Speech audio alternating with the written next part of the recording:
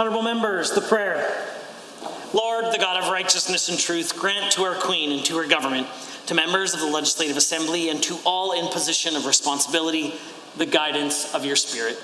May they never lead the province wrongly through love of power or desire to please or unworthy ideas, but laying aside all private interest and prejudice, keep in mind their responsibility to seek to improve the condition of all. Amen. Please be seated.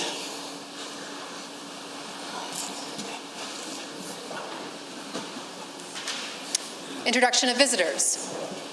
Introduction of guests. Honourable members, I have a very special and surprise guest to introduce to you on a very auspicious occasion of the 36th anniversary of the Honourable Minister of Education. Her husband, Darren, has arrived to surprise her, and now from Darren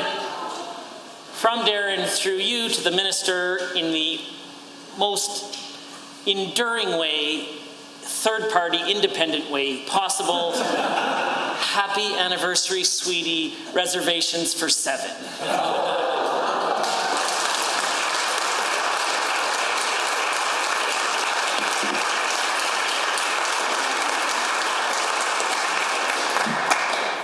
Ministerial statements. Member statements.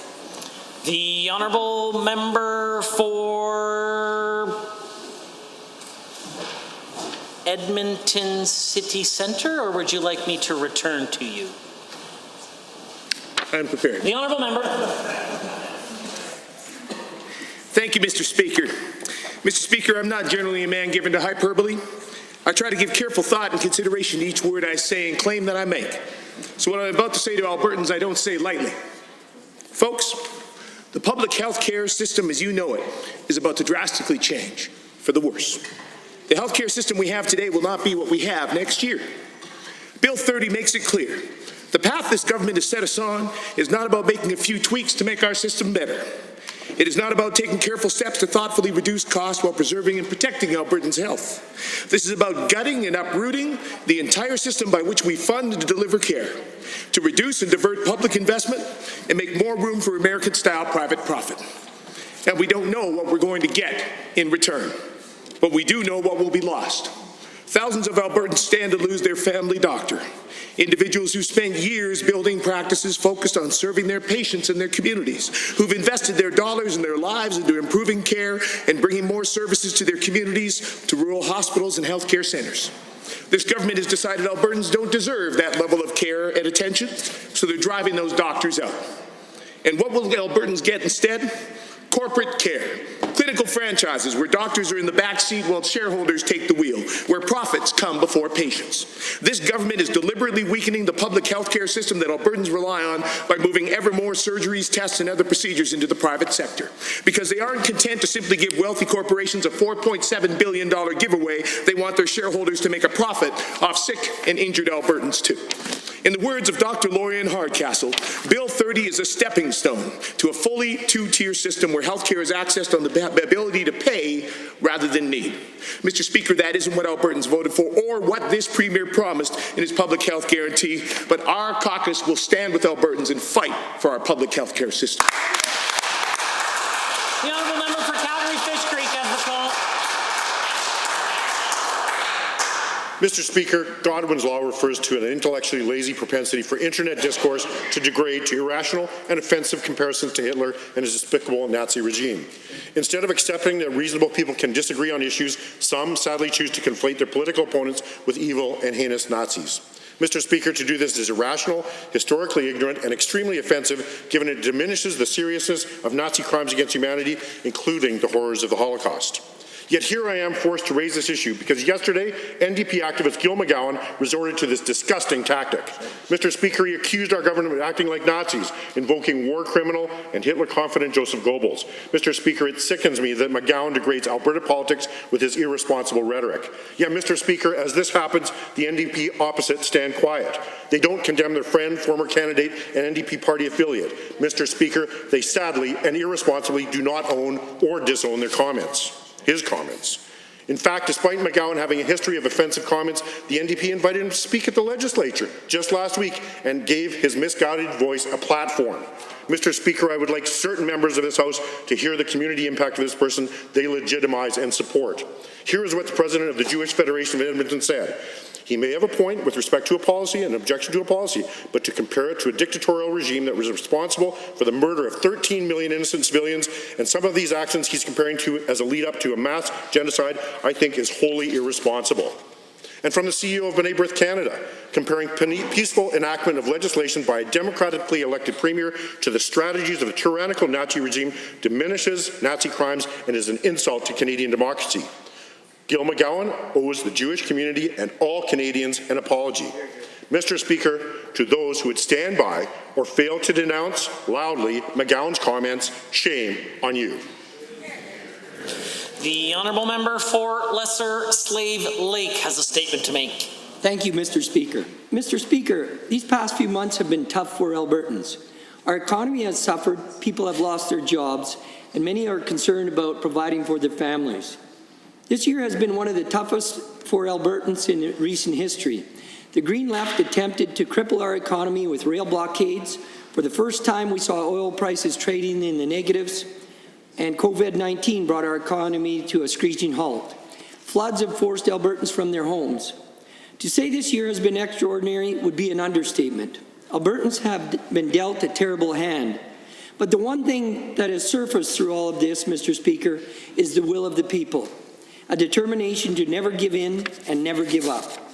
This, Mr. Speaker, reflects the true nature of the Alberta spirit. Alberta is a unique place in Canada, and the spirit of our people resonates throughout this country.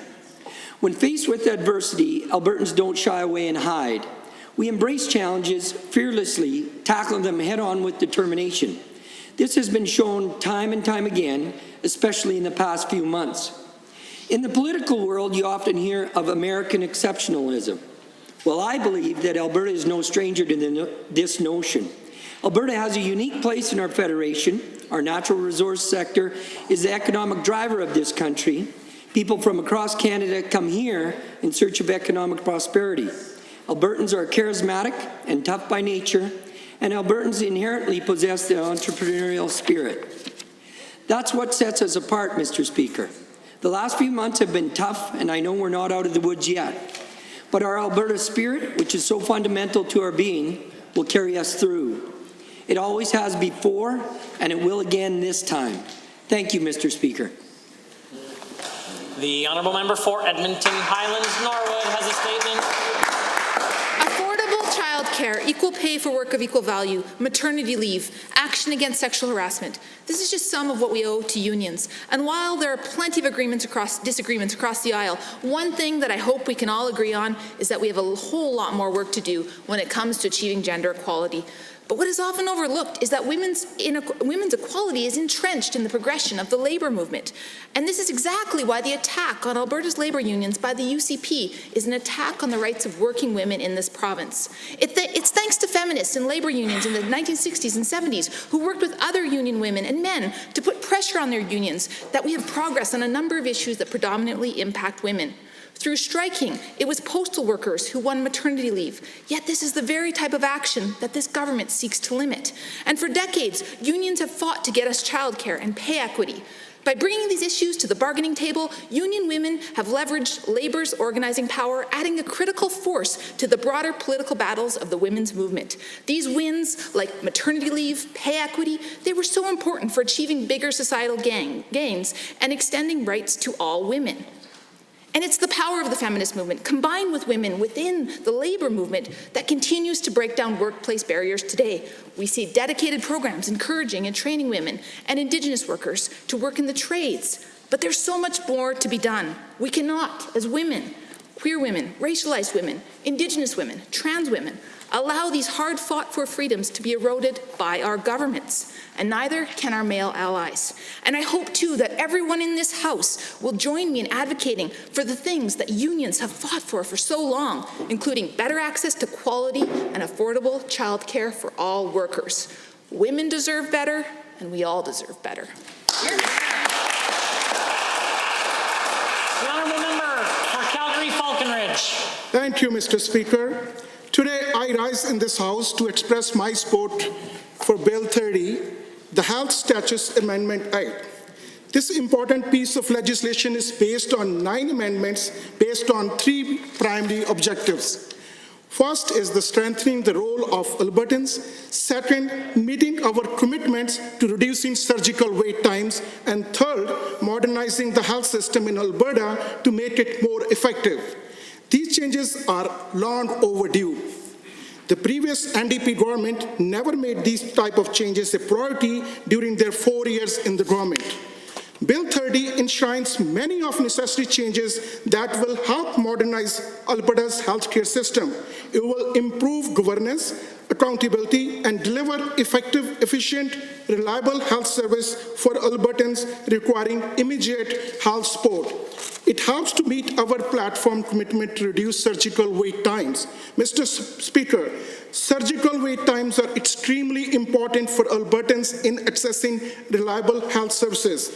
Median wait times in Alberta is 28 weeks, which is nearly double the time compared to the province of Ontario and Quebec. The proposed changes will simplify the process for creation and administration of chartered surgical facilities. In fact, 43 surgical facilities that are publicly funded accounted for 15% of the surgeries in Alberta last year.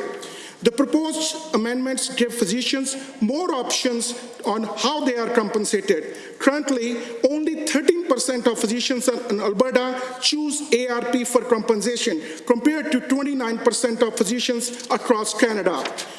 The model is already in place, but it is very complex and littered with red tape that these amendments are necessary in providing meaningful change. Let's set the record straight. This is not American style. Order. The honourable member for Edmonton Riverview. Neoliberals like to say fraud is rampant in the welfare system, yet evidence of this is sparse. Here in Alberta, under Premier Klein, extensive fraud investigation programs were established. What was found? The programs cost more to run than the fraud that was discovered. In fact, what investigators found was that the program error and fraud were only about 2%. Why are Conservatives going after the poor? To justify cutting government programming without any political fallout. This has been done successfully by Conservative governments throughout Canada and elsewhere.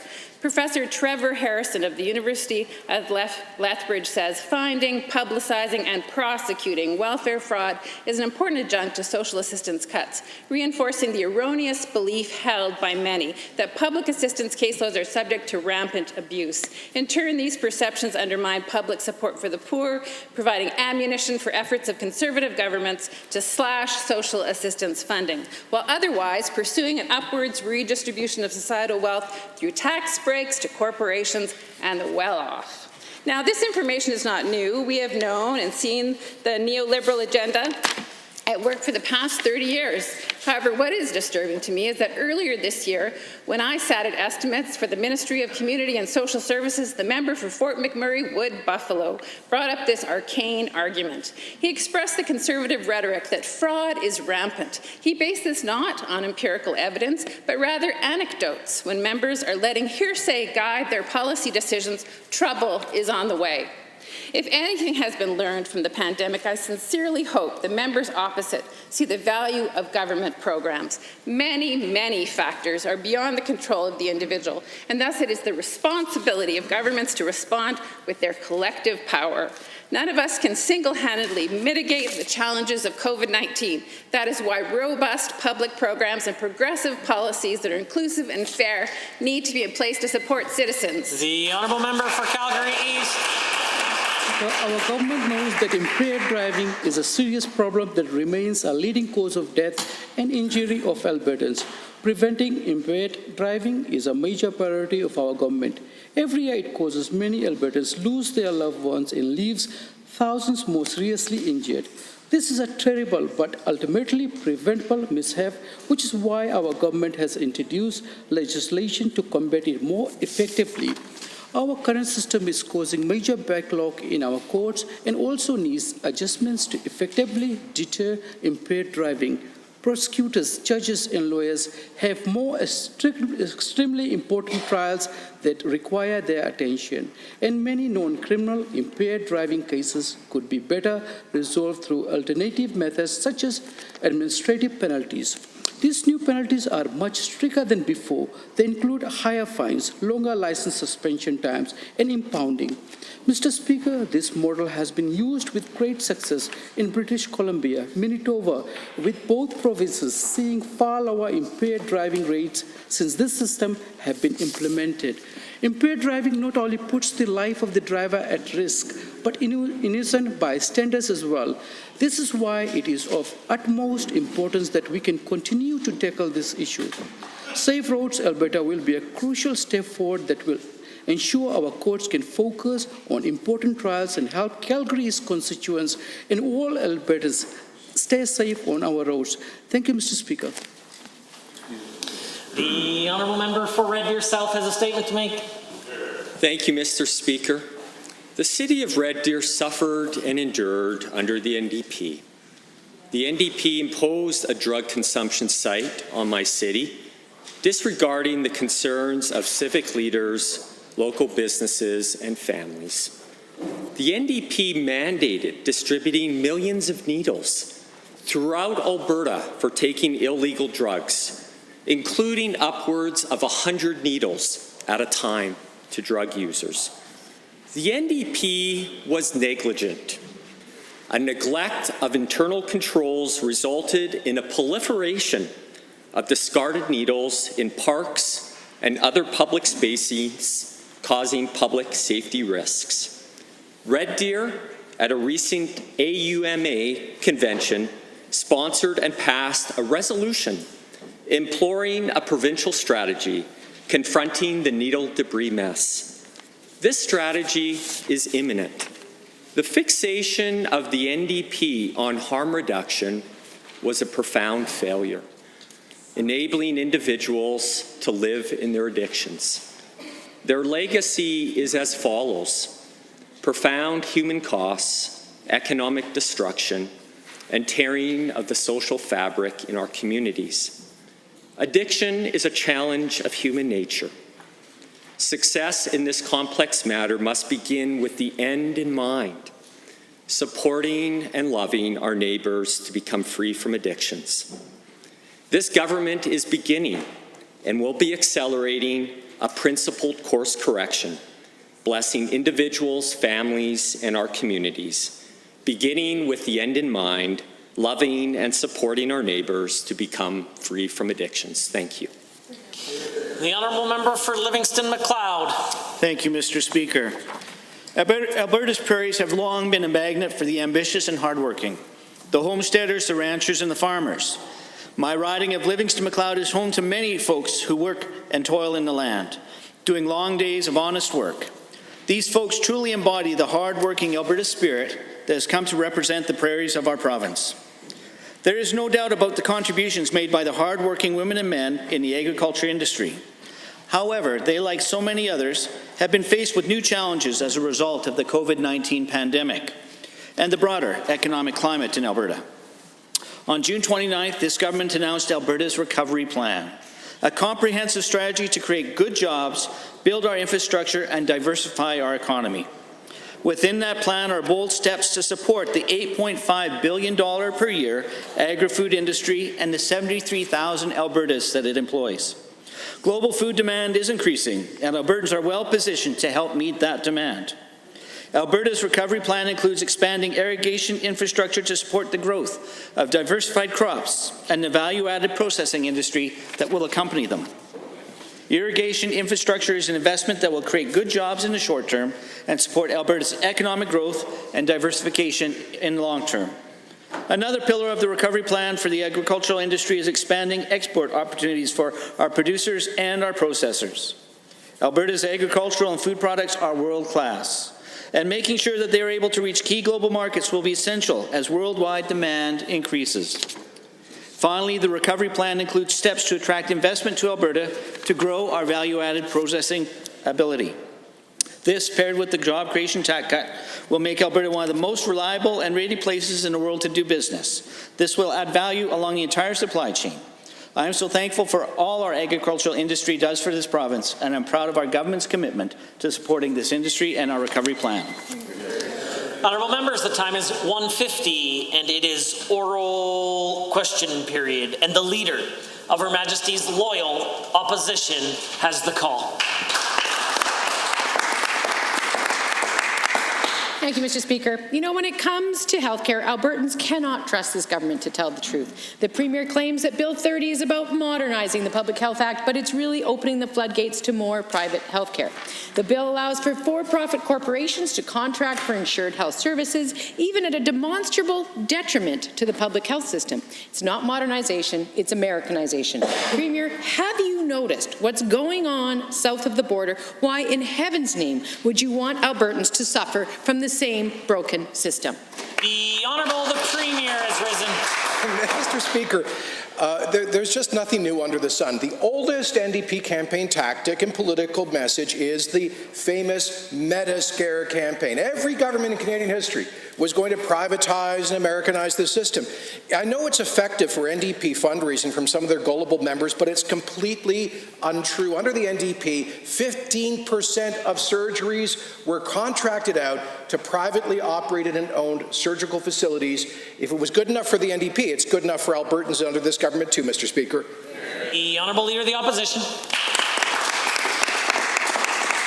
Mr. Speaker, it's really not the same, and the Premier knows it. Let's be clear, he's repealing the parts of the Healthcare Protection Act which say approvals for contracted services cannot jeopardize the integrity of the public health system. Right now, services must be complimentary. Instead, the Premier will make them competitive. These changes will directly and deliberately undermine the public health system. It's in the legislature. Why is he introducing a system that his own legislation acknowledges will hurt public health care and the Albertans who rely upon it? Honourable the Premier. The legislation does no such thing, Mr. Speaker. The NDP's focus on health care is protecting monopolies and special interests. Our focus is single-minded. Patients and the length of time they have to wait for quality care. Under the NDP, wait times went up for the vast majorities of surgeries, and we've ended up with the most expensive health system in Canada with some of the longest wait times. It's not right to have people waiting in pain, often becoming addicted to drug killers, Mr. Speaker, to pain-killing drugs. Mr. Speaker, that's why we are emulating Saskatchewan with the Strategic Surgical Initiative to reduce surgical wait times. The Honourable Leader of the Opposition. Mr. Speaker, Dr. Lorian Hardcastle, an expert in health law and economy, says that this bill will not reduce wait times. And she says, quote, these reforms raise concerns about equity, quality of care, and corporatization of health care. This is a stepping stone to a fully two-tier system, end quote. More American-style second mortgage medicine, less on the Alberta health card, more on the GoFundMe page. If that's not the case, Premier, why won't you commit here and now to putting the protections to public health care back in the legislation that you're currently planning on taking out? The Honourable the Premier has the call. Speaker, you know they must be tied up for money when they come up with rubbish like that for their fundraising emails to some of their gullible supporters. Mr. Speaker, every one of these surgeries will be paid for and insured by public government Medicare, not two-tier, one-tier, keeping our commitment for public, universally accessible health care. Mr. Speaker, she says it won't reduce wait times. I don't care what what the ideologues opposite say. What I care about is the data. In Saskatchewan, they reduced wait times by over 25%. In the birthplace of Medicare, in a measure now endorsed by the moderate Saskatchewan NDP. The Leader of the Official Opposition for a second set of questions. Now, he doesn't care about the experts or the facts. The wait times went back up, and he should know it. Now, 230 new cases in just 3 days. Mr. Speaker, many Albertans, including the Premier I know, were very concerned after seeing the sharp rise in active cases. Dr. Hinshaw is too. Quote, spread of the virus is growing. There are also more cases with unknown sources than there was a week ago. Premier, if we want to avoid repeating lockdown measures, workers must feel safe and financially secure to self-isolate if sick. I ask for what is now the 10th time. When will you bring in paid sick leave protection for frontline Albertans? The Honourable the Premier. Thank you, Mr. Speaker, and I will explain for the 10th time to the Leader of the Opposition that the federal government is committed funding to support paid sick leave. We believe within hours, at most days, of seeing a finalization of an agreement between the Government of Canada and the 13 provinces and territories on that and a series of other measures representing a $14 billion fiscal package, including paid sick leave. And I invite the member to await the announcement of details shortly. The Honourable Leader of the Opposition. Mr. Speaker, we can't wait for Ottawa. We've been waiting for months and cases are rising now, and the Premier himself has acknowledged that. What's more worrisome is Dr. Hinshaw says her team is tracking an uptick among those aged 20 to 39, aka the age of our frontline working population. These are Albertans struggling now to make ends meet, who can't afford to go back home in stage 2, and who can't afford to stay home if they're sick. Does the Premier not realize that paid sick leave is required now to protect our economy and to protect our citizens? We've been waiting, and it's still not here. The Honourable Premier. Once again, I'll refer the Leader of the Opposition to the forthcoming finalization of an agreement between the federal government and provinces and territories in this respect. We are concerned to see continued spread and new cases. It is important to put that in perspective.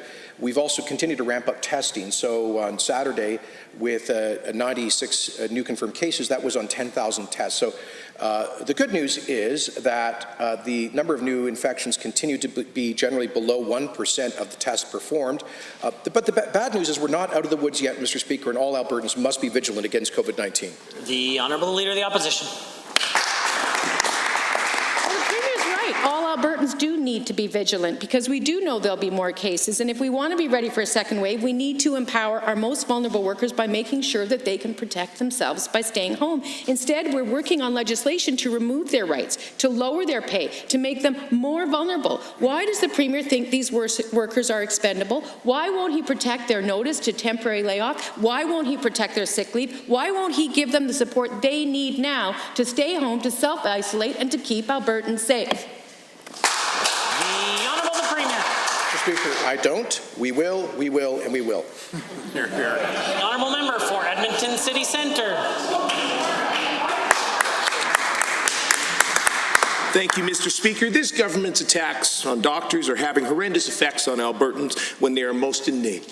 Leanne wrote, and I quote, "I recently got a call informing me my excellent family doctor closed her practice. 1 week before I gave birth to my second child, I found out I no longer have a family doctor. I'm devastated. What am I supposed to do?"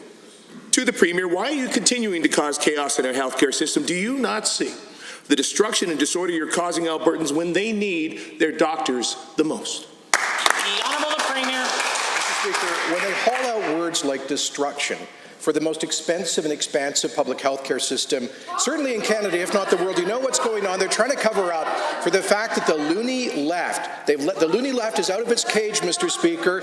You've got former Minister Anderson spreading propaganda written by the leader of the Communist Party. You've got the MLA for Gold Bar celebrating the death of one of the great female political leaders of modern times. You've got their boss, Gil McGowan, now comparing a democratically elected government to the Nazi regime, Mr. Speaker. The loony left is taking control of the NDP. The Honourable Member for Edmonton City Centre. Shameful, Mr. Speaker. Albertans are being hurt, and all this Premier has is partisan attacks. Sherry wrote, and I quote, "I live in a rural town, and our doctor's leaving on September 1st. And then what is going to happen to all the seniors like myself when we're left with no doctors? I don't drive or have a way to go to the next town for my doctor's visit." This Premier and the Minister of Health continuously say rural communities aren't losing doctors. Well, this Albertan and hundreds more have been told that they are, and now don't know how they'll receive their medical treatments. To the Premier, what are you going to tell these Albertans? What will you say come September 1st when Sherry no longer has a doctor? Will you give her your partisan attacks? Yeah. The Honourable Order. The Honourable Minister of Health has the call. Thank you, Mr. Speaker. And we're very happy to do what the NDP failed to do for their 4 years, Mr. Speaker. And on April 24th, with the help of my rural caucus colleagues, we announced a rural healthcare action plan to be able to pay $81 million more for our rural physicians, Mr. Speaker, to be able to help with retention and help with recruitment, to provide other models of payment for our physicians, to lift the cap on rural remote northern program, Mr. Speaker, so that our physicians have the ability to be paid more for the services they provide in our rural communities, Mr. Speaker, and we're proud to do what the NDP failed to do. The honourable member for Edmonton City Centre. Thank you, Mr. Speaker. Indeed, we failed to drive rural physicians out of the province, like this minister. Matt wrote, and I quote, "My son was born with a rare genetic condition which means he may never walk, talk, or communicate. His doctor has been by his side for all 96 days spent at the Stollery. Our pediatrician has kept us out of hospital more times than I can count. Our doctor has saved his life many times over. Literally, I'm beyond concerned about how this government's actions will and is affecting my son." Your war on physicians is making this most vulnerable Albertans the victims, and there's no way that you can not see the damage you're causing to the Premier. Why are you sacrificing these vulnerable Albertans with your reckless attack? The Honourable Minister of Health. Thank you, Mr. Speaker. Imagine the NDP for 4 years ignoring rural Alberta. For 4 years, we saw the supply of physicians throughout the province continue to increase, and the compensation for physicians continue to increase, but they still ignored rural Alberta and their access to primary care, their access to care in general, Mr. Speaker. And that's why on April 24th, we were very proud to announce our action plan to be able to make sure that Albertans who are in rural and remote communities have the access to the care that they need. Unfortunately, for 4 years, the NDP continued to ignore rural Alberta. We're not going to do that, Mr. Speaker. The order. The honourable member for Edmonton City Centre had his opportunity to ask his questions. If he'd like another opportunity, I'm sure he can negotiate that with the list. The honourable member for Calgary-McCall. Thank you, Mr. Speaker. The UCP have done everything in their power to shield their failed energy war room from scrutiny, accountability, and transparency. The war room was recently found to be using tax dollars to promote climate change denial online, and new public information has revealed that the war room used the tax dollar of Albertans to help third-party organizations collect data and donations. To the Premier, how can you possibly defend this blatant lack of transparency? Or is the war room just a secret tool to help fund your political operations? The Honourable Minister of Energy. Mr. Speaker, the War Room is fulfilling the role that it's intended to do, and that's to stand up for our energy sector, to make sure that the truth is told about the value of our energy sector. Mr. Speaker, that is needed now more than ever as our energy sector recovers after a historic price crash and historic lows in employment. Member for Calgary-McCall. In May, the War Room sponsored advertisement that were linked to a third party soliciting donations. People were also asked to share their private information, and there was no evidence of what would be done to protect privacy. The War Room ran this ad for 2 days and could have reached as many as 10,000 people. Will the Premier commit to ensuring that the War Room will not use their bloated budget to help third-party collect donations and data? And if he can't make this commitment, will he shut it down now? The Honourable Minister of the Energy. Well, thank you, Mr. Speaker. The War Room is fighting back against a decade-long campaign to landlock our energy sector. I saw that campaign roll out for years following this role. Mr. Speaker, there is hundreds of millions of dollars rolling forward across the border to fight our energy sector, to fight jobs in Alberta, to landlock our energy. And Mr. Speaker, the Canadian Energy Centre is standing up for those jobs. Hear, hear. The honourable member for Calgary-McCall. While Calgarians are told by this Premier and this government that there isn't an extra cent to support for hail damage, the War Room gets $120 million. And it appears that the War Room is spending the money they have received on ads helping third parties collect donations and data. And since the UCP is continuing to support this organization, which has done nothing but embarrass Alberta time after time after time, to the Premier, once and for all, explain to Albertan why you continue to support this embarrassing War Room. You can't possibly believe this is... The Honourable Minister of Energy. Thank you, Mr. Speaker. Our energy sector is the most responsible energy sector across the planet, has the highest environmental social governance standards, and yet that message isn't getting out.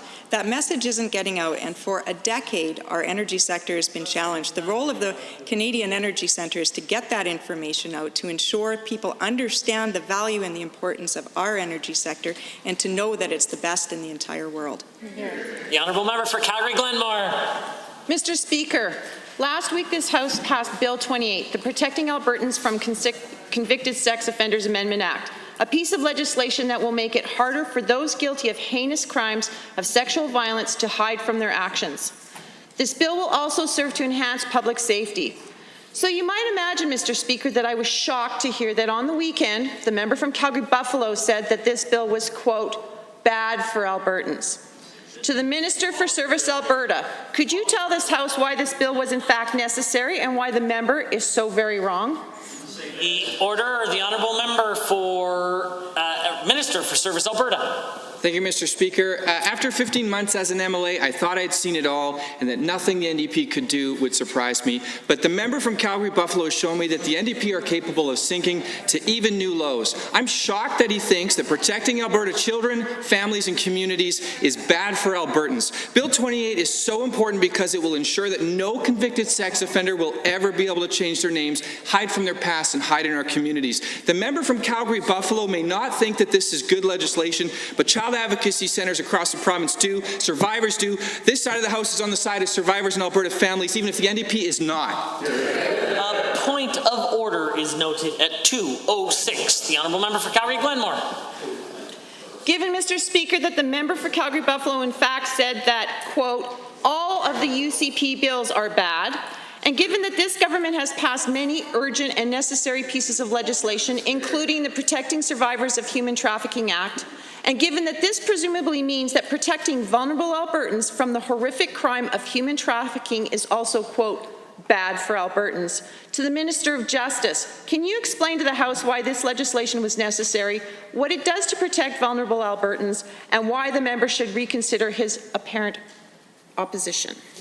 The Honourable the Minister of Justice, Solicitor General. Mr. Speaker, there's jumping the shark, and then there's jumping the shark NDP style, Mr. Speaker. That bill is so important to protect human trafficking in our province, Mr. Speaker, and protect those that are vulnerable, combating human trafficking, Mr. Speaker. On top of that, let the irony of this situation sink in. They were there protesting a bill that they claim doesn't allow them to protest. That's why I go to the fact, Mr. Speaker, jumping the shark, and then there's jumping the shark like a member of the NDP. The honourable member for Calgary-Glenmore.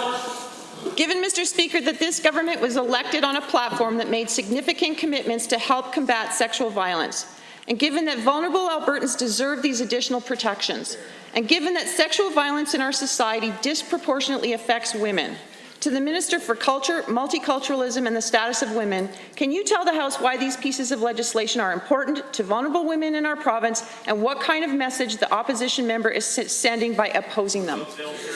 The Honourable Minister of Culture, Multiculturalism and the Status of Women. Thank you, Mr. Speaker, and thank you for the question. During COVID-19, especially with isolation and extreme stress, there's obviously been a greater risk of domestic violence. So we've supported important initiatives like the Domestic Violence Leave Program, women's shelters, transitions programs, and provided an additional $5 million to ensure women and children can isolate in safety. However, I think this means nothing to the member from Calgary-Buffalo who believes that every initiative of our government is bad. I mean, they call people a faith nut bars. What do they want more in Alberta? Communism, evidently. And now this is the NDP's war on women. The honourable member for Edmonton Millwoods. Thank you, Mr. Speaker. This government can't help themselves. Mere weeks after claiming to stand with working Albertans and calling them heroes, this government is back to doing what they've been doing since getting elected, trying to pick their pockets. That's right, as soon as the photo ops ended, this government set about changing holiday pay, breaks, even forcing workers to wait up to 31 days before they can get paid after being fired, all in the name of balance. Can the Minister of Labour explain why, in his mind, balance means workers work more and get less? Is this how he thinks heroes should be repaid? The Honourable Government House Leader. Mr. Speaker, again, the NDP continue to misrepresent facts inside this chamber. The minister has been clear on the fact that what they're saying is just not accurate, Mr. Speaker. But when you want to talk about representing Albertans or representing our heroes, that member could not even be bothered to show up for work to be able to ask for a debate on the piece of legislation that she said was important to those individuals, or to be able to get their petitions into this chamber, because her and her colleagues could not even show up in this chamber and just stand up and say they want to have that debate, Mr. Speaker. The reality is the NDP continues to fail Albertans. Our minister continues to succeed for him.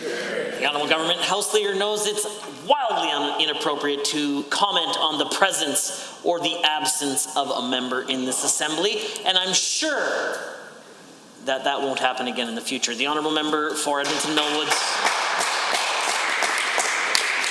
Given, Mr. Speaker, just because something's inappropriate doesn't mean the House Leader won't do it. And given that during this pandemic, the Premier traveled from photo op to be seen supporting the working Albertans who put their lives on the line for Alberta, and given that now the Minister of Labour is telling these same workers that they need to sacrifice their rights and dollars so that the minister can speed up the failed no jobs corporate giveaway, Minister, why during a pandemic are you asking working people to give up more so that corporations can pay less? The Honourable Minister of Labour and Immigration. Mr. Speaker, that is simply not the case. Our focus is getting Albertans back to work and helping them through these very difficult times.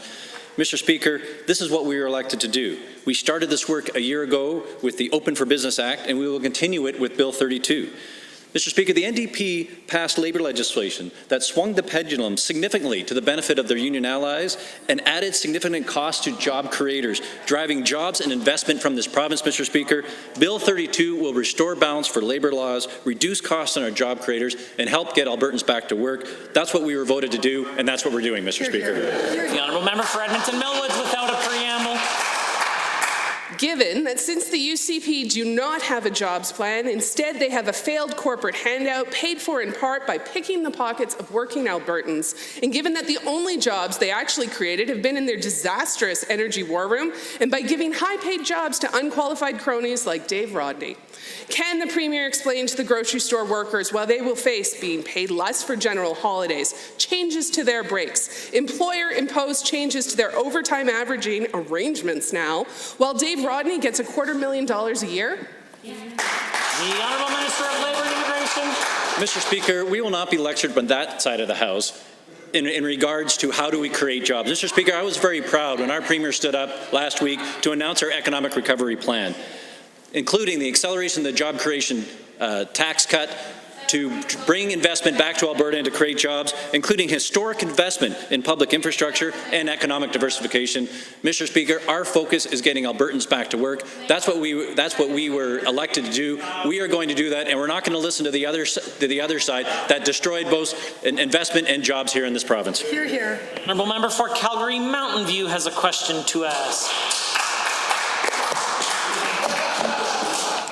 Sorry, Mr. Speaker. Officers of the Lethbridge Police Service have admitted that they inappropriately and illegally placed the MLA for Lethbridge West under surveillance in 2017 as well as private citizens who were meeting with her. The officers have admitted that they did this out of a disagreement with a policy decision made by the member who was then the Minister of Environment. 2 officers have been temporarily demoted. Does the Minister of Justice believe this disciplinary action was sufficient for this kind of conduct? Solicitor General. Mr. Speaker, what happened to the MLA for Lethbridge West in 2017 is completely unacceptable, Mr. Speaker. And when I learned about this last night, Mr. Speaker, we took action immediately last night. We've asked Alberta Serious Incident Response Team to review the conduct of these officers, Mr. Speaker, to see if further steps are required, Mr. Speaker. On top of that, if they require legal advice, ACERT requires pre-charge approval, Mr. Speaker, if they're going to lay criminal charges. We have arranged for out-of-province counsel if they so required, Mr. Speaker. We're taking this seriously. No member in this House should be treated the way the member from Lethbridge West was treated. Well, member for Calgary Mountain View. Thank you, Mr. Speaker, and to the Minister for that answer.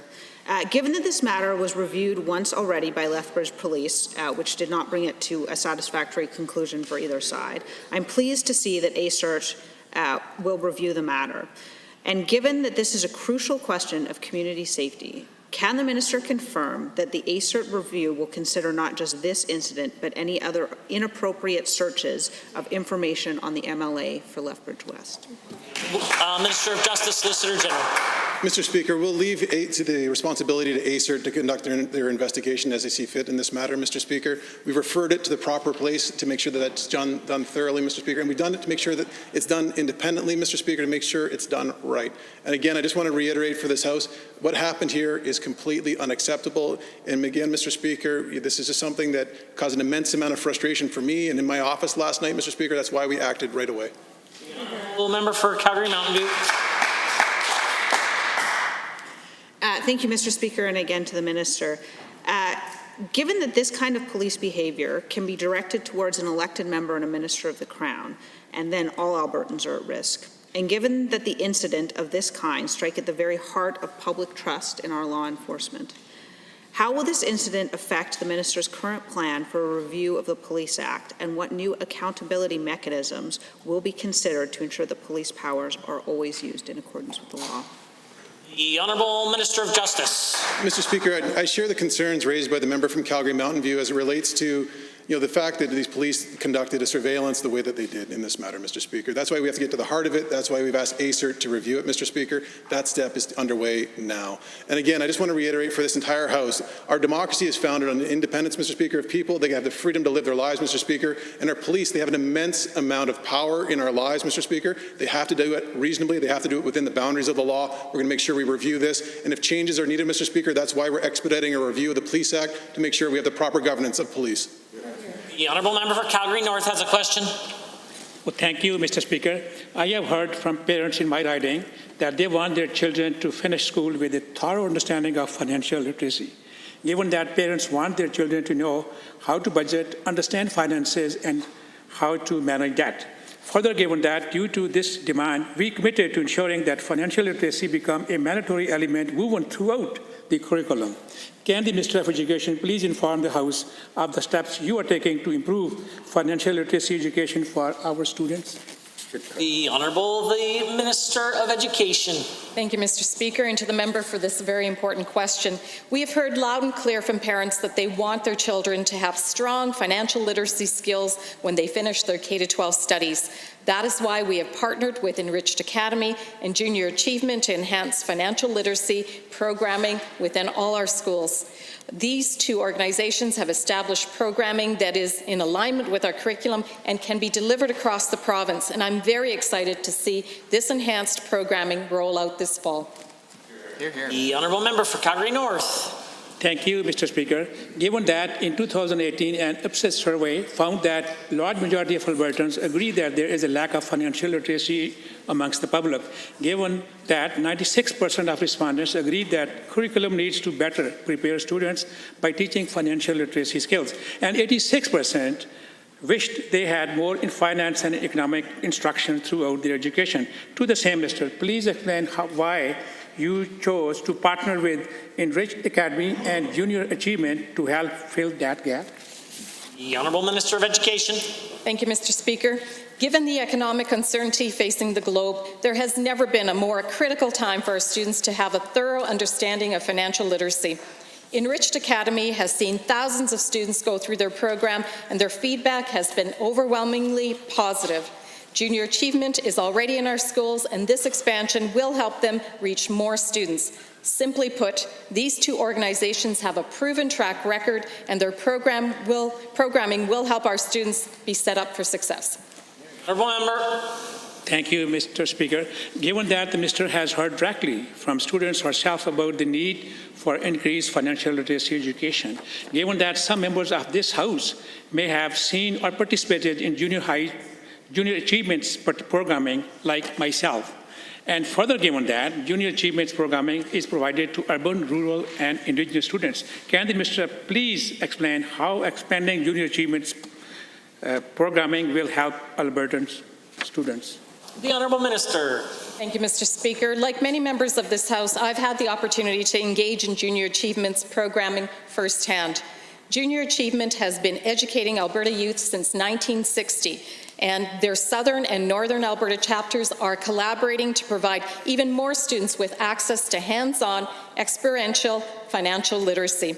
Through this expansion, another 4,500 students in grades 3 to 12 can take part in programming in more than 120 communities in our province. I'm excited to see all of this roll out this summer. Great program, can't say enough about it. The honourable member for Calgary-Buffalo has the call. The COVID-19 pandemic has been difficult for all Albertans, but they've responded to the challenges admirably. However, it is concerning to see many images of packed beaches this weekend at Sylvan Lake. The risks of this pandemic are still very real, and the importance of physical distancing is critical.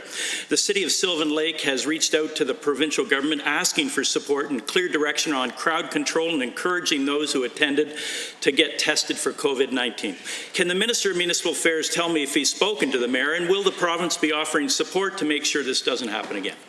The Honourable Minister of Health. Mr. Speaker, I'm happy to report that our ministry, the Ministry of Health, does reach out to the municipalities to be able to assist them with understanding the guidelines and the orders of the Chief Medical Officer of Health, working as well at the zone level with the medical officers of health for each of the 5 zones, and so that they as well are working with their municipalities in understanding and enforcing the orders and the guidance that our medical professionals are providing to all Albertans. And I would join the honourable member for Calgary-Buffalo in encouraging all Albertans to continue to follow that advice of the Chief Medical Officer of Health. The honourable member for Calgary-Buffalo. Thank you, Minister. Given that Sylvan Lake is not the only summer hotspot in need of advice, officials at Alberta Beach, for example, reported record crowds this past weekend, and given the critical need to ensure that the provincial government work with our municipal partners to ensure consistent rules and regulations during the pandemic, and given that warm temperatures this summer are going to create more stresses on Alberta summer destinations, can the Minister of Health commit to an open and public virtual town hall with all Alberta resort communities to ensure that all the questions, like the ones raised by Sylvan Lake, are addressed comprehensively? The Minister of Health.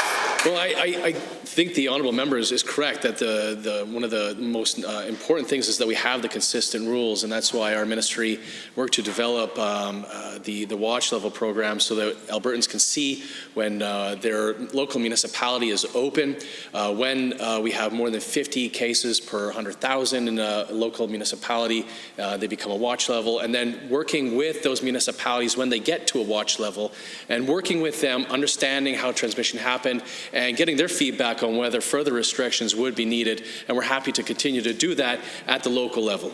Honourable member. Given that at the end of May, the community of Wabamun saw large crowds at the beach despite the need for physical distancing, and given that Sylvan Lake saw the same issues only days ago, and given that Albertans need to be working together to stop the spread of COVID-19, to the Minister of Municipal Affairs, clearly municipalities need support and leadership on this matter. What advice can you give them now to ensure that they can better protect their communities and their residents? The Honourable the Minister of Health has risen.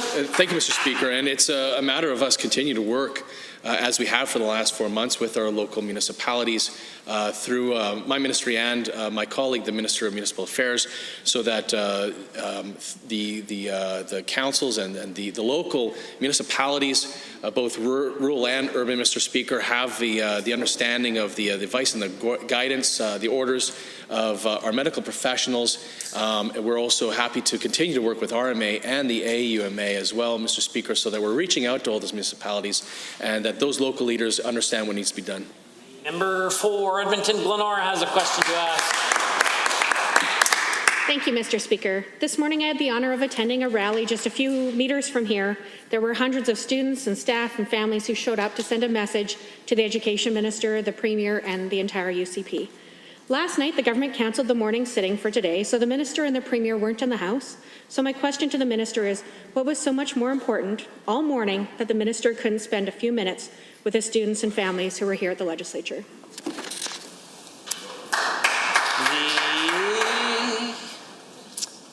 honourable members.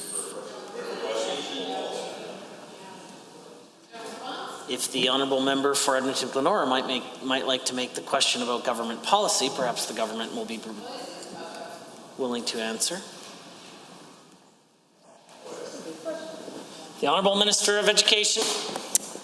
Mr. Speaker, if the NDP had a problem with the decisions locally elected school boards are making, I would encourage them to talk to their trustee counterparts. Every single school board is receiving an increase and the funds they need to support their students. Further, what the NDP should be concerned about is the outrageous remarks made by their member from Calgary Buffalo, who stated that Bill 28, which prevents convicted sex offenders and pedophiles from changing their names, is bad for Albertans. Mr. Speaker, this legislation helps protect vulnerable Albertans, including children, and the NDP should apologize for their members' disgraceful comments. Honourable member's point of order is noted at 225. The honourable member for Edmonton-Glenora. Given that students with special needs are already facing an unprecedented situation with COVID-19, and given that many of the parents I've spoken with are worried about the safety of kids, especially those with severe special needs, and given that students will require more supports this fall, not less, to the Minister, you laid off more than 20,000 educational assistants this spring. How many have been rehired? And if you don't have those numbers in your binder, will you table them in this House either today or tomorrow? The Honourable Minister of Education. Mr. Speaker, if boards are reducing services to students with disabilities, they are doing this despite receiving an increase in operational funding. Every single school board is receiving more funding this year. There is absolutely no reason for them to reduce services when government is providing them with more money. But what you want to know is what is really outrageous, Mr. Speaker, is that the member from Calgary Buffalo, one of the NDP's senior critics, would call Bill 8, the Protecting Survivors of Human Trafficking Act, bad for Alberta. This important legislation protects vulnerable Albertans, and the member should stand up and apologize. A point of order is noted at 226. The honourable member for Edmonton-Glenora. Given that there are parents of children who have special needs who are asking these questions, they deserve real answers and not government spin. And given that many NDP MLAs, and I listened to these families at the rally, and given that their message is clear, stop the cuts, stop the layoffs, and stop giving away billions of dollars to corporations without creating a single job. So since the Minister wasn't at the rally to hear directly from these hundreds of families who attended, will the Minister of Education at least agree to sit down with the parents who organized the rally and me to hear from them directly? I'd be happy to arrange the meeting myself. And Minister, they're listening for your response. They don't want you to come in here and spin and be not. The Honourable Minister of Education. Mr. Speaker, if the NDP, as I said earlier, have a problem with all of the decisions that local boards are making, I want to reiterate that the numbers are black and white. Every single school division is receiving an increase, roughly $120 million in additional funds across this province. These divisions are choosing to reduce this important, if these divisions are choosing to reduce this important programming despite receiving additional funds, I encourage parents to hold them accountable. Mr. Speaker, what the NDP should be doing right now is condemning comments by NDP board member Gil McGowan. The honourable member for Banff-Kananaskis. Thank you, Mr. Speaker. My constituency of Banff-Kananaskis is home to some of Alberta's most incredible forests and mountain ranges, which also means we are home to some of Alberta's most extraordinary wildlife. Bears are some of the most enchanting animals in our forests, and their numbers seem to be continually increasing, as does their proximity to humans. So to the Minister of Environment and Parks, how are we protecting habitats for bears and pioneering their research? Well, the Minister of Environment and Parks. Well, thank you, Mr. Speaker. Government is working with Foothills Research Institute researcher and Alberta Environment and Parks grizzly specialist, Dr. Gordon Stenhouse, on a population inventory for grizzly bears. It is the most comprehensive study of its kind in North America. We're testing grizzly DNA to see where the grizzly ranges are and how we can best mitigate human and bear conflict and determine the best management strategies for grizzlies going forward. Grizzly populations appear to be increasing, and it's critical for us to call on science, not emotion, when it comes to managing such an impressive but sometimes aggressive species. We eagerly anticipate the results of this important work. Honourable member for Banff-Kananaskis. Thank you, Mr. Speaker, and thank you, Minister. Well, as we can see, our government believes in the importance of research and protecting the many species of our province. Many of us here are aware of the case of the 3 orphaned grizzly cubs who were briefly taken under the care of Fish and Wildlife in the past months and subsequently transferred to the Vancouver Zoo. Some of my constituents have recently called on our province to rehabilitate orphaned grizzly bears. So to the Minister of Environment and Parks, is this something that our government is actively pursuing? The Honourable Minister of Environment and Parks. Mr. Speaker, science tells us that it's not safe for the public or for grizzly bears to be able to rehabilitate grizzly cubs. This information has been provided to us by Dr. Stenhouse and his team and by AEP biologists. Grizzlies are different from black bears because they often stay with their mothers for longer than one season to learn the tools to hunt and to forage and to be able to survive, meaning more time would be spent being familiar with humans and being able to interact with humans, making them unsafe to the general population, unsafe to themselves if they are released into the wild. Alberta Environment manages these issues based on science. Honourable member. Thank you, Mr. Speaker, and thank you again, Minister. Well, research into Alberta's wildlife is a priority for this government, as we've seen in the case of these orphan grizzly bears. With over 40 sightings of bears in Banff National Park this week alone, as bear specialists continue to advise against rehabilitation due to its tendency to increase bears' comfortability around humans, what else is our government doing to ensure that bear populations are staying healthy? The Government House Leader and the Minister of Environment and Parks. Mr. Speaker, I mentioned FRI's research onto pioneering research, I should say, into grizzly ranges, as well as being able to determine DNA and the total number of grizzly bears within our province to be able to determine management strategies going forward. Mr. Speaker, we also have Bear Smart, where we work with municipalities and with our parks to be able to help humans and bears interact inside a safe way, Mr. Speaker. The reality is that we are seeing the grizzly bear population increase across the province, and we are going to continue to be able to determine that with science and then ultimately come back with a plan to manage the bears based on science, not on emotion. Member for Edmonton Whitemud has a question. Mr. Speaker, on the front page of the Globe and Mail's report on business this weekend, economists outline clearly that economic recovery will depend on affordable and accessible childcare. This is not a new revelation. Working parents, women, policy experts, economists, and the official opposition have been saying this repeatedly. To the Minister of Children's Services, Minister, for months now, you've had tens of millions of dollars in your budget that you could invest right now to open up safe, affordable, and quality childcare spaces so Albertans can get back to work. Why don't you do it? The Honourable Minister of Children's Services. Thank you, Mr. Speaker. I actually completely agree, and that's why we've been walking alongside childcare operators and Alberta parents over the last number of months to hear what their concerns are and to step up and address them. That's why we're providing $19 million in sector-specific support to ensure parents have safe, affordable options for their children, in addition to significant government supports from both the federal and provincial governments, including most recently $200 million in grants for small and medium-sized businesses. We know that half of childcare centres are open, Mr. Speaker, right across the province. We're going to continue to do what they didn't, which is listen to centre operators and parents. The Honourable Member for Edmonton Whitemud.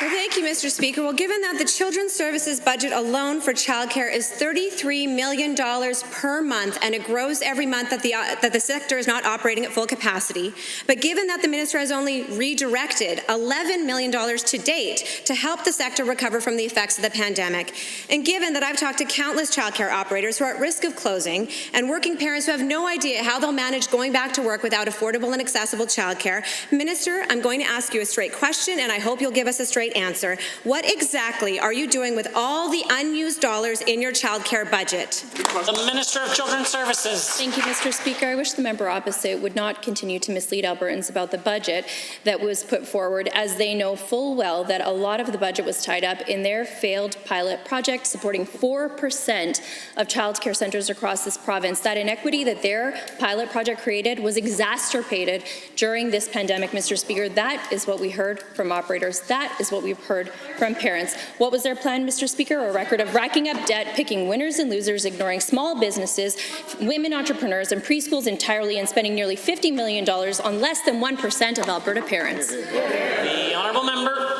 Well, Mr. Speaker, given that the minister is very aware that the pilot project was funded through federal dollars and the $33 million per month is in her provincial children's services budget, I'm going to ask a straight question again. Will this minister table in this House an account of how many dollars she has had since Budget 2020 was tabled for childcare, and how much she has spent, and why she's not spending all of it on childcare when the economic recovery of this province depends on it? Hey, hey. The Honourable Minister of Children's Services. Thank you very much, Mr. Speaker. As the member opposite knows full well, that a large majority of our budget has been redirected. Obviously, while we allow operators to reopen, and they are doing so very cautiously, as we expected, we've got about half of the childcare operators across this province who have opened. We're continuing to invest in those centres. But, Mr. Speaker, what we're also doing is listening to operators across this province, to parents across this province, on how do they want that money invested. Mr. Speaker, they want a cautious approach. We'll continue to listen to them and reinvest dollars to ensure Alberta working parents have access to childcare. The honourable member for Edmonton Riverview.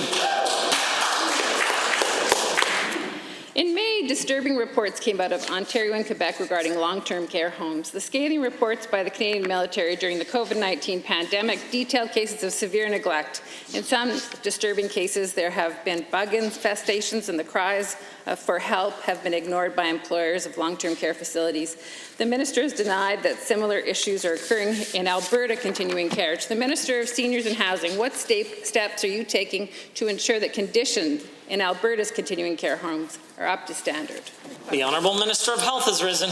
Well, thank you, Mr. Speaker. Since continuing care is under my portfolio, very happy to again reiterate for the honourable member that the situation here in Alberta and our response to COVID in our continuing care facilities, Mr. Speaker, is quite a bit different than in Ontario and Quebec. In fact, even if you look nationally at the national mortality rate, I believe the national mortality rate in continuing care is about 142 per million, Mr. Speaker. But here in Alberta, it's 23. Not 123, honourable member, it is 23, because our response to the pandemic, I think, was modeled for the rest of the country, Mr. Speaker. We're going to continue to work with our independent providers, as well as AHS and Covenant Health, to make sure that our residents are getting the care they deserve. Honourable member for Edmonton Riverview. Well, given that 77% of the COVID-19 deaths have been in continuing care facilities, which is like double the average in OECD countries, that's nothing to be proud of.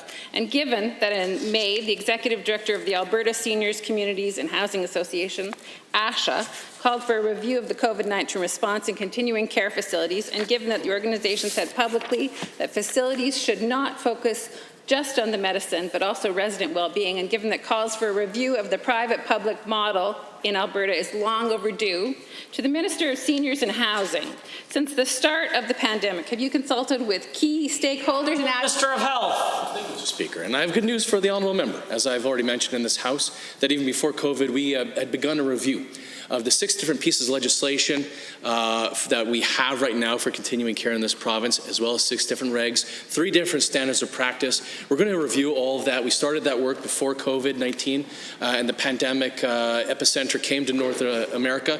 Very happy to say that my colleague, the honourable member for Calgary-Fish Creek, has been chairing that review. Thank you to him for all that work he's been doing with ASHA, as well as the CHAA and ACCA, Mr. Speaker, and happy to get that work. The honourable member. Given that last week my colleagues on the Special Health Act Review Committee called for lead executives of companies at the site of major COVID-19 continuing outbreaks to appear before them for public questioning, and given that we have seen UCP MLAs resist these calls because apparently they don't care about the conditions in these facilities that put seniors at risk, to the Minister of Seniors and Housing, as you're the advocate for seniors in this province, do you support public questioning of representatives from Rivera, extended care, retirement concepts, and so on? The Honourable Minister of Health. Well, thank you, Mr. Speaker. If there's anything that this caucus is resisting, Mr. Speaker, it's turning COVID-19 and our response to the pandemic into something political, Mr. Speaker. It's turning the Special Select Committee to review the Public Health Act into a gong show, Mr. Speaker. The legislature has asked for an all-party committee to review the Public Health Act. It is in the name of the committee, Mr. Speaker, to review the Public Health Act, not to turn it into a clown show, Mr. Speaker. We asked the NDP to take their work seriously, to show up and do a review of the Public Health Act and stop politicizing COVID-19. The honourable member for Livingston-Macleod. Thank you, Mr. Speaker. I was glad to see that a large part of our economic recovery strategy is dedicated to enhancing Alberta's innovation and technology industries through a number of new grants and incentives. It is undoubtedly an important part of our diversifying our economy and ensuring Alberta remains young and vibrant, and to be a destination for young professionals to move to. To the Minister of Economic Development, Trade and Tourism, what is the status of the programs laid out in our Economic Recovery Plan? And in regards to those new programs for the innovation and tech sector, when can we see those begin to be rolled out? Honourable the Minister of Economic Development, Trade and Tourism. Mr. Speaker, and thank you to the member for the question. As part of the Economic Recovery Plan, we announced that we will be recapitalizing the Alberta Enterprise Corporation with $175 million, which will take place over the next 3 years. We will also shortly be announcing the final details of our Innovation Employment Grant, which will make Alberta the most competitive place to invest in technology and innovation in Canada. Member for Livingston McLeod. Thank you, Mr. Speaker, and thank you to the Minister for her answer. Given the importance of growing the tech and innovation sectors in Alberta to Alberta's economic recovery, and given that rural Alberta should also be a part of this stage of the economic recovery, thinking particularly of the ability to do things like add post-production services to the film industry in southern Alberta. To the same Minister, what is our government doing to help drive innovation and technology investment into rural areas of our province to ensure the viability of our rural communities for the foreseeable future? The Honourable the Minister of Economic Development, Trade and Tourism. Thank you, Mr. Speaker, and again, thank you to the member for the question. Our government is providing many measures that will enhance technology and innovation across Alberta, especially as it creates jobs and growth in other sectors such as energy, agriculture, and manufacturing, and through support for technology startups across Alberta. We are also supporting growth through our film and television tax credit, which is providing $45 million a year to support film and television productions across Alberta. Between our Innovation Employment Grant and our recapitalizing of AEC, we are ensuring that we will support economic growth across Alberta. Honourable Member. Thank you, Mr. Speaker. Given the undeniable importance of growing this sector in Alberta, and given that the importance of ensuring the growth of this industry is felt in rural Alberta, as well as in our major urban centres, and given that one of the largest impediments to the growth of the tech sector in Alberta is the lack of access to reliable high-speed internet, to the Minister of Service Alberta, what is our government doing to ensure access to high-speed internet in rural Alberta? The Honourable the Minister of Service Alberta. Well, thank you, Mr. Speaker. Technology is not just an industry, it is the future of every industry. The backbone of modern technology is access to high-speed internet. For 4 years under the NDP, we saw the digital divide between urban communities and rural, remote, and Indigenous communities grow at an alarming rate. In that time, technology evolved at a rapid pace while Alberta was standing still.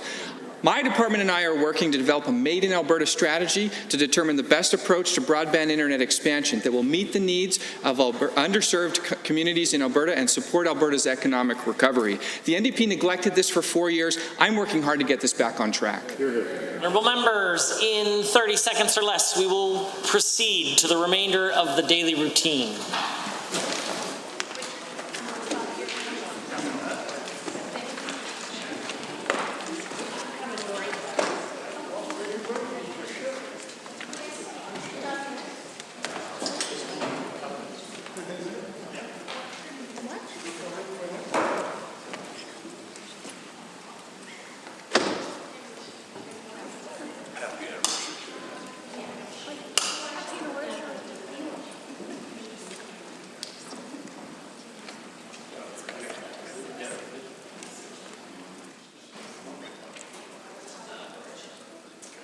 Presenting reports by standing and special committees.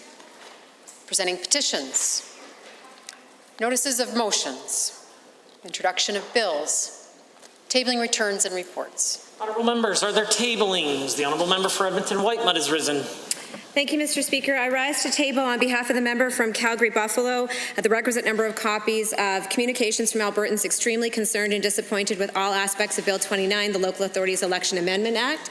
As well, Mr. Speaker, I have the requisite number of copies of a document that I referenced in my debate on Bill 29 last Tuesday in the House with respect to the changes to the Local Authorities Election Act, and specifically, Mr. Speaker, this is a joint statement by Ask Her YYC and Parity YEG titled Proposed Changes to Alberta's Election Rules Miss an Opportunity to Increase Diverse Representation in Municipal Government, and it was made on June 29th, 2020. Seeing none. Clerk. Honourable members, we are at points of order, and at 2:06, 2:25, and 2:26. The honourable member for Calgary Mountain View rose on points of order. Thank you very much, Mr. Speaker, and I appreciate your being willing to allow me to argue these 3 points together, because I think the intention here is perhaps to end this before it causes disorder. And so I rise, Mr. Speaker, on 23H, I, and J with respect to these matters. Mr. Speaker, in each of these incidences, and I don't have the blues in front of me for any incident, so I'm paraphrasing obviously. First, the Minister of Service Alberta, followed by the Minister of Education, rose and suggested that the honourable member for Calgary Buffalo said specifically that Bill 28 is a bad bill. And in this case, I'm quoting what I wrote down the Education Minister to have said, and so the Minister of Service Alberta may have said something slightly differently. Now, it is true that the members, and the member who asked the question originally on this matter, the honourable member for Calgary Glenmore, was careful, and I noted it in her second question, to say that what the member from Calgary Buffalo had said was that all of the legislation introduced was bad. Now, I appreciate that a statement like that is perhaps overbroad, and I appreciate that the members are attempting to have fun with it, and I would like it noted, I think, for the record, that in this instance, I'm not calling all of the instances of this. The Honourable Minister of Justice certainly made several references to jumping the shark. The Honourable Minister for the Status of Women certainly made reference to our war on women. And I'm not calling this in all of those instances because I believe that the instance to which I am referring is different in type.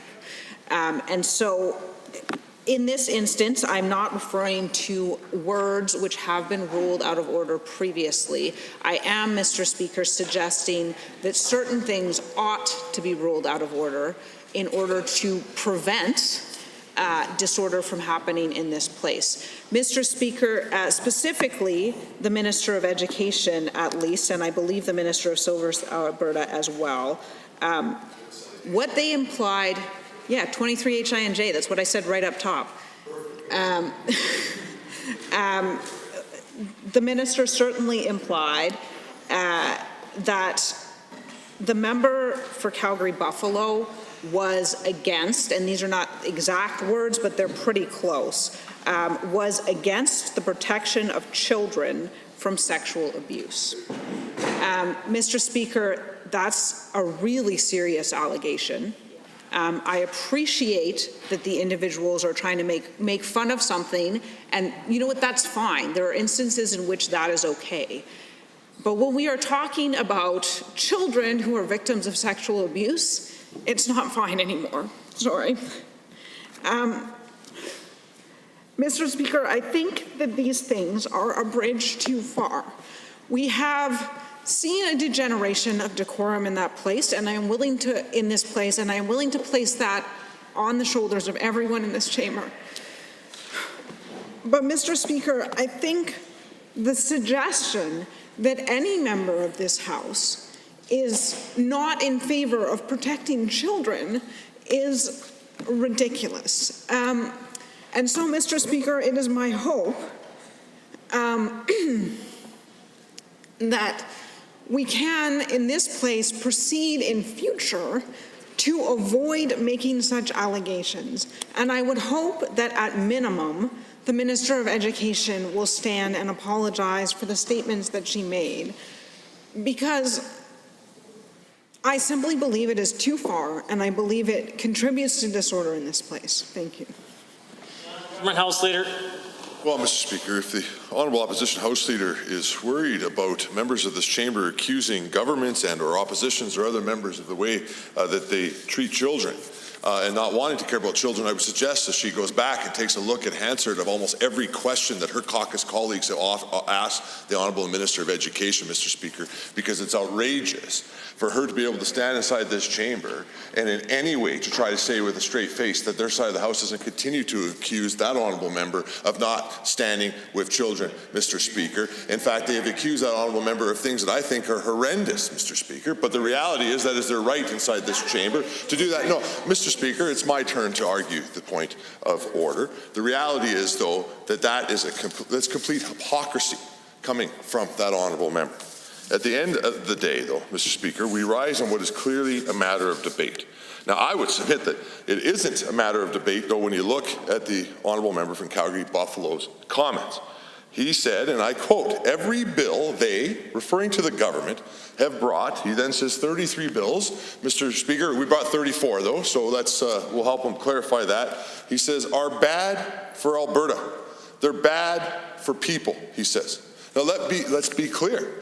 The bills that have been brought forward to this chamber include what I think are many good pieces of legislation. I support all 34, Mr. Speaker. It's fair the opposition does not. But one of those bills, amongst others, that I think is just horrendous for the member for Calgary Buffalo to say that he does not support. But one of them is protecting survivors of the Human Trafficking Act, as well as the Protecting Albertans from Convicted Sex Offenders Amendment Act, Mr. Speaker. The reality is the member from Calgary Buffalo said, and again I will quote, every bill they have brought forward, including those bills, are bad for Alberta. They're bad for people, Mr. Speaker. It's shameful that he said that, Mr. Speaker. It's right for the Minister of Education to call him out on that. But at the end of the day, Mr. Speaker, this is a matter of debate inside this chamber, Mr. Speaker, and the reality is, if you say comments outside the legislature that are ridiculous like that about important pieces of legislation, you're going to be called on in this chamber, Mr. Speaker, and that's why we have a debate and a format for that to take place inside the chamber.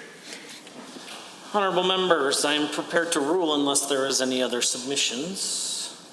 I do have the benefit of the blues, and I appreciate the honourable member for Calgary Mountain View's wide-ranging comments with respect to sometimes it might be a point of order and other times it might not be. And I agree that largely speaking, points of order are about context in which the language is used. Having said that, the benefit of the blues that I have, both a copy of the statement, or a couple of the statements that the Honourable Minister of Education made, certainly one that the Honourable Minister of Service Alberta made when he went on to say, I'm shocked that he thinks protecting Alberta's children, families, and communities is bad for Albertans. Bill 28 is so important because it will ensure that no sex offender will ever be able to change their name, hide from their past, or hide in our communities. The member of Calgary Buffalo may not think that is good legislation, but child advocacy centers do. The Minister of Education said, further, what the NDP should be concerned about is the outrageous remarks by the member for Calgary Buffalo who stated that Bill 28, which prevents child sex offenders and pedophiles from changing their names, is bad for Albertans.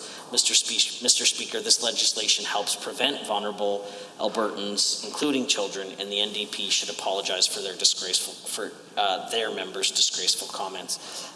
I also agree that while this issue is very sensitive, it is a matter of debate as to what exactly was said and what that means with respect to a piece of legislation that has been debated here in the Assembly. And while it is unfortunate that the comments can create disorder and many members will be sensitive to those comments, and I appreciate those sensitivities, we work in conditions that sometimes require those sensitivities. That makes it difficult. Having said that, this is a matter of debate and not a point of order. I consider this matter dealt with and concluded. We are at orders of the day, orders du jour. Committee of the Whole.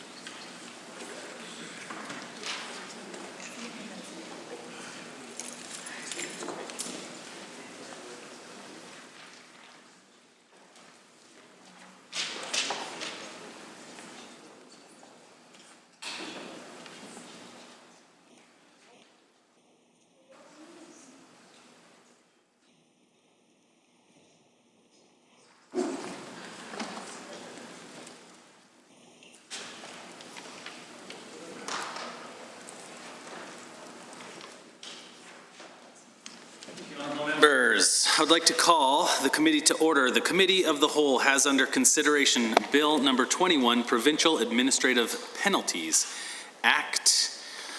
Are there any comments, questions, or amendments to be offered with respect to this bill at this time? I see the Honourable Minister of Justice has risen. Thank you, Chair. I'd like to move government amendments to Bill 21, Provincial Administrative Penalties Act.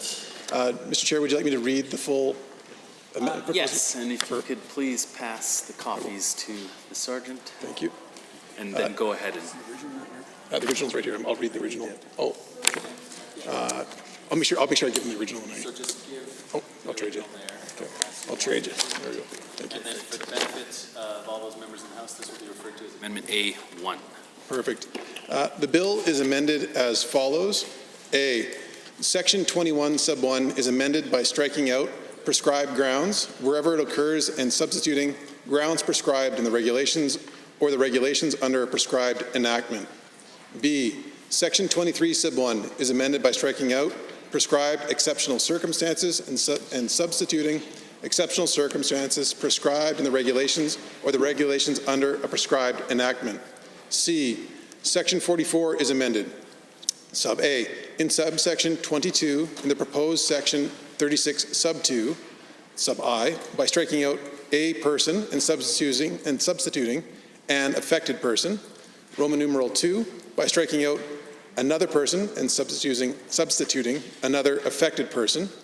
Sub B, in subsection 37 sub B, by adding the following after the proposed clause C.2.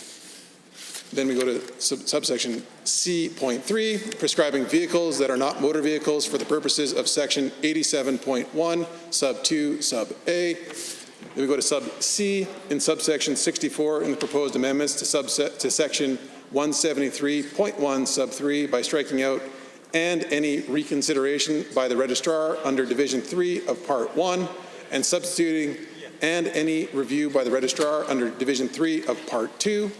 Sub D in subsection 66 in the proposed section 188.1 by adding the following after clause M in respect of this act as a prescribed enactment under the Provincial Administrative Penalties Act, respecting any matter or thing that the Act refers to as being set out in, subject to, specified by, prescribed in, required by, or in accordance with the regulations under a prescribed enactment or as prescribed under a prescribed enactment. And that is the end of the motion, Chair. And if the people online, if you followed along with that, I mean, you get gold star for the day. But I appreciate everybody. These are technical amendments. We provided a copy to the opposition in advance and make sure that we can at least give them the opportunity to go through this. We know it's a very technical act in Bill 21. These amendments here are intended to simply deal with some continuity and make sure we clarify the language in the act. It's not meant to change things substantively. Thank you, Chair.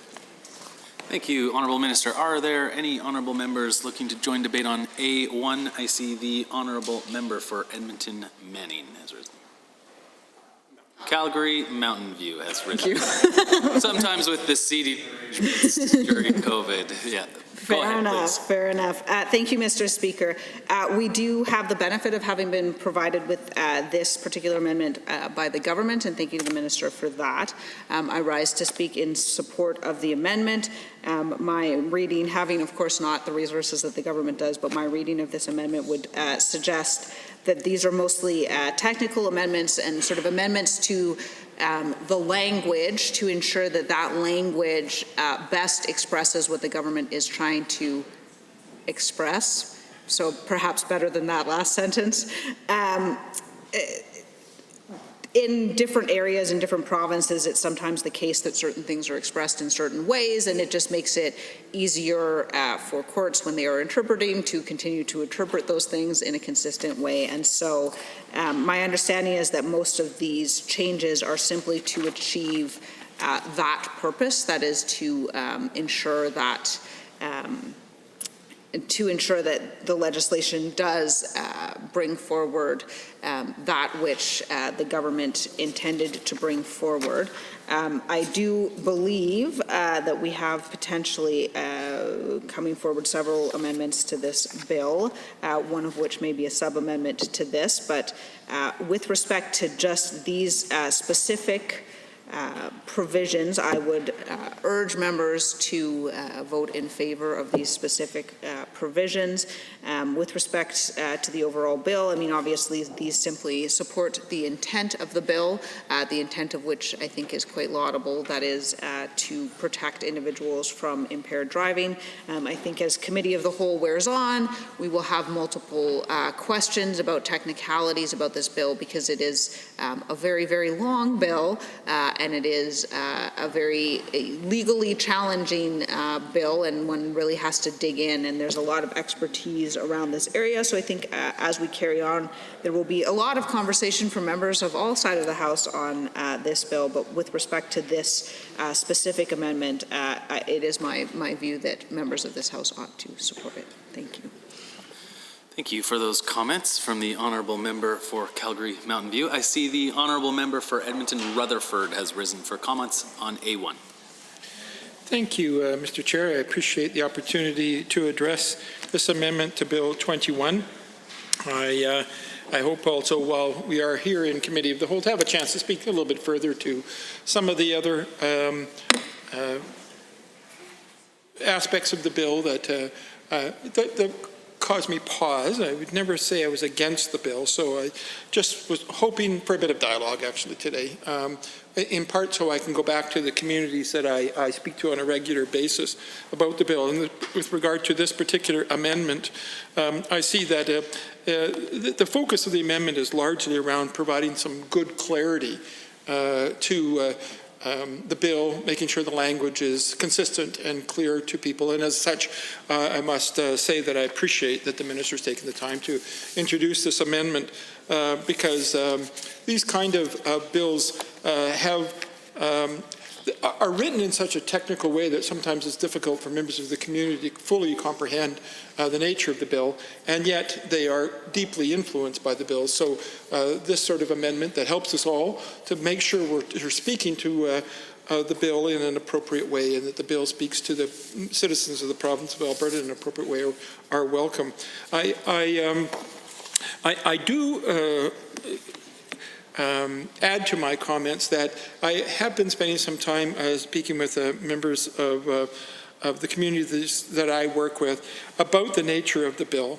And it seems to me that there's a very much a pervasive tone toward the bill in the community, and that is, first of all, one shared by myself and I think every member of the House, is that anything we can do to reduce drunk driving in society is certainly a positive step in the right direction.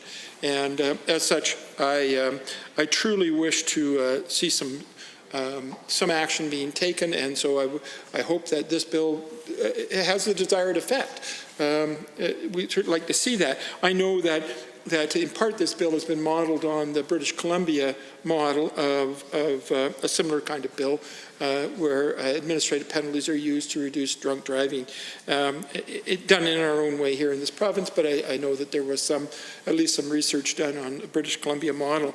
And one of the things cited in the British Columbia model was that in the period of time in which their new model had been introduced, that there was, the stats that I read were that there was approximately a 36% drop in DUIs issued during that period of time, and a 54% drop in fatalities over that time. And if anything can do that here in the province of Alberta, I would certainly would love to see that happen. My caution regarding those stats come from an old stats prof at the university, is that the stats are singular and not comparative, and as such can be a bit misleading. As such, I took a moment to look at the Stats Canada information on drunk driving charges during that same period of time, and I just noted that, in fact, drunk driving charges in the country of Canada have been going down precipitously since 1986. In fact, there's been almost 65% drop in drunk driving charges across Canada. From 1986 to 2015, the last stats that I was happened to be able to find. So the reason why I bring in that caution is, first of all, I'm thrilled to know that this drop is happening across the country, and it gives me great pleasure to know that fewer people are dying on our roads. Why I'm concerned about it is because while we cite the BC model as having been very successful and therefore giving support to our desire to implement this bill in the province of Alberta, I note that other provinces that do not have this particular process also saw a decline in drunk driving over the same time. And so I guess while I appreciate this amendment is focused on the clarity, I guess I would hope that the minister and I can have a bit of a conversation about providing clarity about outcomes in terms of this bill, in that I think using the singular stat from British Columbia is misleading because it doesn't show that, in fact, it may not be related to the use of administrative penalties that there was a drop, but rather a very strong and serious anti-drunk driving attitude that has been developing in Canada over the last 15 or 20 years.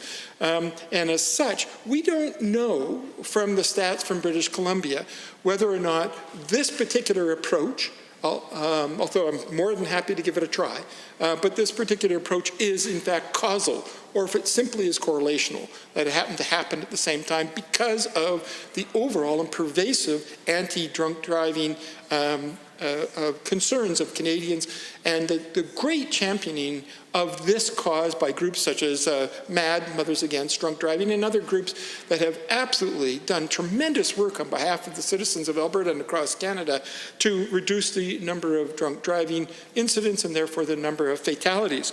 So in this particular case, I guess what I'm just hoping for is that we can see some attempt to kind of parcel out the causal effect of this legislation, so that we don't simply say 5 years from now drunk driving has gone down and therefore the legislation was good, when in fact there's probably good indication from the history of drunk driving charges in Canada as revealed by Stats Canada, which I have available and I can make available to the House if anybody wishes to have it, indicate that drunk driving charges are already on the way down. Even if we did nothing more than what we're doing now, we will see a continual line. In fact, if you look at the graph, the graph line is very continuous, such that we know that this is happening, and thank goodness. I mean, I certainly know that when I was a young man, even though I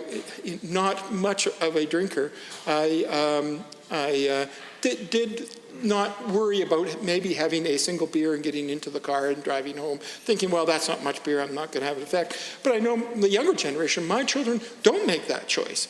They all say, no, I'm going to have a drink, I'm going to call a car service and have myself transported, or designated a sober driver. And so we know that the attitudes have changed dramatically. And I would love to see that continue over time. And I'd like to know whether or not this type of legislation actually does have an effect that we think it might have based on the evidence that we have so far. And as such, I'd love to see if the ministry could find some way to parcel out the issue of societal attitudinal changes versus the implementation of a specific set of laws, so that we can parcel out the difference between causation and causality, which is very frequently confused in this House. I notice it frustrates me as a previous stats prof to hear stats used in this House on a regular basis, which are extremely misleading. And in order to avoid us being in that place 5 years down the road, I would really love it if, not only in providing clarity, as this amendment does, to the language and to people's understandings of particular aspects of the bill, such as the prescribed grounds being changed to grounds prescribed in the regulations, and those kind of changes, whether or not there might also be room to provide some clarity in terms of our understanding of the implications of this bill. So I do have a few other things to say, and I will, during the Committee of the Whole, get up and speak to them, because there are concerns of some of the communities that I speak to that putting more choice in and decision-making in the hands of the frontline officer on the side of the road is something that we should also be monitoring and be concerned about. As we know, we are in the time of Black Lives Matter and Indigenous Lives Matter kind of concerns. And one of the things that we're all being asked to do now is to begin to look at stats to reveal to us if there are prejudicial implications or applications, perhaps in this case, in our laws and practices and procedures. And they are concerned that they haven't always had the most positive experience at the applications of the laws in their communities, and as such have been asking us to find ways to identify whether or not the application of the law is in fact appropriate and does not bear within it a systemic racism aspect. And so as Committee of the Whole moves on, I certainly will take the opportunity to address some of those concerns in a little bit more detail. But at this particular time, with regard to this particular amendment, I would like to thank the Minister for his work to move us along, to provide some clarity, and I hope that in working together over the time of the committee, we can have some discussions about ensuring our success in the end and ensuring our deep understanding of that success and whether or not this sort of legislation has a positive net effect on the community or has a negative net effect on the community. Certainly hope, and I support the idea of reducing drunk driving, but there are other consequences to this type of legislation that we also need to have clarity on, and that I would like to see some good use of the government resources in not only collecting data, but analyzing that data in such a way that it informs public policy in a successful way. So thank you very much.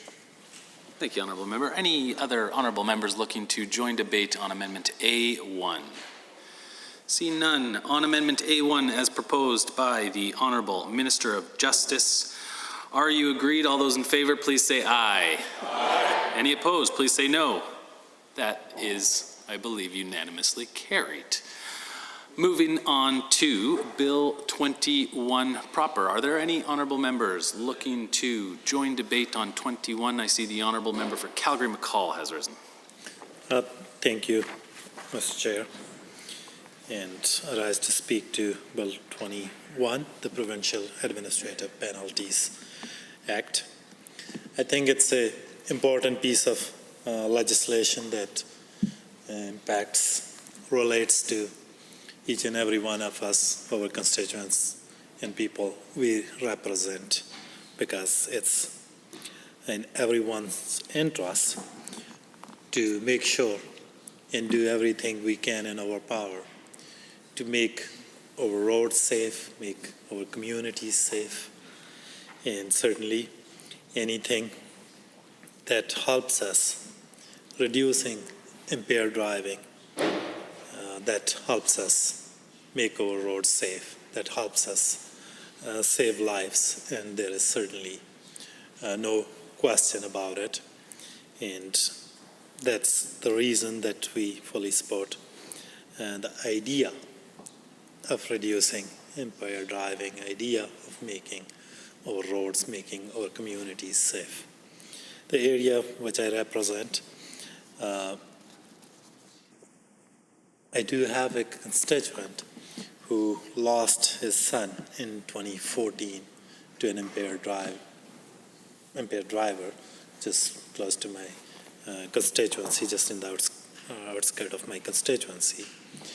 And I have had the opportunity to talk to that constituent and hear how that incident has impacted her life, and it's certainly heartbreaking to hear that those kind of needless tragedies can always be avoided if we can put an end to impaired driving, if we can take steps to reduce impaired driving.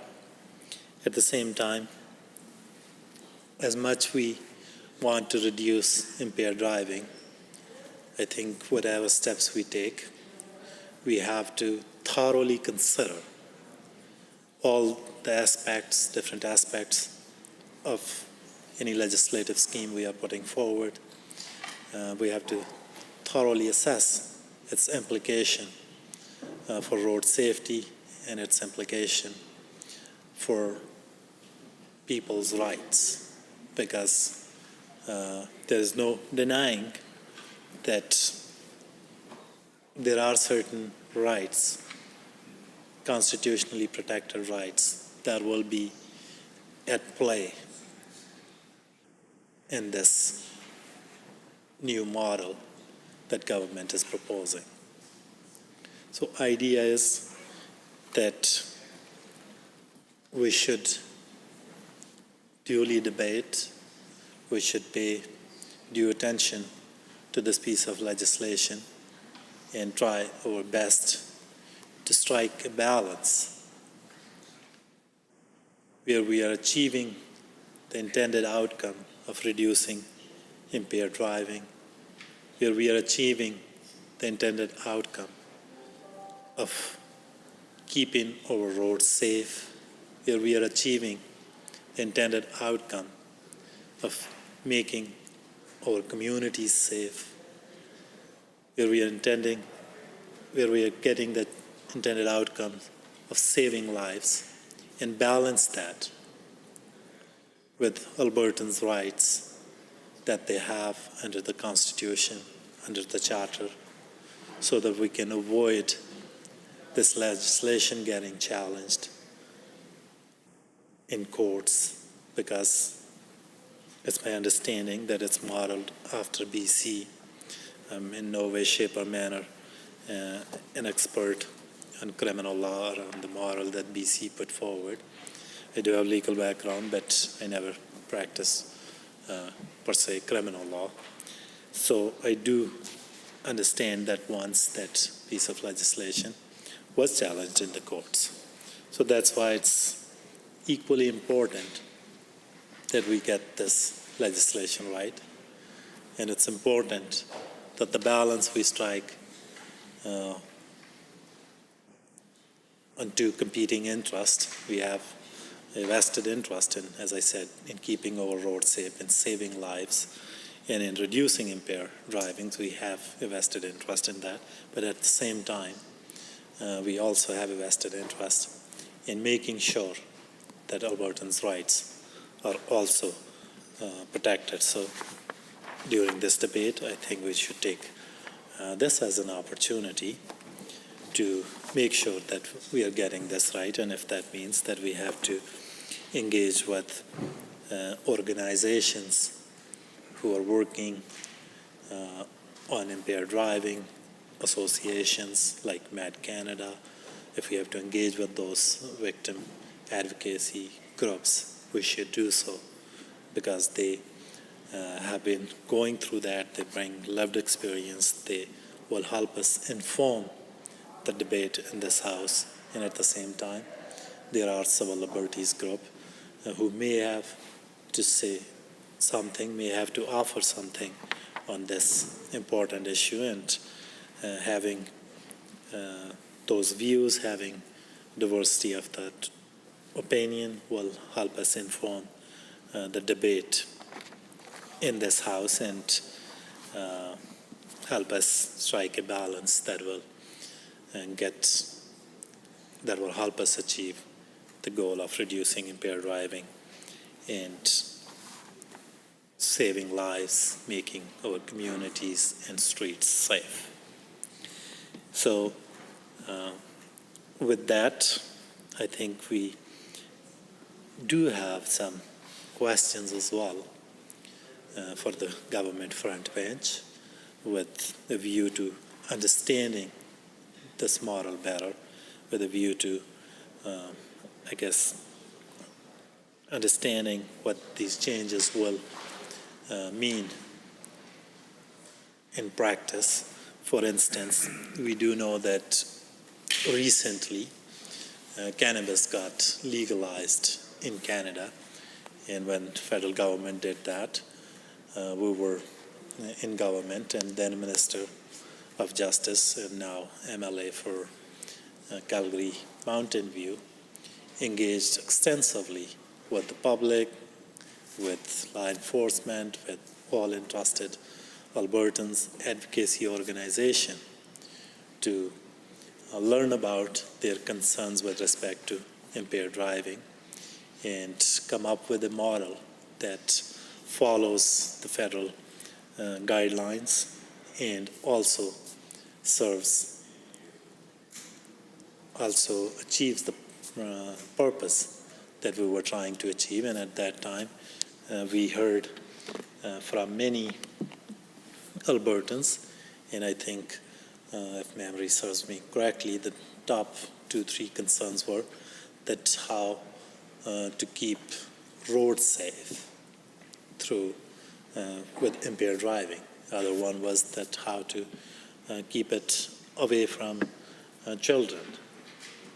And similarly, concerns were shared with us about how to keep it away from schools. So having engaged in those conversations certainly informed our model, informed our perspective, and we were able to come forward with the model that we have in place. But certainly there were certain things that were not within the purview of the province. For instance, testing of the cannabis and other drugs. That was still something that was with the federal government, and there are certain tests that they have introduced, but at the same time this thing is still new, like it's only been a couple of years that cannabis has been legalized, so there are no extensive data or research that will help us inform that how it impacts driving abilities, because it was an illicit drug. So I think there was no empirical study or evidence out there that will help us inform our debate, help us learn about the impacts of impaired driving on driving if you're impaired with cannabis. So I think some details in this regard from the minister or anyone from the front bench will be helpful, that how this new model will deal with cannabis impaired and other drugs that may still be illegal, how it will account for those and how it will help us address those concerns relating to impaired driving under cannabis and other drugs, and some update on the testing procedure, what tests are available, and anything relating to efficiency of those tests, anything relating to what we have learned so far from those tests. So this will certainly help if we get to hear from the minister. Other things, I think Bill is bringing forward changes with respect to how this thing will be reviewed. And it proposes that driver will have 7 days to ask for review. As I indicated earlier, that we clearly agree that we need to do something about impaired driving. We all agree that impaired driving causes needless tragedies that can be avoided, whether it's stricter penalties, whether it's driver's education, whatever it may be, but I think we all agree that it's something that we must take action, and it's something that if we take action will help us avoid those tragedies. But at the same time, there are Albertans' charter rights that are at play, and as a matter of principle, no legislature can come up with laws that will infringe on charter, and if there is some infringement, Section 1 of the charter sets out the test that it has to be reasonable in circumstances. So I think it will again be helpful to hear from the minister whether in his opinion or the advice he received from public service or legal folks, whether it's enough of a time period for the review and whether the review conducted in this manner will be enough to satisfy any implications for the charter protected rights. Other thing that this legislation proposes is a 30-day time frame for cases to be dealt with. I think efficiency, creating that kind of timeline and having some sort of efficiency in justice system is critically important, and we should always strive to make sure that whenever people are dealing with justice system, when people are dealing with some kind of quasi-judicial or administrative panel, that they get a fair hearing and that hearing is done in a timely fashion. So whether we have enough capacity to address these kind of issues within 30 days, based on the data, I'm pretty sure that there will be data available, that how many impaired driving cases are coming through within the province. We can get that data or access that information through police force databases or through our judicial system databases. And based on that, we can have some rough estimate that how many cases are likely to come through this new Safe Road Alberta body, and what kind of resources they will be looking at, and what kind of resources the government is willing to set aside and allocate to this process, because we do know that with the previous budget, there were certain cuts made to police budgets across the province, and municipalities, rural and urban alike, have raised concerns about their capacity to deliver justice and to do their jobs.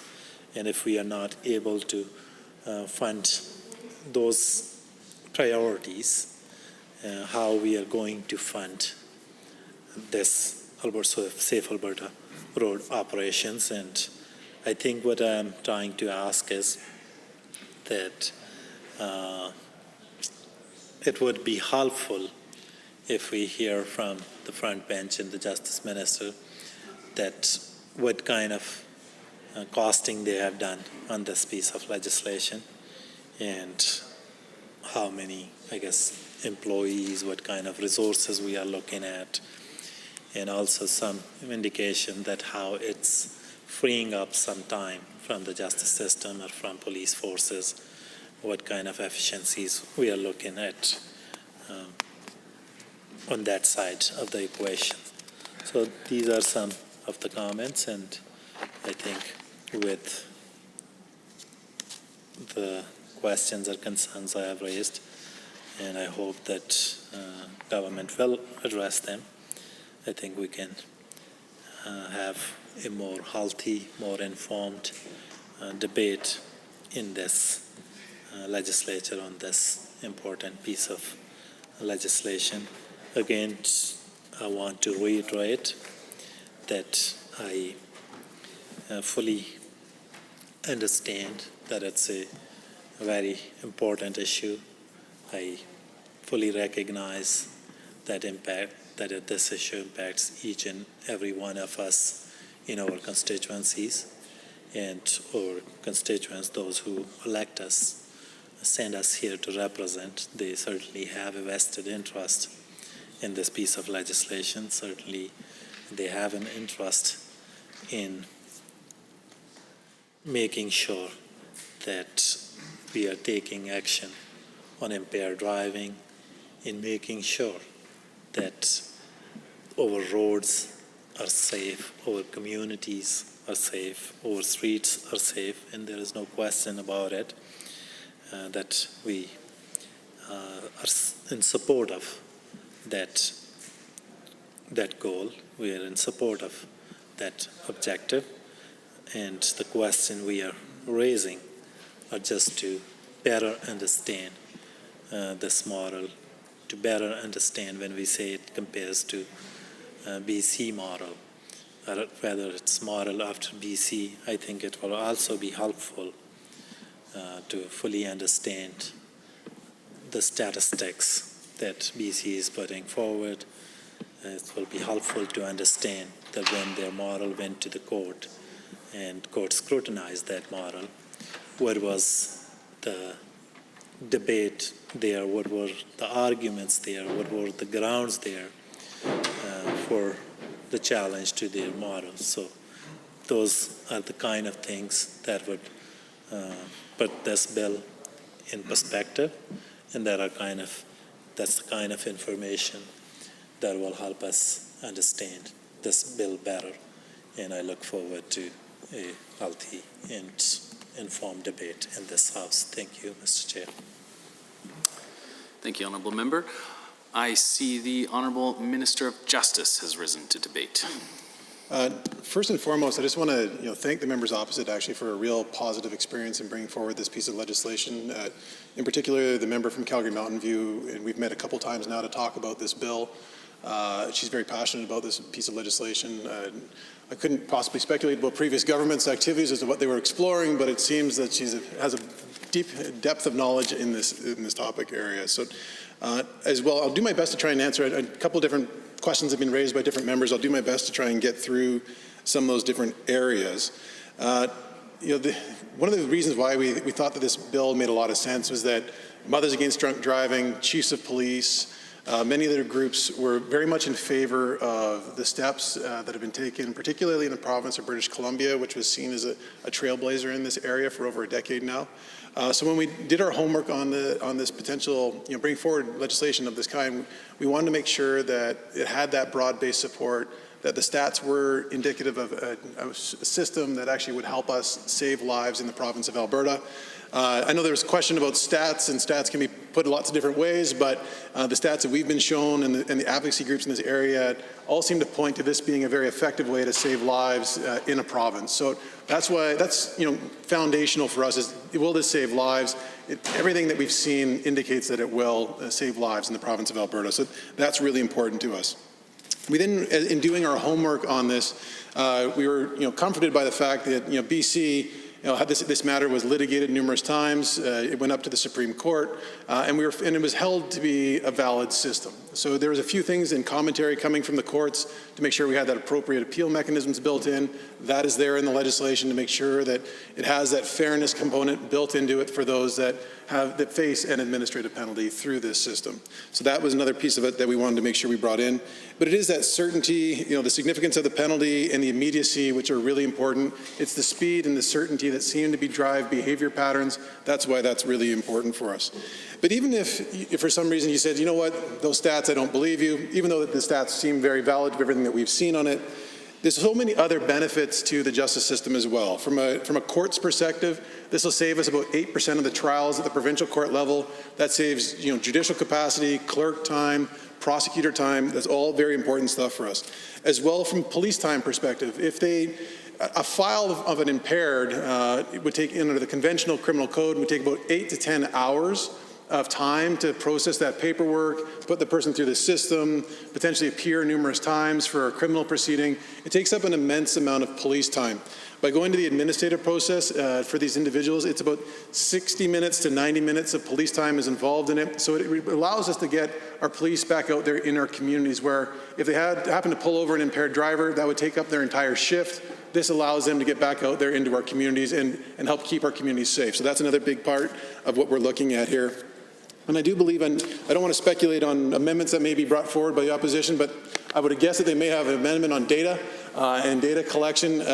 We are doing our Police Act consultation right now to make sure that we get Police Act amendments done. We're hoping to bring forward legislation late next year on the Police Act, but also we're looking at policies that could be brought in to help improve things. I know that the federal government right now is actually reviewing statistics, how statistics are included. I would just say that it's probably a bit beyond the scope of just this one piece of legislation in isolation to bring in some data requirements, but as we go through those consultations and learn how best to make sure that we combat racism in society and make sure that our data is collected in the proper way, those types of policies would apply to legislation like this in Alberta. So as we go forward in that thoughtful dialogue, I don't want to rush through data amendments. We need to make sure that that gets done properly in Alberta. That's a part of a broader conversation at the national level as well with Statistics Canada and other areas. Those policies could be applied to this Act very simply in the future as well. So with that, I'll sit down, Mr. Chair, but looking forward to continued debate in the House. Thank you, Honourable Minister. Are there any honourable members looking to join debate? I see the honourable member from Calgary Mountain View has risen.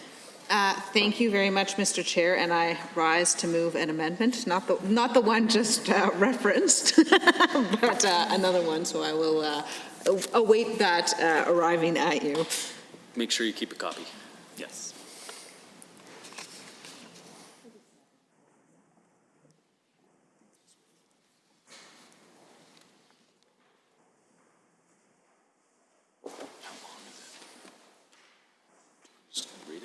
If the honourable member could please just read it into the record, and this will be referred to as Amendment A2. Thank you very much, Mr. Chair. So I move the Bill 21 Provincial Administrative Penalties Act be amended A, by striking out and pay the prescribed fee in the following sections: Section 7.1, Section 7 sub 1, Section 20 sub 1. B, by striking out and the prescribed fee in the following sections: Section 11 sub 1, Section 12 sub 1. C, in Section 15, by striking out and the prescribed fee has been paid. And D, in Section 35 2E, by striking out fees. And please continue with your comments. Excellent.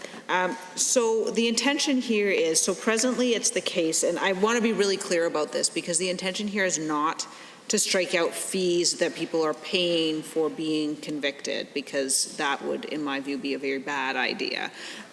What this is meant to do is to strike out the need to pay the fee in order to file an appeal. There is a prescribed fee that needs to be paid in order to appeal. It's not called an offense. Let me pull up my act. That will be very helpful.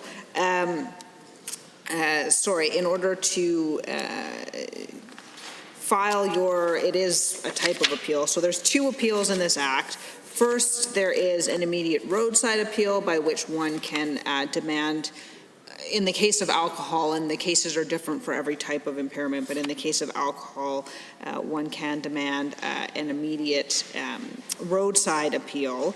But in addition to that, there is an adjudication, and so when someone is essentially accused of this, there is the possibility to appeal afterwards within 7 days to the adjudicator. And in order to do that, one needs to pay a prescribed fee. Of course, the challenge being in opposition is that prescribed fees tend to be prescribed by way of regulation. And so, of course, members of the opposition don't know how much that fee will be. I think it's one thing if the fee is, say, a $30 appeal fee. It's quite another thing if the fee is, say, something like having to pay into the adjudicator ahead of time the fee that one will ultimately be charged, which could be $500 or $1,000, so it could be a fairly substantial fee. And so the concern around this is simply that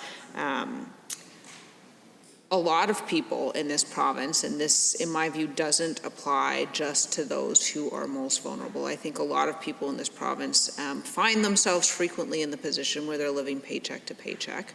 And in those instances, those individuals may not find themselves with a few $100s to spare on 7 days' notice. And so the punishment for that ought not to be an inability to appeal. So if the fee is lower, that's less, I think, less of a concern. But again, the opposition has only the legislation to look at. So I'm not suggesting what I think the government is going to make the fee.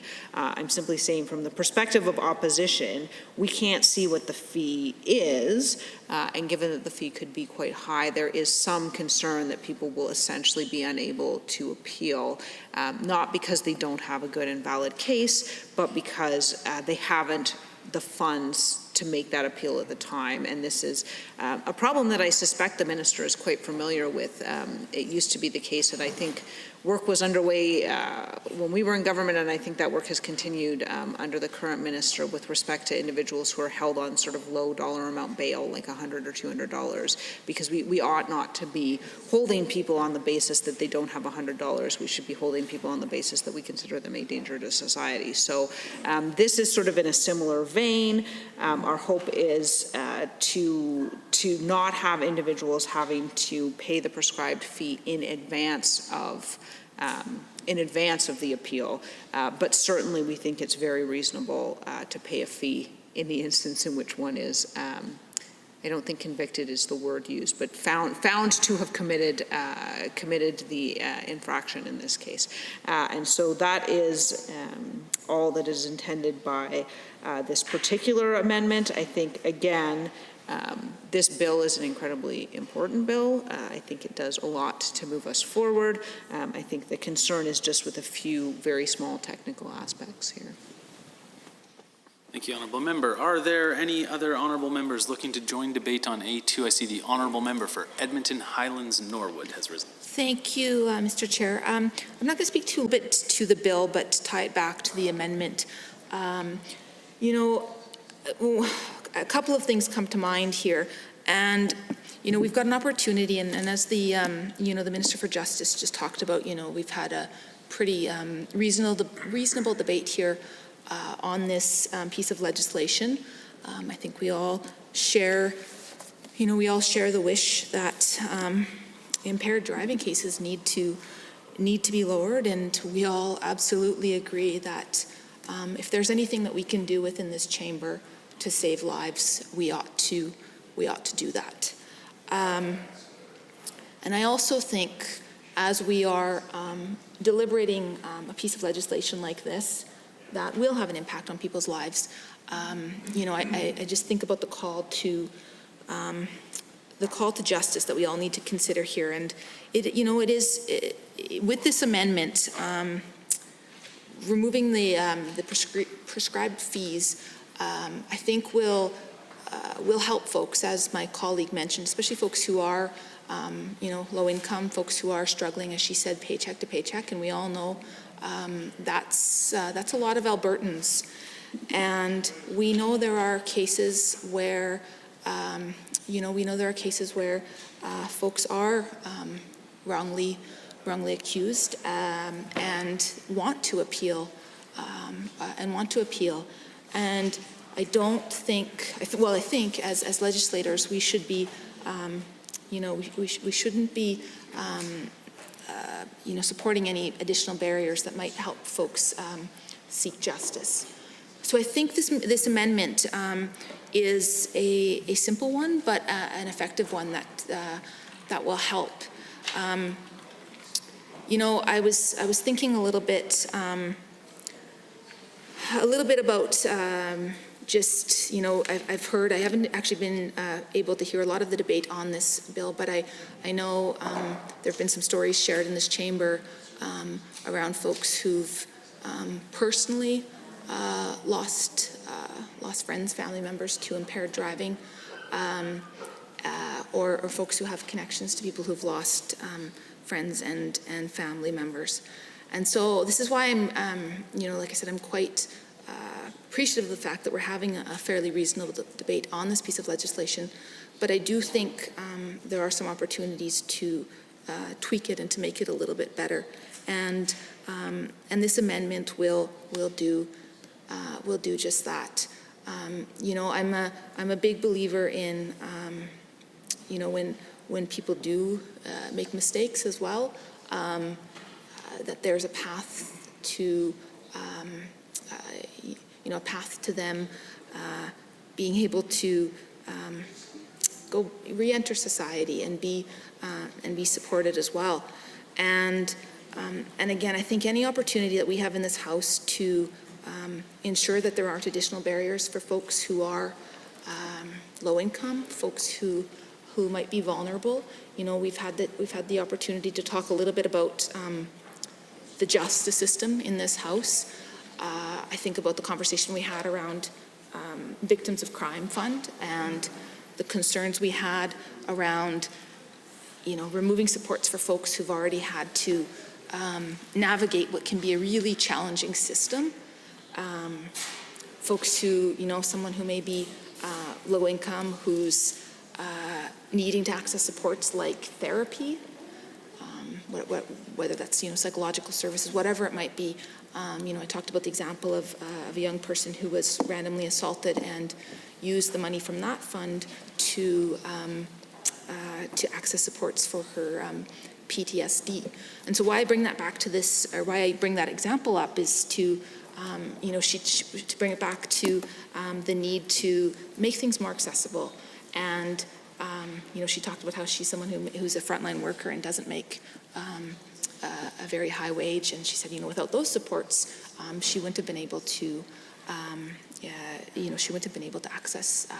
access therapy. And so, what I'd like to do is I'd like to call on the Assembly to really consider supporting the member from Calgary Mountain View's amendment, because it's just a small thing that we can do to ensure that there aren't additional barriers for folks who are trying to navigate the justice system. Thank you, Mr. Chair. Thank you, Honourable Member. Are there any other honourable members looking? I see the Honourable Minister of Justice has risen. Thank you, Mr. Chair. And I really do appreciate the comments raised by the opposition members. And I just want to kind of identify a few things, and I forgot to address them as well in my earlier comments around the structure of this administrative process that we're going to have. It's going to be housed in the Transportation Department, and the fees generated through the system and the penalties is going to pay for the system itself. It's going to be about 40 full-time employees are going to be working in the Transportation Department. The Minister of Transportation, he every now and again gives me a little bit of a ribbing because I'm a lawyer, and sometimes lawyers are supposed to make things a little bit more administrative in process and sometimes make things a little bit longer to get to a resolution. Sometimes, somebody give me a hard time about sometimes, that's what lawyers do. I'd say I beg to differ, but that would lead to a lengthy debate. But the Minister of Transportation had made sure that this is actually going to provide for greater access to the justice system, where people will still be free to hire legal counsel if they so choose, but the system will be far more intuitive for those that want to be self-represented through this process, to make sure that they have that access to justice for them in this administrative process that we're hoping to establish here if we get the blessing of this legislature. When it comes to the fees, I mean, we hear your concerns, and I do understand the need for access to justice. So while I'm not supportive of the amendment being prescribed here, we hear your concerns, and when we go to establish a fee structure for this, we'll make sure that it's established in a way that does not preclude access to justice for those that want to bring forward their appeals. I just want to make sure as well, it's one of those things too where you don't want to have somebody simply run something for, why not? I mean, if there's no access or barrier at all, sometimes it gives you that opportunity just to run something even though you know there's not a legitimate appeal to be brought. But if there's no barrier whatsoever, having some threshold that's there to establish it, it'll help us deal with caseload coming through the system as well. So those are my comments, Mr. Chair. Thank you. Any other honourable members looking to join debate on A2? See none. On Amendment A2 as proposed by the Honourable Member for Calgary Mountain View. Is the House agreed? All those in favour, please say aye. Aye. Any opposed, please say no. No. That amendment is defeated. Moving to Bill 21. I see the Honourable Member for Edmonton Rutherford has risen. Thank you, Mr. Chair. I appreciate the opportunity to rise again, and I must say I really appreciate the dialogue across the floor. I think it's very helpful. I think it's a good model for our dealing with issues that are important to all of us here in the House, and I hope we can find future opportunities to do exactly this kind of work. And I will address the issue that the Minister preemptively chatted a little bit about, and that is the data collection, just for a few moments. And I appreciate the fact that you are already anticipating that. I understand from your previous comments that we together may be preempting some further work that'll arrive in the House or through regulation later on in this legislature. But I think this is at least the opportunity to put on the table some of the concerns that have been expressed to me, so that we can make sure that there's a basis for the dialogue in future, and that when the decision around data is made, that some of the voice of the community has already been mentioned. And I guess before I actually get to the data collection issue itself, just wanted to give some of the context about why this is terribly significant for some members of the community.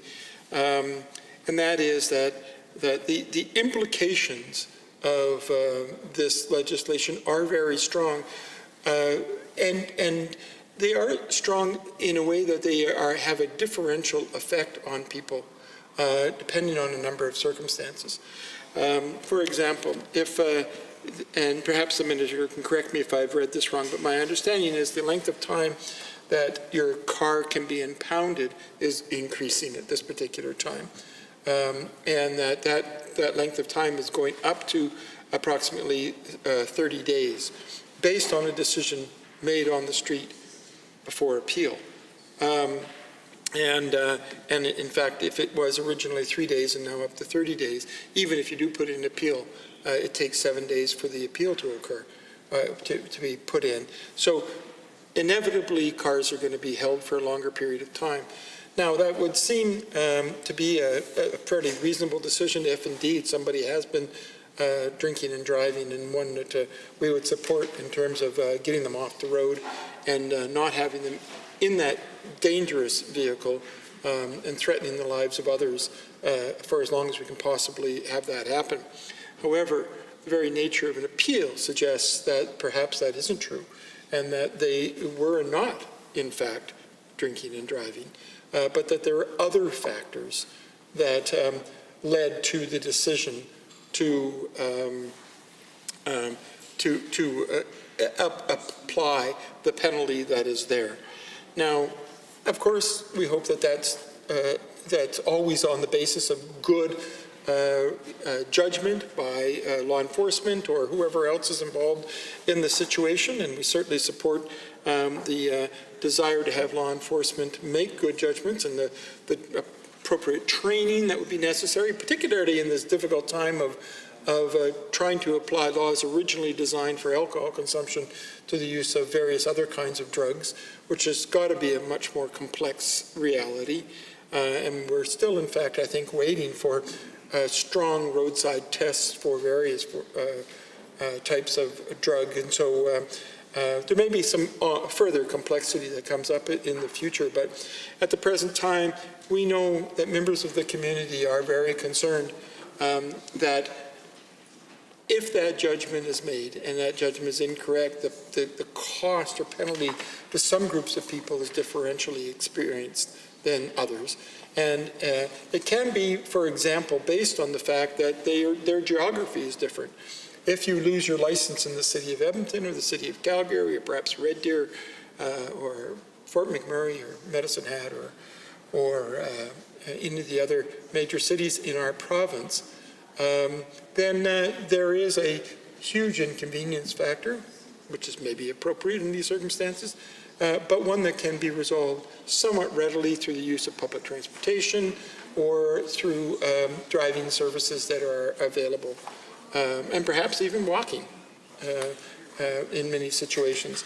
However, if you live in a remote community, a small town, a First Nations community, a work site far out in the bush, for example, the penalty may be such that you, in fact, will lose your employment because of your inability to get to your work site, even without actually having been convicted of anything. So the penalty may arrive before the conviction. And that's the thing that is of concern to many members in the community, is that when decisions are made on the spot, they either are 100% correct, which I hope they always are, or people are going to suffer undue consequences for incorrect decisions. And I can't imagine that every police officer will be correct 100% of the time. It's just not our experience for anywhere in the world. So why would it be that true in that situation?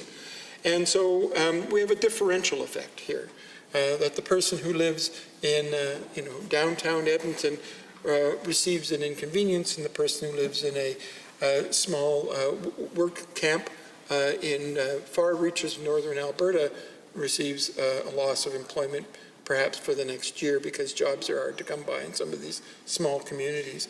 That's a very differential effect.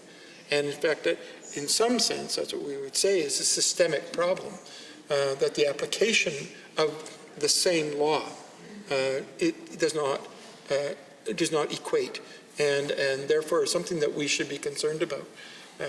Back to the example I like to use in the house is that if at Christmas time you buy all your children a pair of pants, but you buy them all the same size pair of pants, that for the person who fits those pair of pants, it's great. And for all the people who are bigger or smaller, that pair of pants, although had the same intention, was perfectly equal in terms of its buying, is not in terms of its application. And so that's the situation that we have here. Your geography may, in fact, cause you to be in a more serious situation given this particular legislation. On top of that, of course, is the concern that there is a systemic problem that arises from differential application based on factors other than the issue of the vehicle and the driver's blood alcohol level.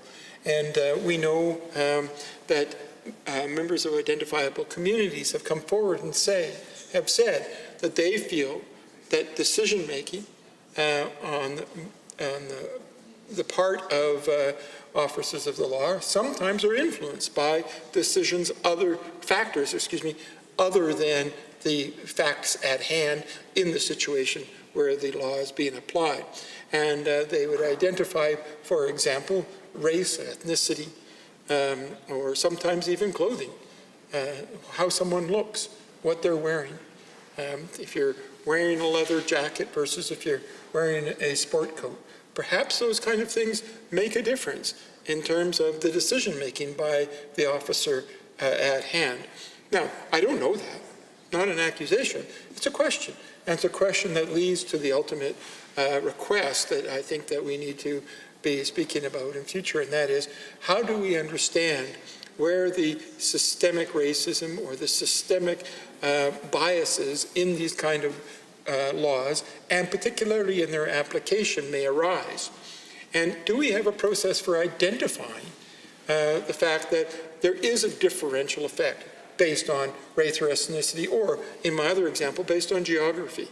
And as a responsible lawmakers, should we then think about how we design the law such that we can reduce the likelihood of that bias having a severe impact on some individuals that's differential to the impact on other individuals?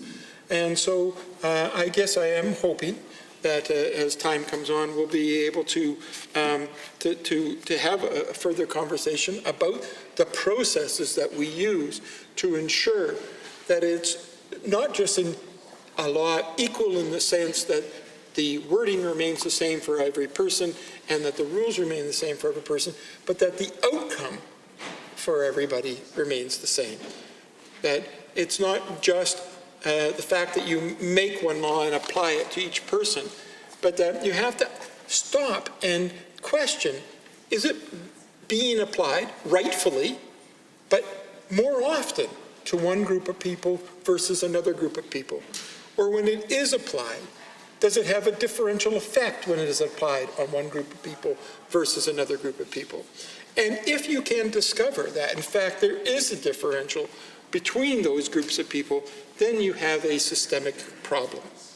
And if you have a systemic problem, it comes back to the lawmaker, because it's not about the police officer on the doorstep or on the roadside, making a poor decision. It's about the way the law is constructed. And the police officer may be making exactly the right decision every time, and it still has a bias because the implications are differential for somebody who lives in a remote community versus a non-remote community. And I think we do have to worry about other kinds of biases coming in. Perhaps, on occasion, we need to be concerned here in this legislature about the basic level of bias that may be occurring when someone pulls a car over and identifies a person not based on the behavior of the car, but rather on the looks of the person driving the car. Now, I know members of the black community have an expression, which I'm sure you've all heard, that they had interactions with the law based on driving while black, meaning that there were 1,000 cars that went by, and the one that got stopped is the one that has an individual who has an identifiable characteristic such as the color of their skin, or perhaps the way they're dressed, or in some way how they express themselves on the visuals. And members of the community are concerned that that happens. And the police officer said, no, we stopped the person who fit the criteria that it lends itself to the application of this law. However, when analysis have been done, and they have been done in many jurisdictions across North America, we find that indeed that people have the experience of a differential application of the law based on the color of their skin. I certainly know many police officers in my life. I've worked very closely with them in my work in the area of child sexual abuse, and have deep respect for the work that they do. It's not a slam on the police officers to say there may be a differential application, because that's true of every single profession. It's something we teach in our social work classes as well. It's not because you're a bad person. It's because the circumstances lend themselves such that you are going to be invited by the structures of our laws and the structures of our institutions to apply something differentially. And that's why we actually spend time with our social work students to help them understand where is it that you're being invited to behave differentially with different clients, not by virtue of some bad decision on your part, but on the nature of the decisions that are made. So I've seen, for example, some criteria listing about, the things you should be looking for people in making the decision to pull them over. And unfortunately, sometimes in some of those lists, we see factors that will differentially affect people one or the other. For example, in one of them, there was a line that said that the person driving the car does not look appropriate for the nature of the car. Now, I don't have the right wording of that, but essentially they were saying, this is a person driving a very expensive car, and this person doesn't look like they really own that kind of car. Now, that requires a judgment. That requires a judgment about what kind of person would own that type of car. So if you see one person driving a Mercedes-Benz down the street versus another person driving a Mercedes-Benz down the street, do you make a decision as to which one is appropriately should be driving a Mercedes-Benz? Now, I know that police services around North America have been working actively to reduce those kind of criteria, and I laud them for doing that. But I think it's just an example of the concerns that the community have, that there can be both differential application and differential outcomes in terms of these kind of laws, and they would like us, when designing the legislation, to be aware of those problems. And sometimes they come up not perhaps in the legislation, but rather in the regulations. And I don't have an opportunity always to address regulations, so I use the opportunity here in the House to address a concern that may in fact be responded to in regulations. And I certainly would like to see this Minister of Justice and the government in general to include a process in establishing these type of laws that will allow for that kind of lens of evaluation on the law as it is applied over time. That we can check to see if there is a differential application, and if that differential application reveals a bias, whether it be intentional or not. And remember, we're not suggesting that it's necessarily the bias of the individual officer or whoever else is involved in the case, but rather it may be the pattern of enforcement that is designed in terms of the decision-making that has resulted in the problem. And I think we always know that. And one of the ways to reveal that is that if we look at the statistics and there are certain groups that are overrepresented, then we know by nature we have a statistical evidence of a systematic bias. And it doesn't necessarily tell you what the problem is, but it certainly tells you a problem exists, and that you then have to take some time and seek ways to reduce that statistical difference between groups. And in fact, we know a law is in fact a good law when there is no statistical difference between the various groups who it's being applied to, and you couldn't differentiate who is being affected by a law based on the color of their skin by looking at the statistics. It looks like it's applied basically the same to everybody. That's the goal, and that should be the goal for us here in the legislature as well, that we use the statistics just to trigger for us the notion that there is an underlying systemic bias. And that means that we need to have processes in place when we design these laws and bring them into the House to ensure that we're looking for that systemic bias. That one of the biggest problems with systemic bias is that nobody, first of all, thinks that they exist because there's no overt bias. And so therefore they're not seeking to find out whether or not there is a systemic bias. Now, if of course a law came in that said, oh, we're going to apply this differentially to people based on their geographical position or the color of their skin, we would all be appalled here in this House. We would say that's completely terrible, but that's only first order prejudice.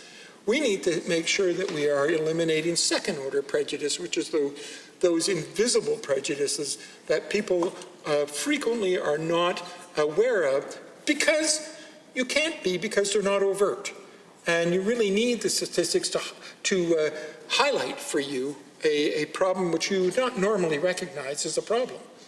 And so I guess in this particular case, I'm hoping that we could see some work by the government on ensuring a process that would involve people who are likely to be differentially affected. For example, people who live in remote and northern communities whose outcome of this type of application of the law could be dramatically different than the outcome for somebody who lives in the city of Edmonton.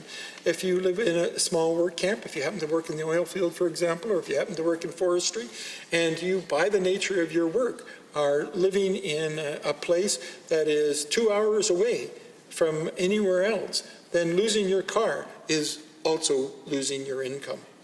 And unfortunately, in this particular case, the decision about losing your car often comes before the ultimate judicial decision about whether or not there was justification in your losing your car. So with that caution, I would just conclude my remarks and look forward to the opportunity to support this bill and hopefully to find ways to make the bill robust and the processes for ensuring the success of the bill in future are established at the beginning of the introduction of the bill. Thank you. Thank you, Honourable Member. Are there any other Honourable Members looking to join debate on 21? I see the Honourable Member for Edmonton Meadows has risen. Thank you, Mr. Chair. Once again, I'm happy to rise, and it's my pleasure to add comments to the Bill 21, the Provincial Administrative Penalties Act. So the bill in this hand, we are discussing how to control, the impact of impaired driving, or to reduce the incidents of people having to drive under the influence. So, so the reason I said I'm glad for the opportunity to, first of all, add my comments to this bill, and similarly, I wanted to appreciate for this bill to the Minister of Justice for moving forward this piece of legislation, at least for the discussion, and going forward to resolve some of the issues related to this road safety, I would say. It's my pleasure because I think, like maybe also like other members of this House, so as a great, elected responsible person, I think it's in my purview, it's my duty to also to work for the safety, not only for the constituent of my riding, but also for the people of Alberta. So we have some of the, I would say, the government, the draft of this bill does have some explanations, some views of the advocacy groups. That is one of the other reasons I do think, this bill is hopefully would be some effective piece of legislation that would help reduce the, the traffic casualty due to the impaired driving. The organizations like MAD, they are supporting the bill. I know this. The bill, the draft is the proposing something based on the BC model that with the data of collection of data that says there have been some, some positive results after, making the legislation something similar to this, make some,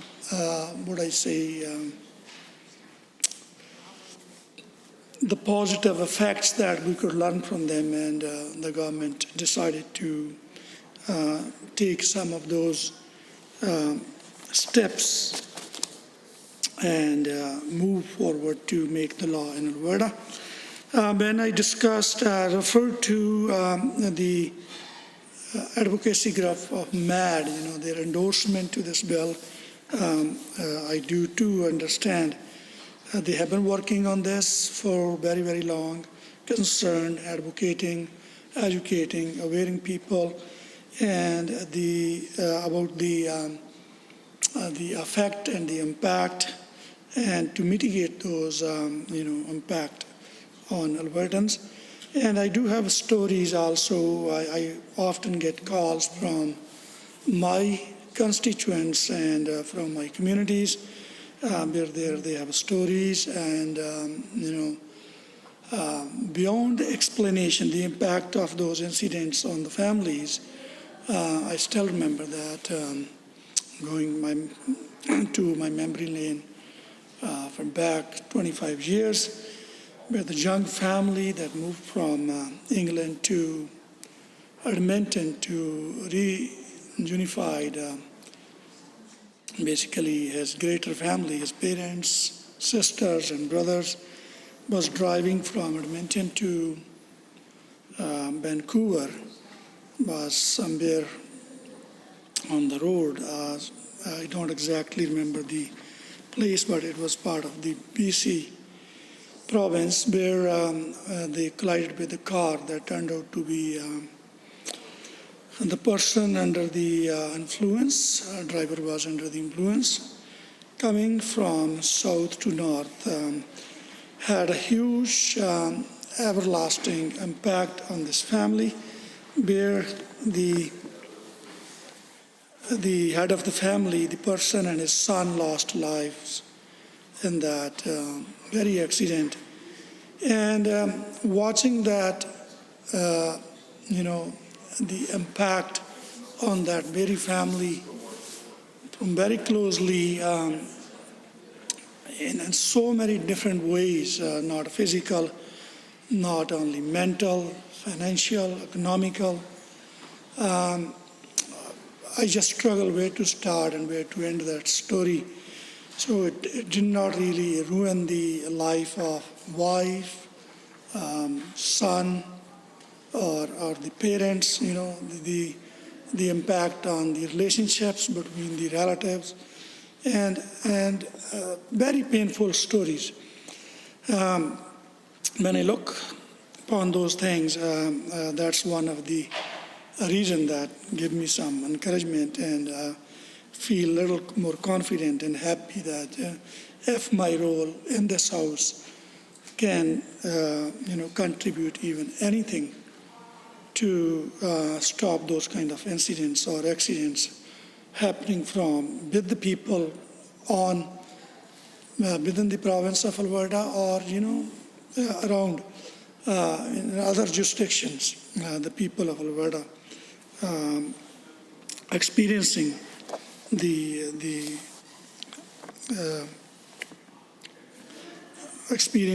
kind of incidents.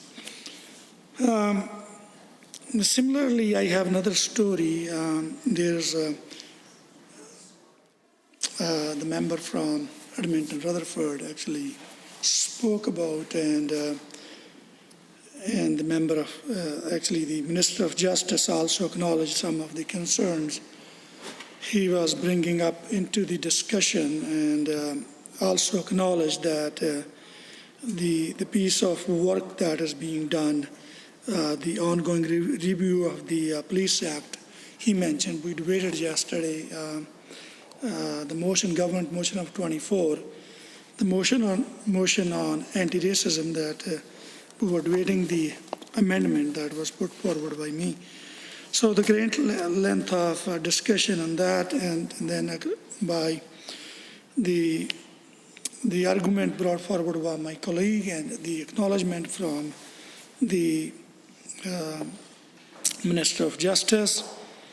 As they say, this is already being considered into when we are having the ongoing review of the Police Act. And what I wanted to share the story is that the constituents just came into my office last week, Friday, during the Constituency Week. And what had happened, I think it was month of December, during very cold and slippery weather. The gentleman described he just waited on the stop sign for more than 5 minutes and made very safe turn. As I just wanted to add on to say, he said he's not only a Class 5 licensed driver, but he's a professional driver with the Class 1 license, driving a truck for some years in Alberta. So according to him, he made very safe, right turn, but given the situation, the roads were very slippery. His car did not really pick up the speed on the, the way he had probably expected. Then there was a police cruiser coming from the other side. I think the gentleman does not really understand, but he just seemed to see the police turned their, emergency lights on, and he just moved the vehicle to the side. And then all of a sudden, somebody walked into his windows and kind of, have attacked a number of questions. As the gentleman just had moved from, in this case, India, not very long ago, his language was not really very fluent. And as he was, you can say struggling, or he was there to trying to intimate with the policeman to provide all the answer to the questions he had, but his wife sitting beside him onto the passenger seat kind of intervened and started answering the questions. Some of the answers she thought were very general, not specific to his driving effect at the moment. And the wife she was a Canadian graduate and fluency in language. And from that incident, they, few weeks ago, they got a letter at home that gentlemen have got their license suspended. So not only class 5 license, he was driving a car that time, but his class 1 license. He is the only family member right now earning the income.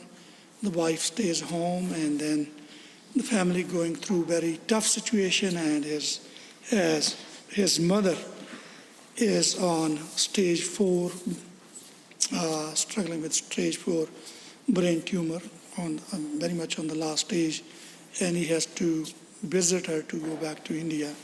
So they are put in very painful and tricky situation due to this, based on the judgment. Based on the judgment, I would say, because this gentleman tried to find out, so why did I receive this letter? What have been wrong? And somebody from the contact on the letter told him that the police officer who stopped you has actually recommended, so you don't know enough English, your license should be suspended, and you need to retake all the licenses again based on the conversation I had, because your wife intervened. It means your wife told that you cannot speak the English, and she started speaking and providing the answer. This gentleman need to rewrite and give the test for class 5 and class 1 driving license. This is the very case when we were discussing some of the stereotyping, when we were discussing about Black Lives Matters, when we were discussing about racial carding. So that is one of the aspect I would say is in this bill that is what I'm concerning about. I'm not saying that it would definitely happen, but we know in the situation we are going through, what we are dealing with recently, systemic racism, and I was just trying to wrap up. I didn't really want it to keep,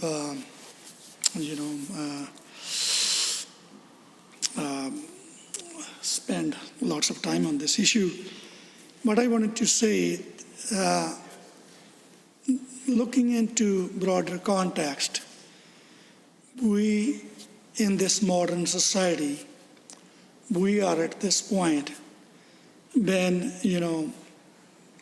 the things move forward and the old beliefs, the old concepts kind of are on the risk, of be, compromised.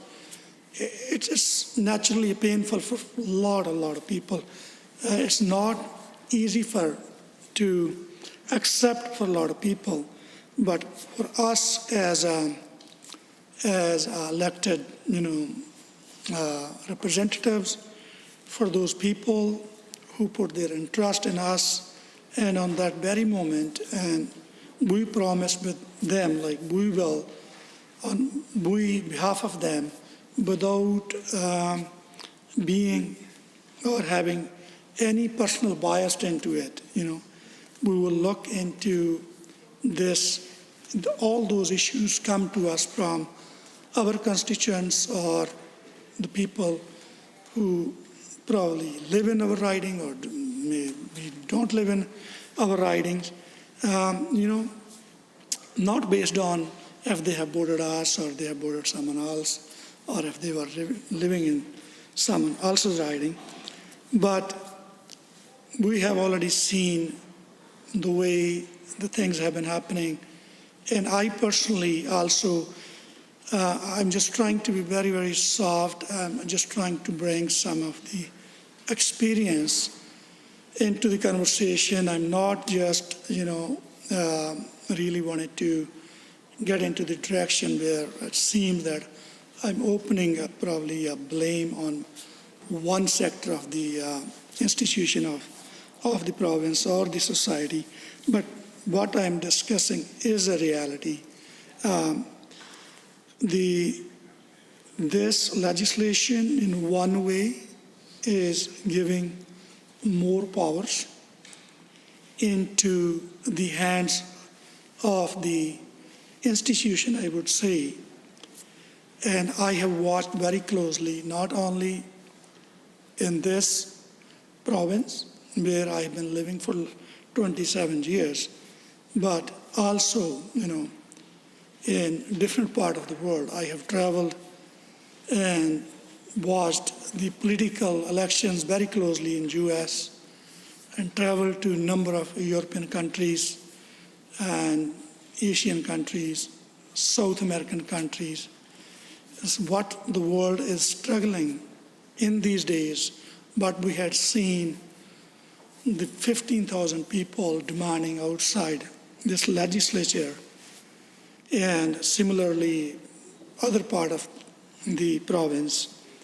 And also what I have been recently listening, this issue is just in my hand, and I'm just writing letters on behalf of my constituents and trying to find out what went wrong, why this police officer would make a judgment and refer to the transport authority to suspend the license based on judgment that the driver was not speaking fluently when he was asked to provide some questions. So stereotyping, does happen. People do experience stereotyping. And people do experience, discrimination.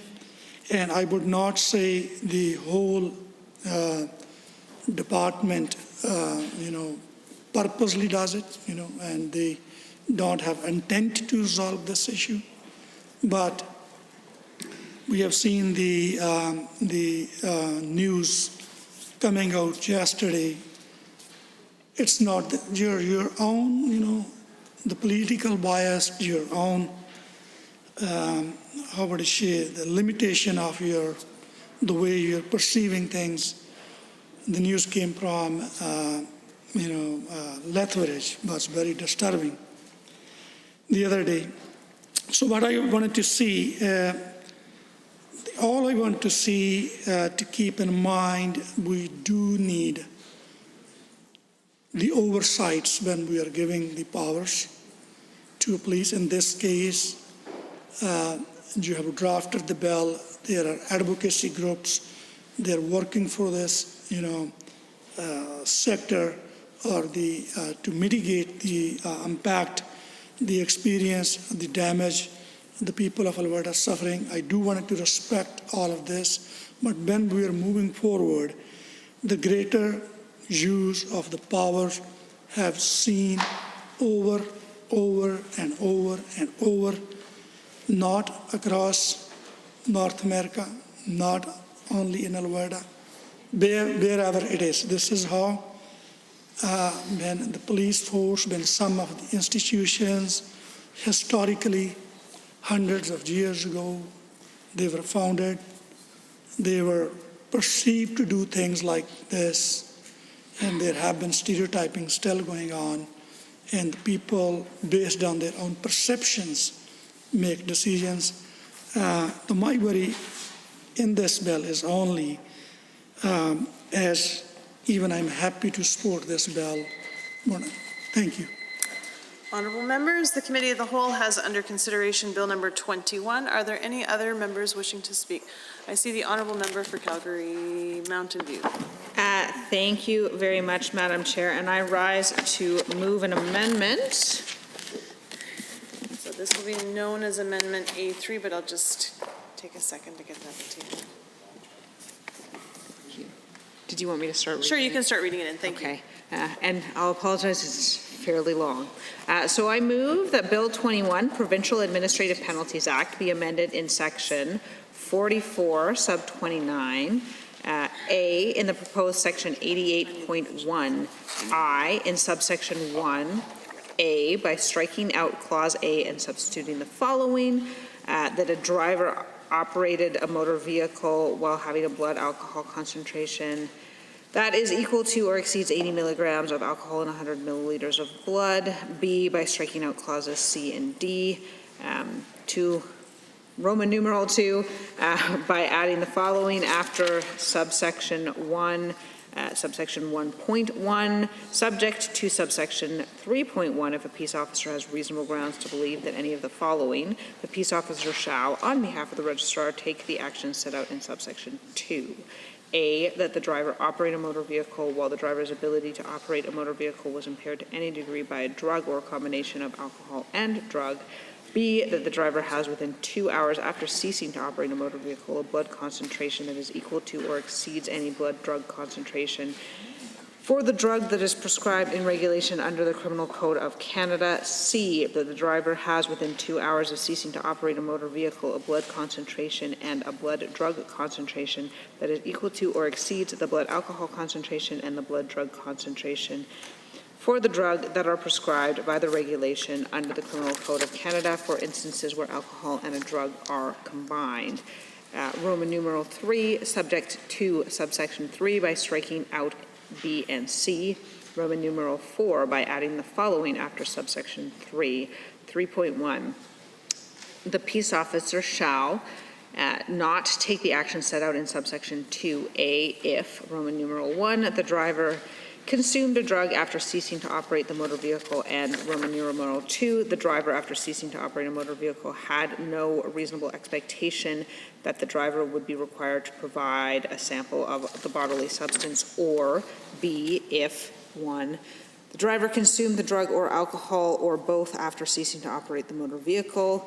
2, the driver after ceasing to operate the motor vehicle had no reasonable expectation that the driver would be required to provide a sample of a bodily substance. And 3, the driver's alcohol consumption is consistent with the driver's blood alcohol concentration as determined in accordance with the regulation and with the driver having had, at the time the driver was operating the motor vehicle, a blood alcohol concentration less than the blood alcohol concentration established under paragraph 320.38C of the Criminal Code, Canada. Roman numeral 5, in subsection 4 by adding subject to subsection 4.1 before if the notice of administrative penalty is issued under this section. Roman numeral 6 by adding after subsection 4, 4.1, subsection 4A, 1B, B1B, and C1B do not apply to a driver who is subject to the administrative penalty on the basis of the circumstances described in subsection 1.1, and B, in the proposed section 88.11(6) by striking out under section 88.1, 1B, C, or D, and substituting under section 88.1, 1A or B, or 1.1 B or C. And that was a mouthful. You have approximately 16 minutes and 30 seconds if you'd like to continue. I'll just remind all members to make sure that their devices are on silent. Yes, thank you. So the purpose of this amendment, and the minister and I and some other folks have had some pretty good conversations about this. The purpose of this amendment is to separate out two different conditions. So one is the condition in which the person has a blood alcohol in excess of 80 milligrams. And this section is only dealing with the over 80. It's not dealing with the over 50. That's in a totally different section. So dealing here with the offenses that were previously criminal code offenses, which will now become administrative offenses. And so the intention here is to essentially leave those ones which deal with alcohol in the strictly administrative regime, and to move those ones which deal with drugs and or some combination of drugs and alcohol to the regime we have currently, i.e. before this bill passes, which is to say a combination of administrative and criminal sanctions. And the only reason now, the actual continuation of the criminal sanctions wouldn't happen in this bill.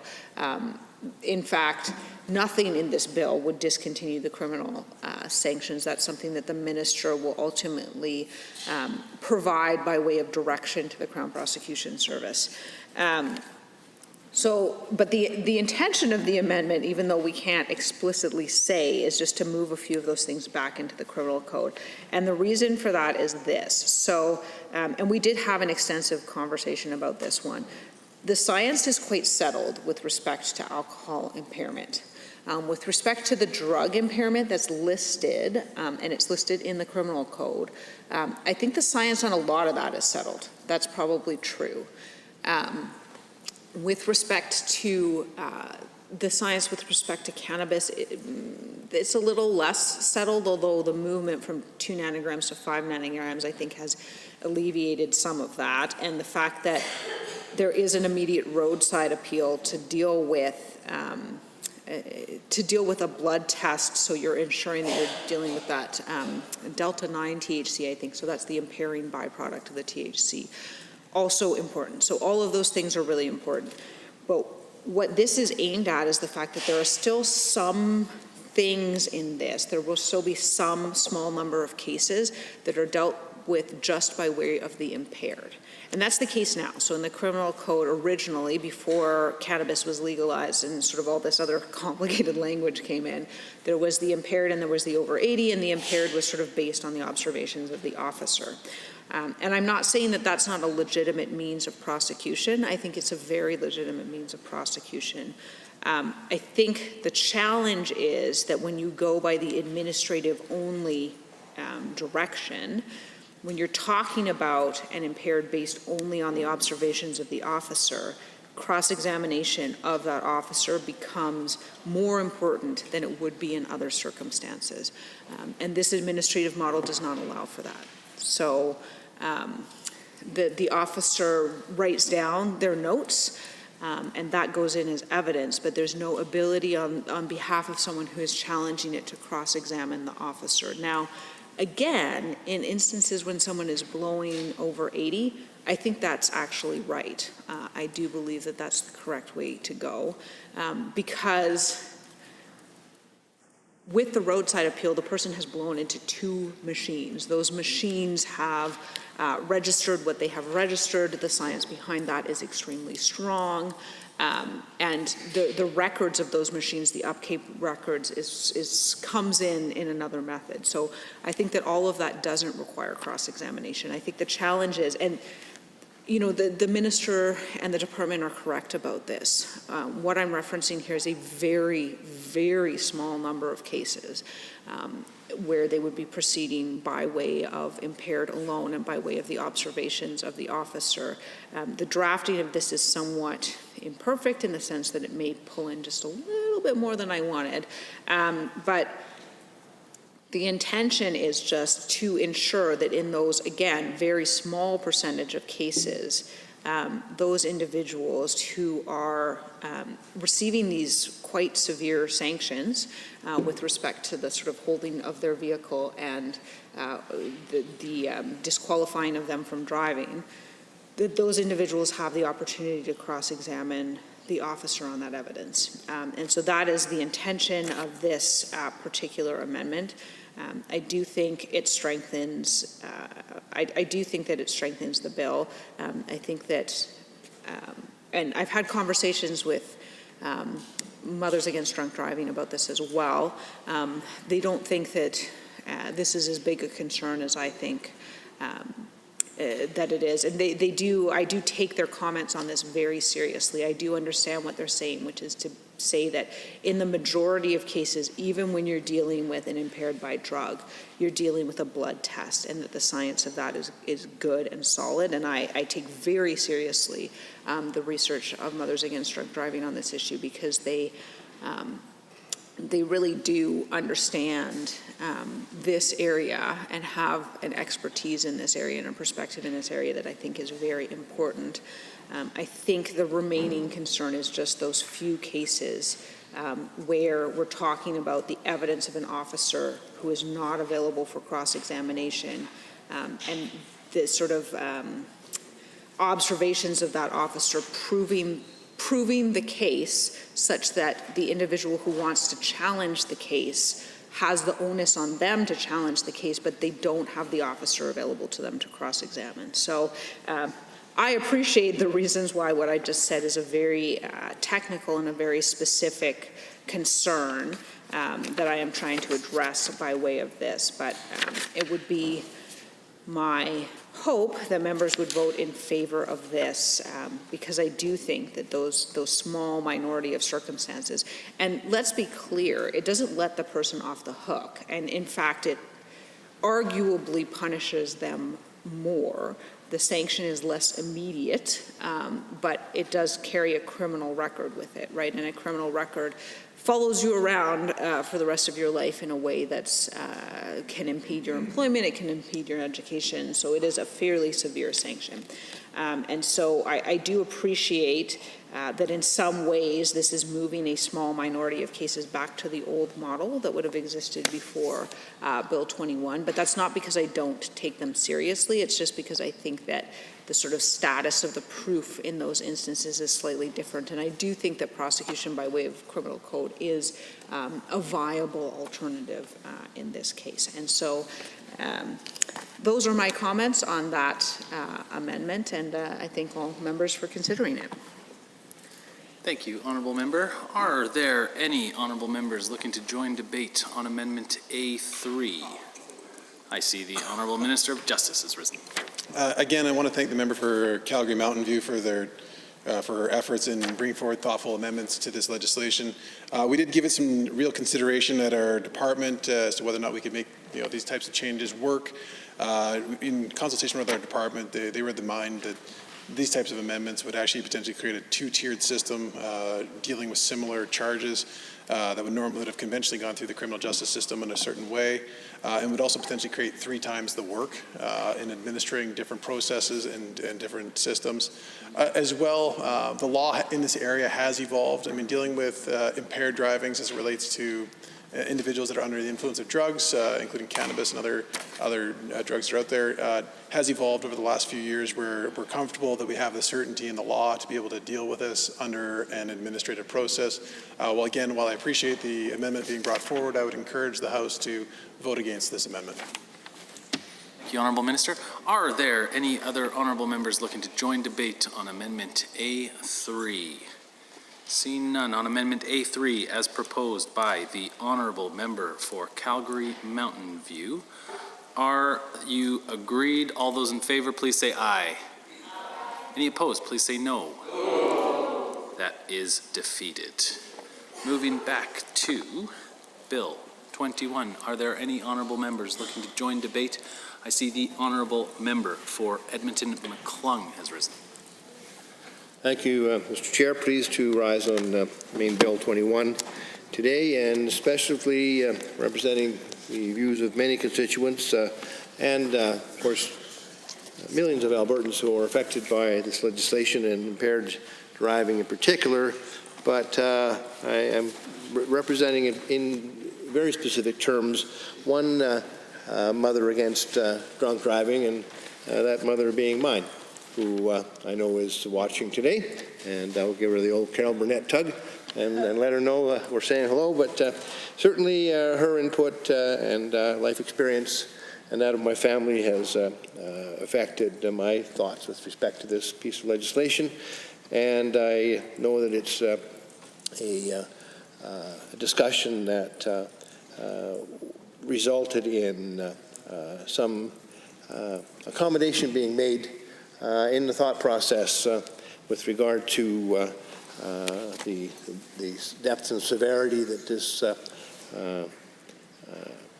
activity and behavior was treated with. Of course, everyone shares the goal in this province of reducing impaired driving and, of course, doing our best to eliminate any death or injury caused by the irresponsible act of impaired driving, and having legislation and changes to legislation on an ongoing basis that effectively act as the best deterrence possible to this type of behavior. And although confounding to many at the outset when looking at this particular piece of legislation, which relies upon a psychological motivation and as a form of deterrence, which is a bit confusing because, of course, it appears as though the loss of an individual's car seems to be, in many cases, more of a deterrence or a penalty than the loss of their reputation or the loss of their personal freedom by suffering a potential period of incarceration and the wrath of their community for the rest of their life. Notwithstanding that, it is an argument that myself and family members and others that I've spoken with who have suffered the victimization of the results of impaired driving is one that we've come to accept as real. And the deterrence factor, if indeed it results in a reduction, significant reduction, as it appears to have been the case in British Columbia, where similar legislation has been enacted, then that is an accommodation that I think myself and other victims' families are willing to make, without, of course, knowing exactly what the effects are. Over time, we won't know for sure whether we've made the right decision to make that accommodation. So in my earlier remarks, in earlier stages of the legislation, I have made a plea that we do monitor over time the effect of this legislation and indeed look at the rate of impaired driving and injuries and deaths that are caused, and look at the, I guess, the conviction rate, the penalties that are imposed, and the amount of recidivism that has taken place, and act on those data that are received. And I've also made a call, Mr. Chair, for a collection of data, as has been mentioned by the Honourable Member for Edmonton-Rutherford earlier in his remarks, collection of data that does monitor another aspect of this legislation that is a risk, and that is a risk to individual civil liberties, and monitoring the ethnic and racial data on those individuals who are stopped or charged, convicted or found not guilty, sentenced in the impaired driving realm of offenses, and make sure that we're not having evidence come forward of racialized influencing of the whole process, so that indeed any individual in our society feels that they're being fairly treated on the application of the law. And we certainly know that in a wider view of police work that we're undertaking right now, a review, I would say globally, especially in the Western world, but there's a major review going on in the public's mind, and therefore by legislators, of how indeed the implied influences and the potential racism of a particular society or even a law enforcement agent might be affecting their judgment or decision to lay a charge or what charge to lay. So those individual concerns are something that my family has had, and look to see that the correct amount of data over time is collected and monitored and that legislators are prepared to make amendments and adaptations to the legislation on an ongoing basis so that the effectiveness of the legislation is monitored, but also the unintended consequences are minimized, because they can be clearly significant. We're not talking about a small matter when we're talking about an individual's constitutional rights, and if indeed we trample them in one spot, we trample them everywhere. So I know that the civil and constitutional rights of individuals in our society is something that we have to be very, very careful with, whether it be this legislation or whether it be the right of assembly and protest that is also an ongoing discussion in this legislature and globally as well, and that they must be taken very, very seriously into consideration when we're creating legislation that might affect or limit in any way those precious sacred rights that we have and that we fought so hard for over generations. This legislation, Mr. Chair, does get people's attentions. It's not only my dear mother sitting at home watching today. There are many, many Albertans who have unfortunately and tragically been affected by impaired driving. And when changes or amendments to the law governing the enforcement of legislation to counter impaired driving, whether it be the criminal law or now the other administrative penalties we're considering under Bill 21, they will be scrutinized by Albertans. And I know that we've heard from stakeholders such as MAD, and we've consulted with our constituents, and we've heard from them. By and large, they are individuals who are saying to us, yeah, if the deterrence actually ends up in lessening the amount of carnage on our highways, then we're willing to make some accommodation to the precious rights that we have as human beings, as citizens of the country, in terms of the process of being apprehended and charged and working through the various stages of penalization that this law contemplates under Bill 21. So notwithstanding the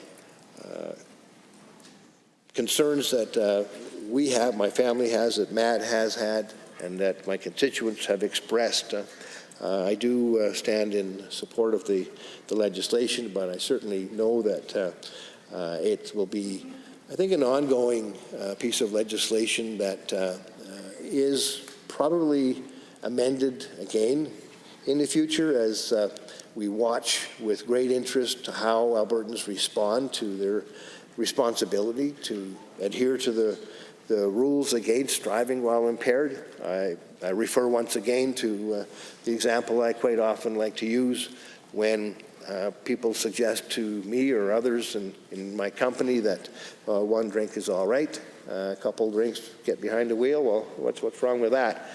And I often ask, how many drinks would you like your airline pilot to consume before getting into the cockpit?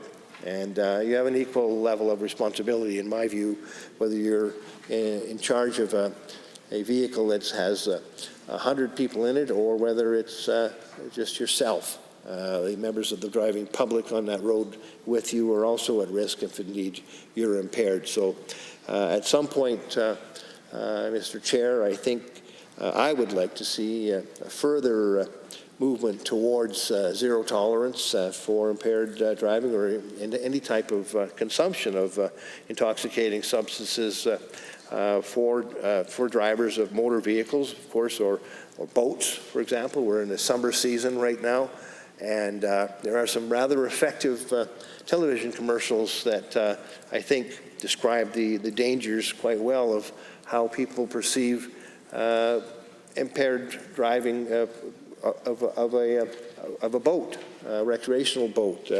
It's not seen to be as serious a crime by many, and it seems to not have totally sunk in with Albertans, although I know that they're taking it more seriously. It's a little more difficult in some cases to enforce, but anybody who takes the wheel of a boat has a responsibility, just as they would behind the vehicle of a car, to not be impaired and to be responsible to themselves, the other boaters on the lake, swimmers on the lake, as well as the people that they have as passengers. So there is going to be a number of differences, I think, that we look to as far as implementing changes down the road. I hope we never forget that this ultimate goal is to eliminate the carnage on the road, not just reduce it, but actually eliminate it. There have been other jurisdictions in the world where they have gone at this from a slightly different angle. I'm thinking of some of the European countries. I believe I'm correct in suggesting that Finland has had pretty much a zero tolerance for any type of intoxicating substance if one is to get behind the wheel, and then significant penalties, criminal penalties and liabilities are imposed. And in many European countries, I can recall even when I was a much younger person traveling around Europe, you certainly would see cases of designated drivers, even in the 1970s in Europe, where people would not get in behind a wheel because there was just a significant harsh penalty that would result, and not a lot of leniency. Now we've gone in a slightly different pathway here in an effort to actually reduce the amount of carnage on the road, but the goal, of course, is the same, because the crime is equally abhorrent here as well as in Europe, and to have the number of incidences of death and injury that we still have in our province caused by impaired driving is totally unacceptable, and let's hope that we can reduce this number with the implementation of measures in Bill 21, and continue on the path towards zero tolerance with ongoing vigilance and monitoring of the effectiveness of this legislation, and also making sure that the unintended consequences of potential loss of constitutional or infringements upon constitutional or civil rights or ethnic or racial profiling don't end up results of this particular legislation. So once again, I implore us to collect and monitor data on those two fronts, and ensure that we react very swiftly to concerns that might arise as a result of analysis of that data. Once again, Mr. Chair, I know that many Albertans are somewhat perplexed that the insurance costs or loss of an individual's car seems to be more of a penalty than the loss of a person's reputation that might result from being charged with impaired driving or convicted of impaired driving. But if indeed the administrative penalties contemplated by Bill 21 are those which motivate psychologically Albertans to make the right decision and not to get in their car and drive while intoxicated, then I'm willing to accommodate some of the other unintended consequences for the time being while we monitor what the follow might be of Bill 21's implementation. So jurisdictionally, we can look to other provinces, and I know that the government has looked at British Columbia quite extensively to see how their law has evolved on this matter. And I think British Columbia has, made significant efforts to, over time, improve their legislation. I think that it's important that we continue to monitor that legislation as well as other jurisdictions in the province and even globally, Mr. Chair, to know that this is an ongoing effort that strives to get to zero. And there are jurisdictions, Mr. Chair, where there's just no question about getting behind the wheel because of the types of penalties that are faced by an individual who's convicted. So that's the thinking, that's the thought process that I want, and I'm sure every one of us wants Albertans to get into when they are actually getting behind the wheel. When one is impaired, it's an impairment, so your judgment is impaired. You may not be thinking too clearly about that process, but it's beforehand on a personal level that we want individuals to consider the consequences of what they're doing. And if it's not going to be the sanctions of criminal law that motivate them, and it will be the measures that are implemented under Bill 21, then I'm willing to accept that. And indeed, I believe that the individuals in this province who've also suffered victimization under the irresponsible behavior of somebody driving a motor vehicle while impaired, or a boat while impaired, or even farm machinery while impaired, Mr. Speaker, certainly is willing to give this legislation a sincere thumbs up and monitor it over time. So there's a lot of Albertans don't necessarily think about the many different types of vehicles, motor vehicles under different classifications that are covered by this legislation. And you would be surprised, Mr. Chair, to learn about the number of convictions that have happened in the most surprising types of motor vehicles, whether they be combines or snowmobiles, any type of motorboat or sea-doo, aircraft, small planes. I don't know if hang gliding counts as a conveyance where you could be charged, but I would imagine it very well might be. But there have been people who have chosen to risk their life and limb and that of others in many different types of conveyances, including those that I've mentioned. And the ones that are very concerning, of course, to me, because of my role as a critic for agriculture and forestry, is farm machinery and farm trucks. And I know that working in rural Alberta when I was a much younger person, even in the oil patch, where people would be, moving rigs for days on end. I know that we worked for 3 days straight moving successive service rigs, and there would be members of the crew who would be driving who stop for local off sales and keep on driving. And that kind of thing, of course, is in most circles a thing of the past, Mr.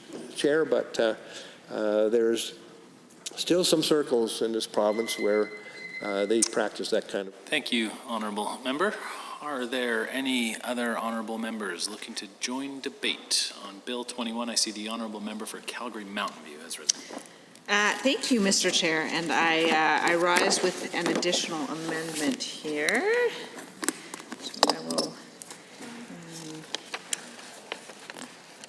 keep a copy of that. Thank you. Thanks. Did you want me to?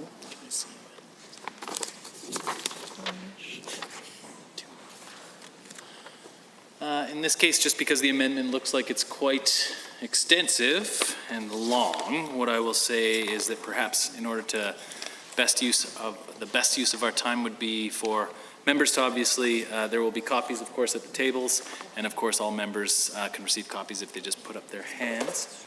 And then I would recommend just to the government house leaders as well, would be appreciated. And for the benefit of all members, this will be referred to as Amendment A4. And if the honourable member for Calgary Mountain View could please, if anything, just give us the gist as well too, please, and then please continue with your comments. All right, Mr. Chair, so what this amendment is designed to do is it's designed to sort of create almost two streams. So further to the earlier conversation we had about taking out instances where we're talking about an impaired based more on observations or on things other than the sort of breathalyzer test, moving those to potentially back to the partially administrative and partially criminal process. This doesn't do that, so, but it takes that same sort of set of offenses, so instances in which we're potentially talking about impaired by a drug, and it just slightly extends the time frame. So currently, what Bill 21 is proposing is that the time frame be 7 days. So an individual who has received one of these sanctions at the roadside is required to file with the adjudicator within 7 days their intention to appeal. And so this just makes that period slightly longer for a drug impairment. And I say that only because, particularly with the roadside appeal, it's my view that it's almost, the likelihood is so incredibly small that one of these things based on alcohol alone will ever get to the adjudicator without a breathalyzer having been involved. I perceive that to be a very unlikely scenario. However, with drug, it's more possible in my view, or a greater proportion of the cases may make it through that system to the adjudicator without necessarily having had the sort of same type of scientific evidence. Now, certainly it's possible that someone can demand a roadside appeal. And the way the roadside appeal is structured in the case of a drug is you ask for a roadside appeal, and depending on the discretion of the officer, it will either be another oral fluid swab, it will be a blood test, or it will be a drug recognition expert. And so my concern with that is that A, the officer is picking which method this will go through, and B, again, that you're likely to see a slightly higher, because those things don't exist at the roadside the way breathalyzers do. They're not as prolific as breathalyzers are, and especially in rural areas, there's a bit of a concern about the blood draw and where the blood draw is occurring and how long it takes to get the blood drawn, and whether you can get the blood drawn in the middle of the night, and a whole series of other things. That there's just a little bit more time provided for individuals to file an appeal in those instances. So in instances where you may be dealing with evidence based on the officer, again, who under the adjudicative process is not called and is not subject to cross-examination. In those instances, we just felt it was worthwhile to provide the individual with a little bit of a longer period to ensure that they were able to access counsel. And the reason I think that counsel is so important in this instance is that it's very, very technical. And I think we all sort of out there in the world have a general understanding of how the breathalyzer machine works. They're fairly common. They exist. I mean, there's the roadside one and then the evidentiary one, which people may not know the distinction there, but generally people know what it is and what it does and have a high degree of confidence in it. I think when we're talking about blood tests or oral fluid swabs or drug recognition experts, those things are a little bit less common, and the average person might not have the same understanding or knowledge of how best to challenge that. And so the idea here is just to give a person, rather than having to file an appeal right away, just give a person a little bit of time to go and seek legal advice and to find out if they ought to apply for an appeal and then do it. Just because, again, this is a super technical area. And I do take seriously the case in BC, which is to say that even though the appeal is filed in 7 days, close to 50% of people appealing to the BC adjudicator, and again, the BC model is based only on alcohol, so it's a little bit different, but almost 50% of those people are represented by counsel. So it is likely, lawyers are very good at this sort of thing. It's likely that some folks will adjust their practice in order to be able to specialize in this area, in order to be able to appear on these short timelines. I would not be at all surprised to see that happen. It certainly has happened in BC. But the idea here is just while that adjustment is occurring, to provide people who are in this slightly more complicated situation of dealing with a drug impairment, which, again, let me be clear, I think is like 100% just as serious as an alcohol impairment. Both of these things endanger the lives, and people that walk around saying that they're better drivers when they're high make me crazy because they're just wrong. The science makes them demonstrably wrong. And so I am in no way suggesting that that is any less serious. I'm just suggesting that it's slightly more complicated, and so people might need just a little bit more time to seek legal advice and to sort of get their footing in advance of the decision to file an appeal or not. And so with that, I would urge all members to vote in favor of this amendment. Thank you, Honourable Member. Are there any Honourable Members looking to join debate on A4? I see the Minister of Justice has risen. I'll just quickly respond again. Thank you to the member for Calgary Mountain View for a lot of hard work on bringing forward these amendments. Again, we went through these with our department to see if we could make some of them work. And the advice that we received from our department that this was something that wouldn't be appropriate in this circumstance. Carving out different timelines for different types of impaireds would increase the workload dramatically and potentially complicate the system, Mr. Chair. So that's why we would encourage the House to vote against this amendment. Thank you. Are there any members looking to join on A4? Seeing none on Amendment A4 as proposed by the Honourable Member for Calgary Mountain View. Are you agreed? All those in favour, please say aye. Any opposed, please say no. No. That is carried. Moving back to, sorry, that is defeated, very much so. My apologies. I think that everybody here knows. And then moving, of course, to Bill 21 proper. Are there any honourable members looking to join debate? I see the Honourable Member for Edmonton West Henday has risen.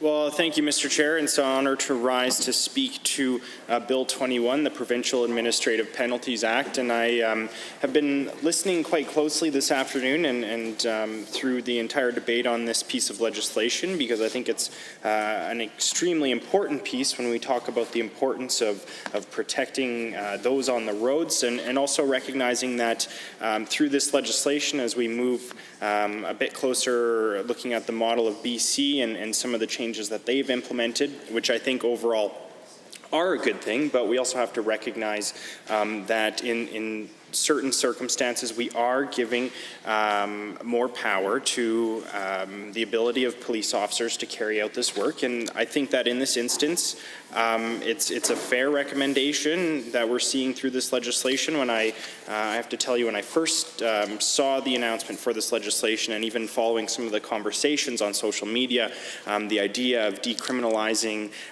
drunk driving, specifically in the first instance that it may happen, or subsequently, that was very concerning for me personally.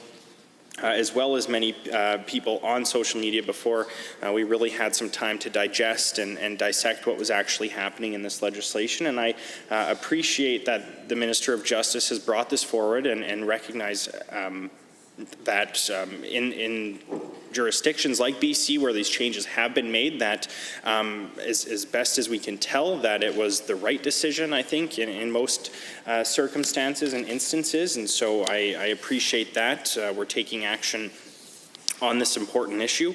I would also like to recognize my colleague from Calgary Mountain View for the hard work that member has put in, of course, in their role as the Justice Minister. I remember having discussions about whether it was pieces of legislation like this or things that were similar, the importance that member put into ensuring that whatever we were doing, there was a balance of justice, and any time we were talking about strengthening fines or giving more power to the institution, the justice institution, that we were ensuring that there was opportunities to strengthen the appeal process as well. And I think through the amendments, though we weren't able to get those through, unfortunately, I think that member has shown continued action on trying to ensure that when this legislation or pieces like this are coming forward, that we're doing everything in our power to strengthen it and not just support it or oppose it for the sake of doing so. And so when we look at the idea of trying to make the fees more reasonable in certain instances, or trying to lengthen the time to put together an appeal for somebody who has been charged, I think that's important. And once again, just looking at some of the differences between blood alcohol limits and being impaired by cannabis, for example. And so I appreciate that member once again from Calgary Mountain View and the expertise and information that member's brought to the debate. And I appreciate all of my colleagues. The member from Edmonton McClung laid out quite clearly and has over the last 4 years the importance that they believe should be put into ensuring that we are protecting roadways, and that member has been personally affected by it. And I appreciate when members are willing, as hard as it might be, to bring forward those stories to make them real life, because sometimes, depending on the issue, we don't always have the chance to hear firsthand. Of course, in this instance, we would rather that not be the case, but it really just brings some important points to the conversation. And so I appreciate that member has also went on to some extent about where they stood on this legislation in the first place, and some of those conversations that happened that have brought them to the position that they're feeling right now. And so while I do have certain concerns, which I think overall have been addressed by this Justice Minister and overall have been addressed by organizations like Mothers Against Drunk Driving, and I appreciate their advocacy on this important issue. And I even remember being in junior high, high school, the K-12 system, and having them come in and present, whether it be videos or personal presentations about the importance of respecting the laws in this instance, and ensuring that we are doing everything in our power to be responsible as owners and operators of motor vehicles. And so I appreciate the work that they do for advocating for those that we have lost, and hopefully so that we don't lose any more in the future. And so I would like to thank them for their consultations on this as well, and once again to the Justice Minister for listening to them on these important issues. And just looking once again at what we can see, the information from BC after moving to this model, I think that it's reasonable to hope that this legislation will lower the rate of drunk driving, and I can only hope that that's the case. We need to ensure that we are doing everything once again in our power to ensure that that's not happening. And if decriminalizing it, for lack of better term, I suppose, is the right model to move forward on and has proven to be the right thing to do, then I would echo the member from Edmonton McClung once again that at the very least we need to ensure that we are studying the changes and ensuring at every opportunity that not only are the the rights of people that are being charged or prosecuted against, that those are being protected, because at the end of the day, we have to recognize that people are innocent until proven guilty, and that should continue to be the case in this instance. And so we need to once again ensure that whether it's the appeal process or the ability to pay for prescribed fees, or whatever the instance might be, that we are protecting the interests of all parties, and that the appeal process is sound, and that there is an opportunity for people to have their case heard, even with the changes that are being applied. And so, I once again think back to when I believe it was under Alison Redford, under the PCs, when they had made some changes to drunk driving laws, and I think once again at that time, there was a discussion of it actually sounded at face value like they were weakening the laws, if I remember correctly. And I think that those changes overall have worked as far as I can tell looking back. And so after we have the opportunity to look at what's actually happening here and see some of the changes and reflect on those, that I think that I'm overall in a position and prepared to probably support what we see here. So we'll see how the debate continues, but once again, I appreciate that the Justice Minister has been willing to rise on the amendments that we've brought forward and speak to some extent about why that member doesn't see that our amendments are the right decision. While I disagree in most cases on that, I can at least respect that the member stood up to speak to those amendments. So with that being said, I once again appreciate the discussion that has happened on Bill 21. I look forward to continuing this debate, and I would thank the members for everyone's participation. Thank you. Thank you, Honourable Member. Are there any other Honourable Members looking to join debate? I see the Honourable Member for Edmonton Castle Downs is rising. Thank you, Mr. Chair. It's a pleasure to rise in the House today for the first time to speak to Bill 21, the Provincial Administrative Penalties Act. I have a long history with impaired drivers. I remember as a young child being in a car accident with my family outside of Barrhead, Alberta. We had attended a family event and we were driving home and it was late and we were hit. And I remember this was pre-seatbelt laws. We were sitting in the back of my parents' Mustang on the side of the armrests. And I remember being launched into the front seat. We were okay. My dad got out of the vehicle after he checked all of us and went and talked to the driver of the other vehicle. And the thing that stood out for me in that moment was my dad never swore. He was someone that was very cautious with his language, but he was quite upset, and he came back and was swearing about this person being drunk. And I was quite little, and that had a huge impact on me. And I remember for months asking, being afraid to be in the vehicle, being afraid to drive around for the fear of this unknown drunk driver potentially coming to hit me. And so having those conversations as a child growing up about why would someone do that? What's going on? Why would someone who knows that alcohol impacts your ability to drive a vehicle still make the decision to get into a vehicle and drive?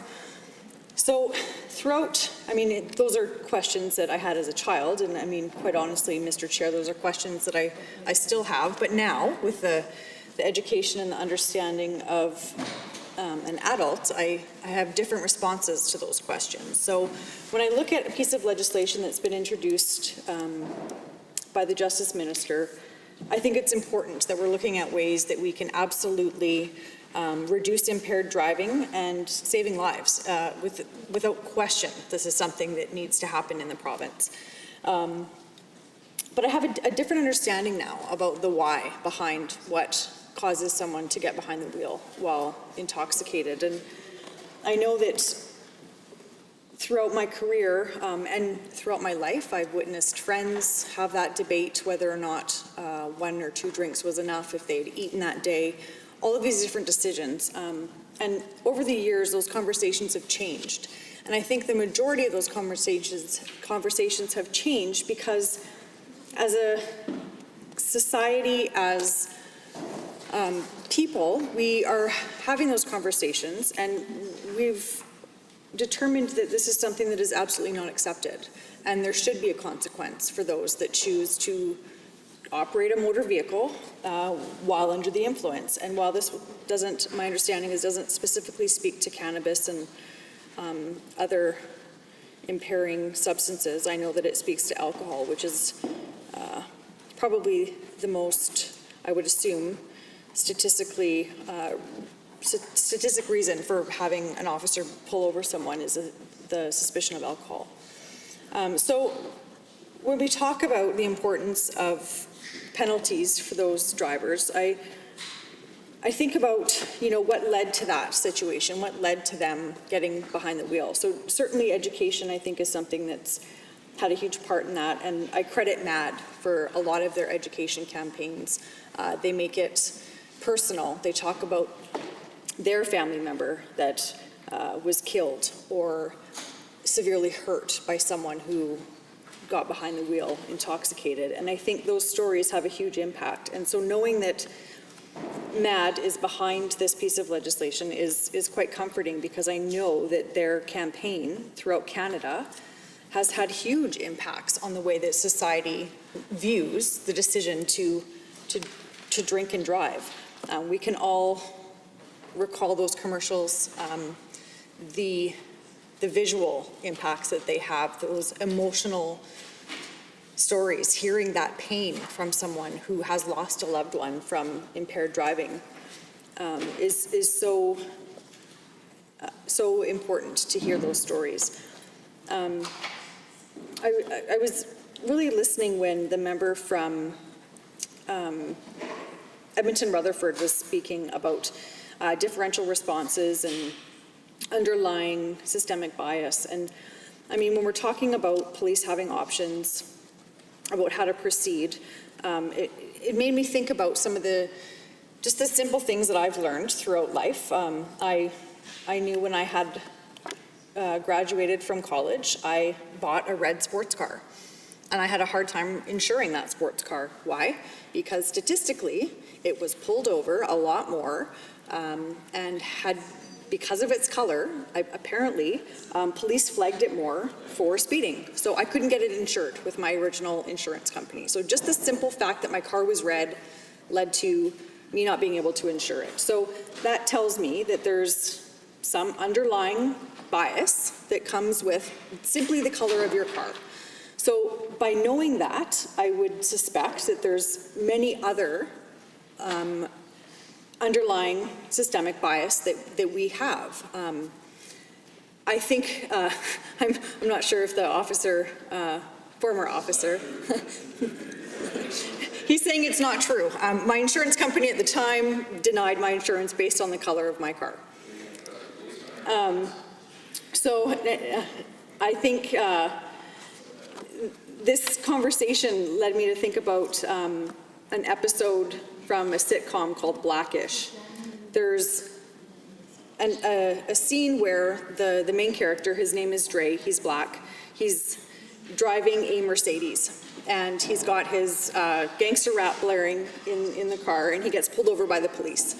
And his automatic response is to change that gangster rap and put on symphony music. He changes his posture, he takes off his sunglasses, he has this moment of trying to present himself in a different way to the police officer.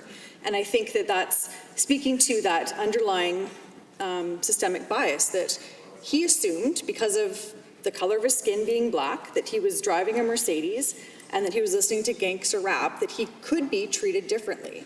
Now, it was in a comedy, and I think that that's a great way to talk about with kids and people about that underlying systemic bias. So there's definitely situations that occur, and we've heard it in the news, where people are treated differently because of their appearance, whether it be their appearance of potential class, the way they're dressed, the way they carry themselves, the way they speak, and the way they look, whether it's the color of their skin or not. So those things come into play when police are determining who to pull over, who to question, who to ask about potentially being impaired. So I think that that's something that we need to talk about, that I think this is definitely a step forward when we're talking about ways to reduce impaired driving. And I mean, BC is showing that this has had an impact in reduction, which I think is wonderful. And I think that if as a province we can do that, it's absolutely something that we need to do. And I know on this side of the House, I'm very proud of the work that the member from Calgary Mountain View did, not just as the critic, but when she was in the role of justice.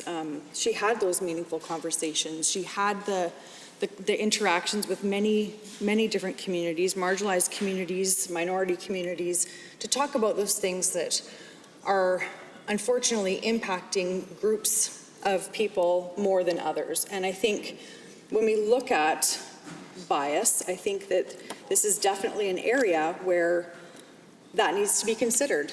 Your race, your gender perhaps, the type of vehicle that you're driving, these are all things that I think unconsciously there could be a bias. And so when we're giving this decision to the police to make those determinations, I think that's something that needs to be considered when going through this. So like I said, I think that having MAD support this piece of legislation is something that's so important. I know that they are an advocacy group that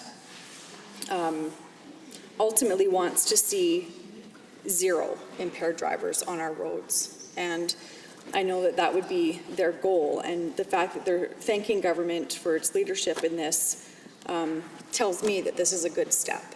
It's something that should happen. And I just think that there could be more that we could do. And like the members on this side of the House have done, I also want to thank the Minister of Justice for responding to our amendments. When we have them, being able to propose them, and then hear directly from the Minister, who's worked so hard on this file, about why the amendment doesn't make sense. Sometimes the amendments that we put in don't make sense, so it's nice to hear the rationale and the reasoning behind that. And so to hear that, you know, an example of the higher workload in the last amendment that we had put forward, that's something tangible and that's something that makes sense, and it's very much appreciated. So with that, Mr. Chair, I would like to conclude my comments, and I look forward to listening to further debate. Thank you. Thank you, Honourable Member. Are there any other members looking to join debate? I see the Honourable Member for Calgary Mountain View has risen with a folder.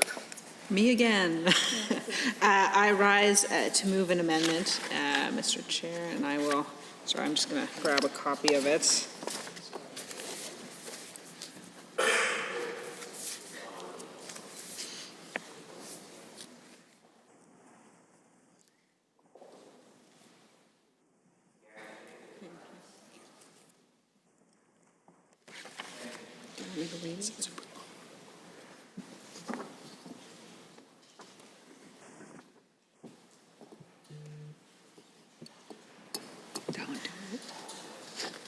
No amendment. Thank you, Honourable Member. If you could please read it into the record.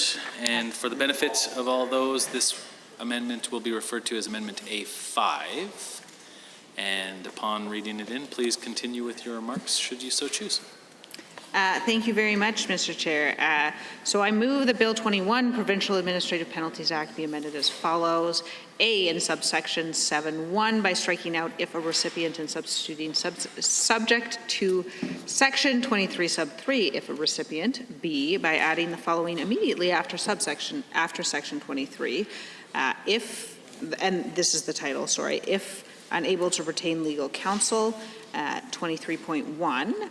If, in respect of a notice of administrative penalty issued to a recipient, the recipient provides information to the director's satisfaction that, despite making reasonable efforts to retain legal counsel for the purpose of disputing the notice, the recipient is or was ultimately to do so before the expiry of the period referred to in section 7.1, the director must A, extend the period referred to in section 7.1 for a period to be determined by the director to provide the recipient with a reasonable opportunity to retain legal counsel, and 2, in section 15, for a period determined by the director to be fair and reasonable in consideration of the extension provided under subclause 1, and B, as soon as practicable, provide the recipient with written notice of the extensions provided in clause A. So, all sounds very technical when you read it out like that. Essentially what it's doing is it's providing clarity that in the instance where an individual goes to appeal and they have 7 days under that adjudicative process to appeal, and then there's actually already existing in Bill 21 a section that says if they don't file their appeal within those 7 days, they have 12 months to file the appeal, providing that they can convince the director that there was some good and valid reason that they were unable to file in the 7 days.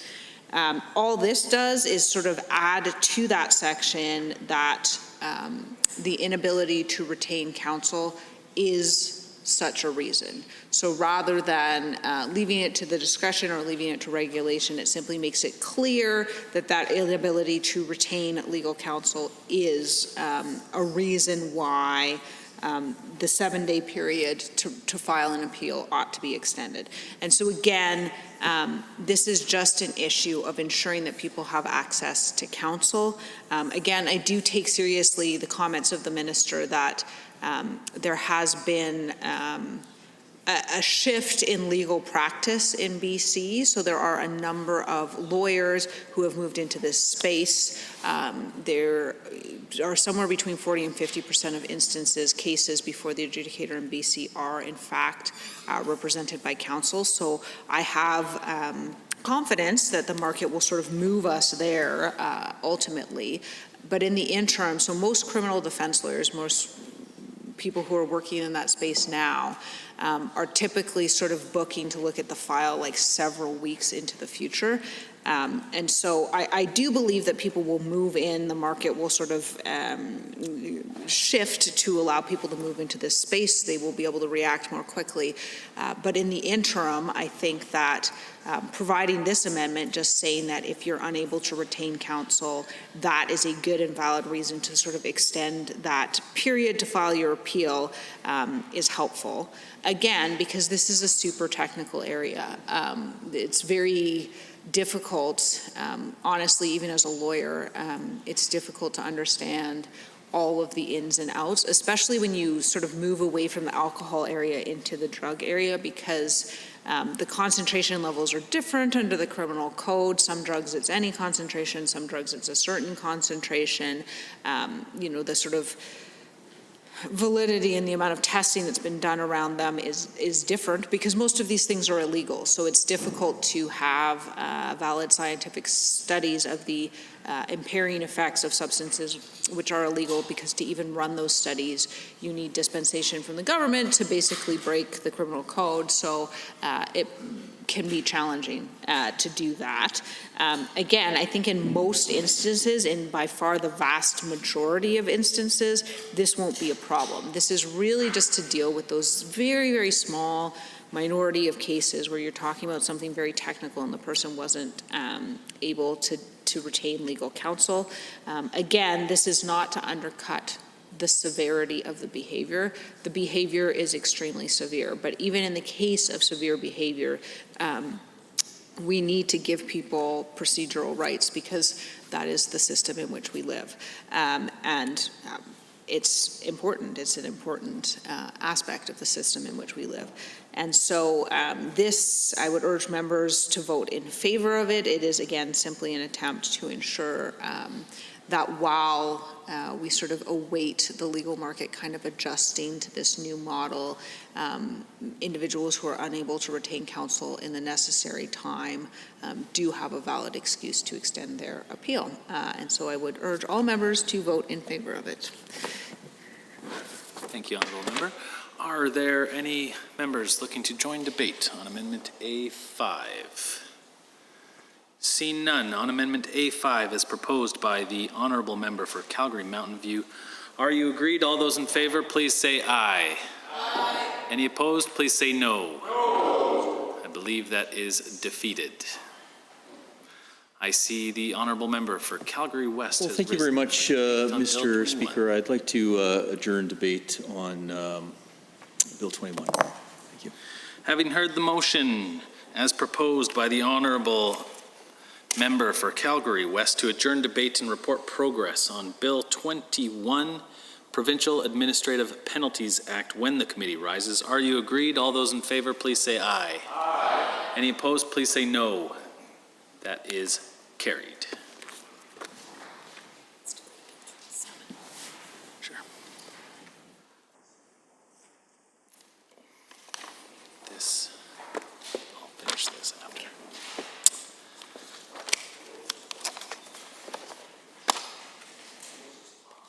This is the first time, right?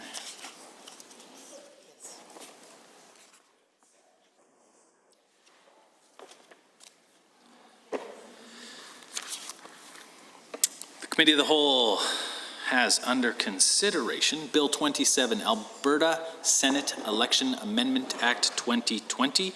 Are there any comments, questions, or amendments to be offered at this time with respect to the bill? I see the honourable member for Edmonton Goldbar has risen.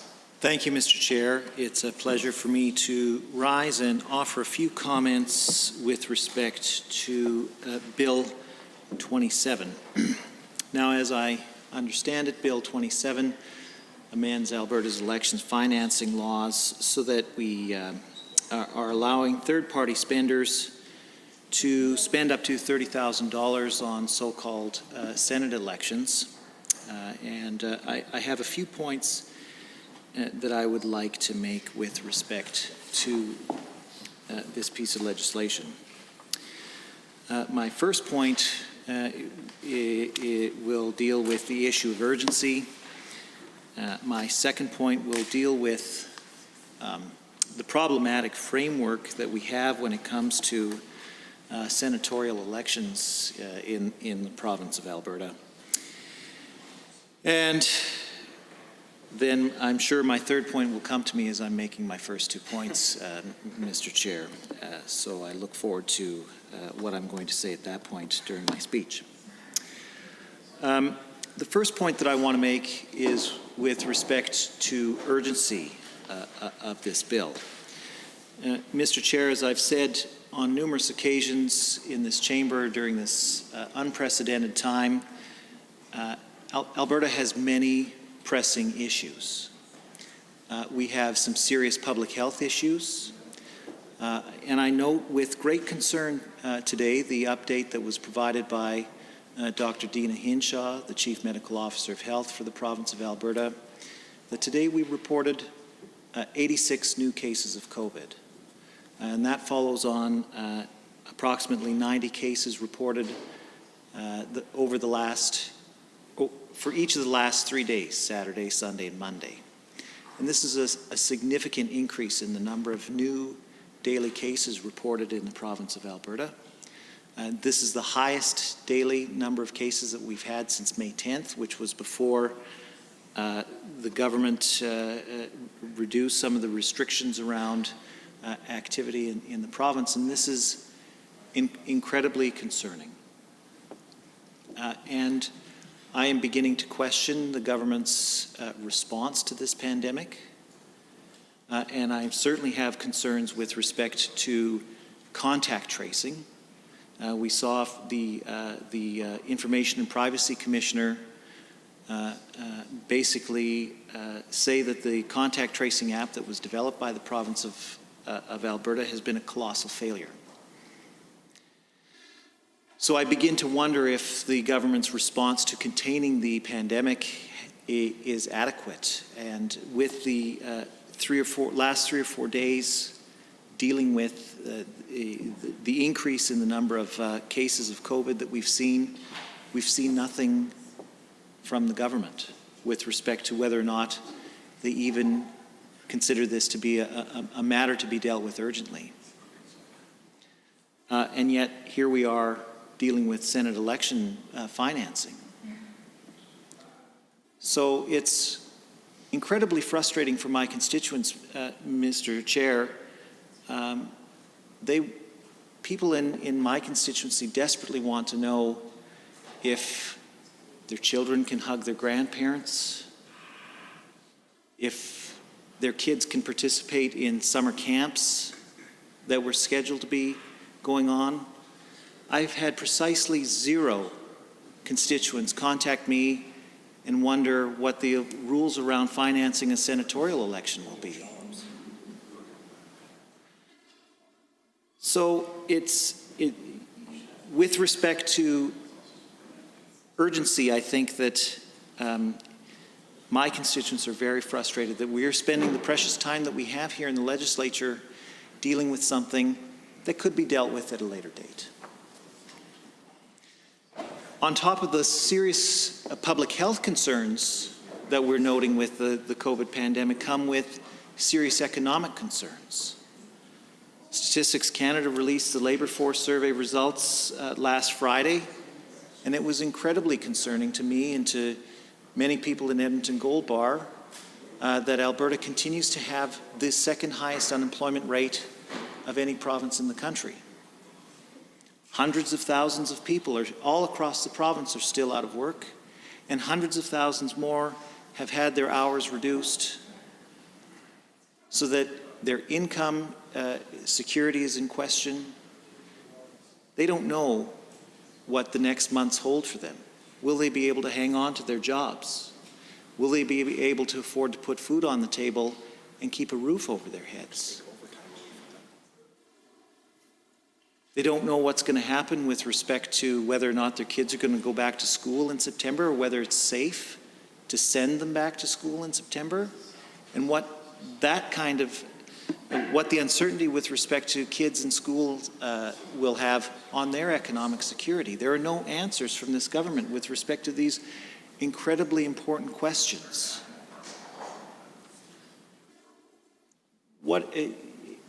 I also hear from many small businesses in my constituency that this government's response to keeping them afloat during this economic depression that we find ourselves in has been woefully insufficient. I have yet to hear from an unemployed constituent in Edmonton Gold Bar. I have yet to hear from a small business that's struggling to keep afloat. I have yet to hear from a parent who's concerned about whether or not their kids are going back to school and they will be able to go back to work, and whether or not their kids will be safe when they're back to school. I have yet to hear from any of those people, Mr. Chair, any concern about how senatorial elections will be financed. So, and I hear the member from Leduc-Beaumont ask why we're talking about it so much, and that's the question that I'm asking members of this chamber. Why are we spending our precious time talking about senatorial elections when there are incredibly important and urgent matters of public health and economic security that are facing all of the members of this chamber?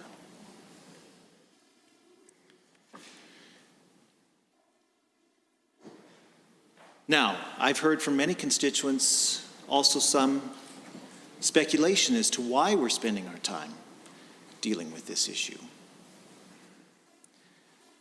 Many of my constituents are wondering whether or not this is a distraction on behalf of the members of Executive Council to deflect away from their failures to deal with the COVID pandemic and the economic fallout that we've seen from that.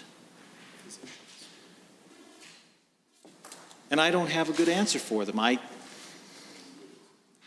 We certainly haven't heard a convincing argument from members of Executive Council who have brought this forward, or UCP backbenchers who are supporting this legislation, as to why this issue needs to be dealt with right now. So it's incredibly concerning to the people who have elected me to represent their interests in this chamber. And I certainly I would rather be in a position where I could go back to the citizens of Gold Bar and say, hey, this is what we're doing to make sure that you are healthy and safe and that your job is secure, and that you're able to put food on the table and keep a roof overhead for you and your family. And so I hope that members of Executive Council step up their efforts, do a better job of looking after Albertans during this unprecedented time. My second point, Mr. Chair, was with respect to the role of senatorial elections, so-called senatorial elections here in Alberta. And certainly on that matter, we've heard members of Executive Council and their cheerleaders in the backbenches talk about strengthening democracy. And I hear cries in support of this term, strengthening democracy. And it's very interesting to me, Mr. Chair, this issue of democracy and senatorial reform. Because I think if there's one thing that both our party here in the New Democrats, in the New Democratic Party, and members of the United Conservative Caucus can agree on, is that the Canadian Senate is not a democratically legitimate body. Now, our long-held position with the NDP, both federally and provincially, has been to abolish the Senate. Members of the Conservative Party, both federally and provincially, have taken a different approach. They've advocated for electoral reform, electing senators to that chamber. And I remember when Prime Minister Harper was elected, his party was elected, one of his key platform planks was Senate reform. And in an attempt to make progress on that issue, he referred the issue to the Supreme Court. And the Supreme Court told him quite clearly that the issue of senatorial elections could not be imposed unilaterally by the federal government, that required a constitutional amendment that required the approval of both the federal government and 7 out of 10 provinces. And much to my chagrin, as to the chagrin of many in the New Democratic Party all across this country, the Supreme Court also ruled that abolition of the Senate would require unanimous consent of the federal parliament and all of the provinces in Canada, which effectively shut the door to meaningful Senate reform in this country. Because we have been down the road of constitutional amendments many times, and it is a painful process that threatens to tear our country apart every time we touch this issue of the Constitution and reforming it. And so, very wisely, in my view, Prime Minister Harper abandoned Senate reform. So I don't understand why it is the members of this government are so keen on continuing to press this issue of senatorial elections. Because not only, the Supreme Court also said it was not only could the federal government not impose senatorial elections or in any meaningful way change the process by which senators are selected without the consent of 7 provinces, they also couldn't impose term limits. So that means even if we elect a senator, so-called elect a senator, they're there until they're 75 years old, regardless of the job they do, the platforms, positions that they put forward, their record in office. They're there until they're 75, whether we like it or not. And I would hope that all members of this chamber would agree that in order for elections to be meaningful, members who are elected have to be up for re-election. This is why we have periodic elections in every democracy, in every representative democracy around the world, in every legitimate representative democracy around the world, because in order for it to be considered to be democratic, people have to be able to express their views on the job that an incumbent has done, and that is not the case with the senator. Now, I note that there have been several instances where we've held senatorial elections in the past, and from time to time, federal prime ministers choose to appoint those people who have been selected through the senatorial election process. But those people are there until they're 75 years old, regardless of what they do. And I don't want to suggest that senators don't do valuable work from time to time.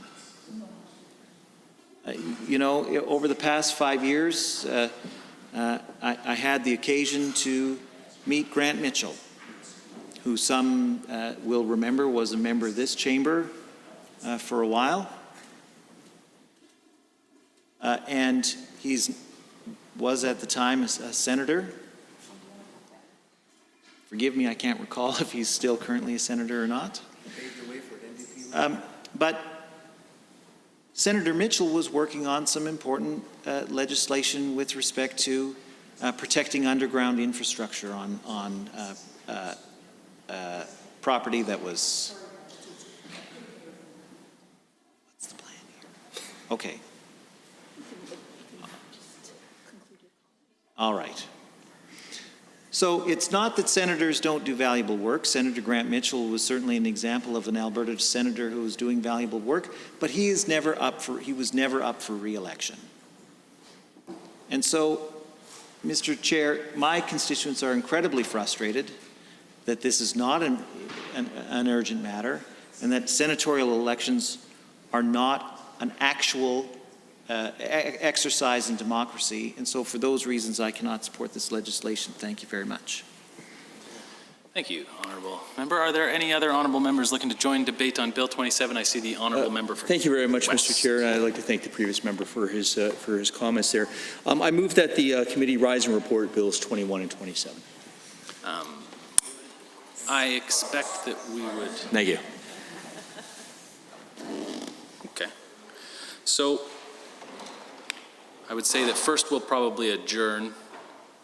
Sure. And I move that we adjourn and that then we report and then there will progress be another opportunity on Bills 21 and 27. Thank you. So having heard the motion as proposed by the Honourable Member for Calgary West to adjourn debate and report progress on Bill number 27, Alberta Senate Election Amendment Act 2020, when the committee rises.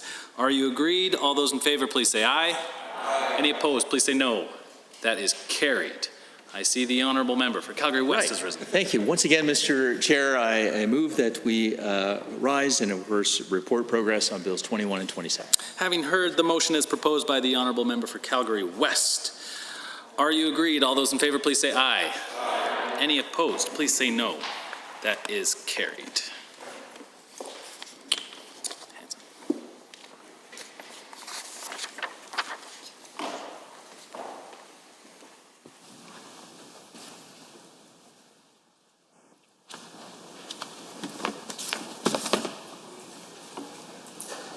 I see the Honourable Member for Bonneville, Cold Lake, St. Paul. Thank you, Mr. Speaker.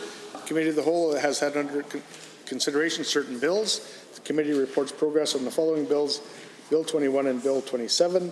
Mr. Speaker, I wish to table copies of all amendments considered by Committee of the Whole on this date for the official records of the Assembly. Thank you, Honourable Member. Does the Assembly concur in the report? All those in favour, please say aye. Aye. Any opposed, please say no. That is carried.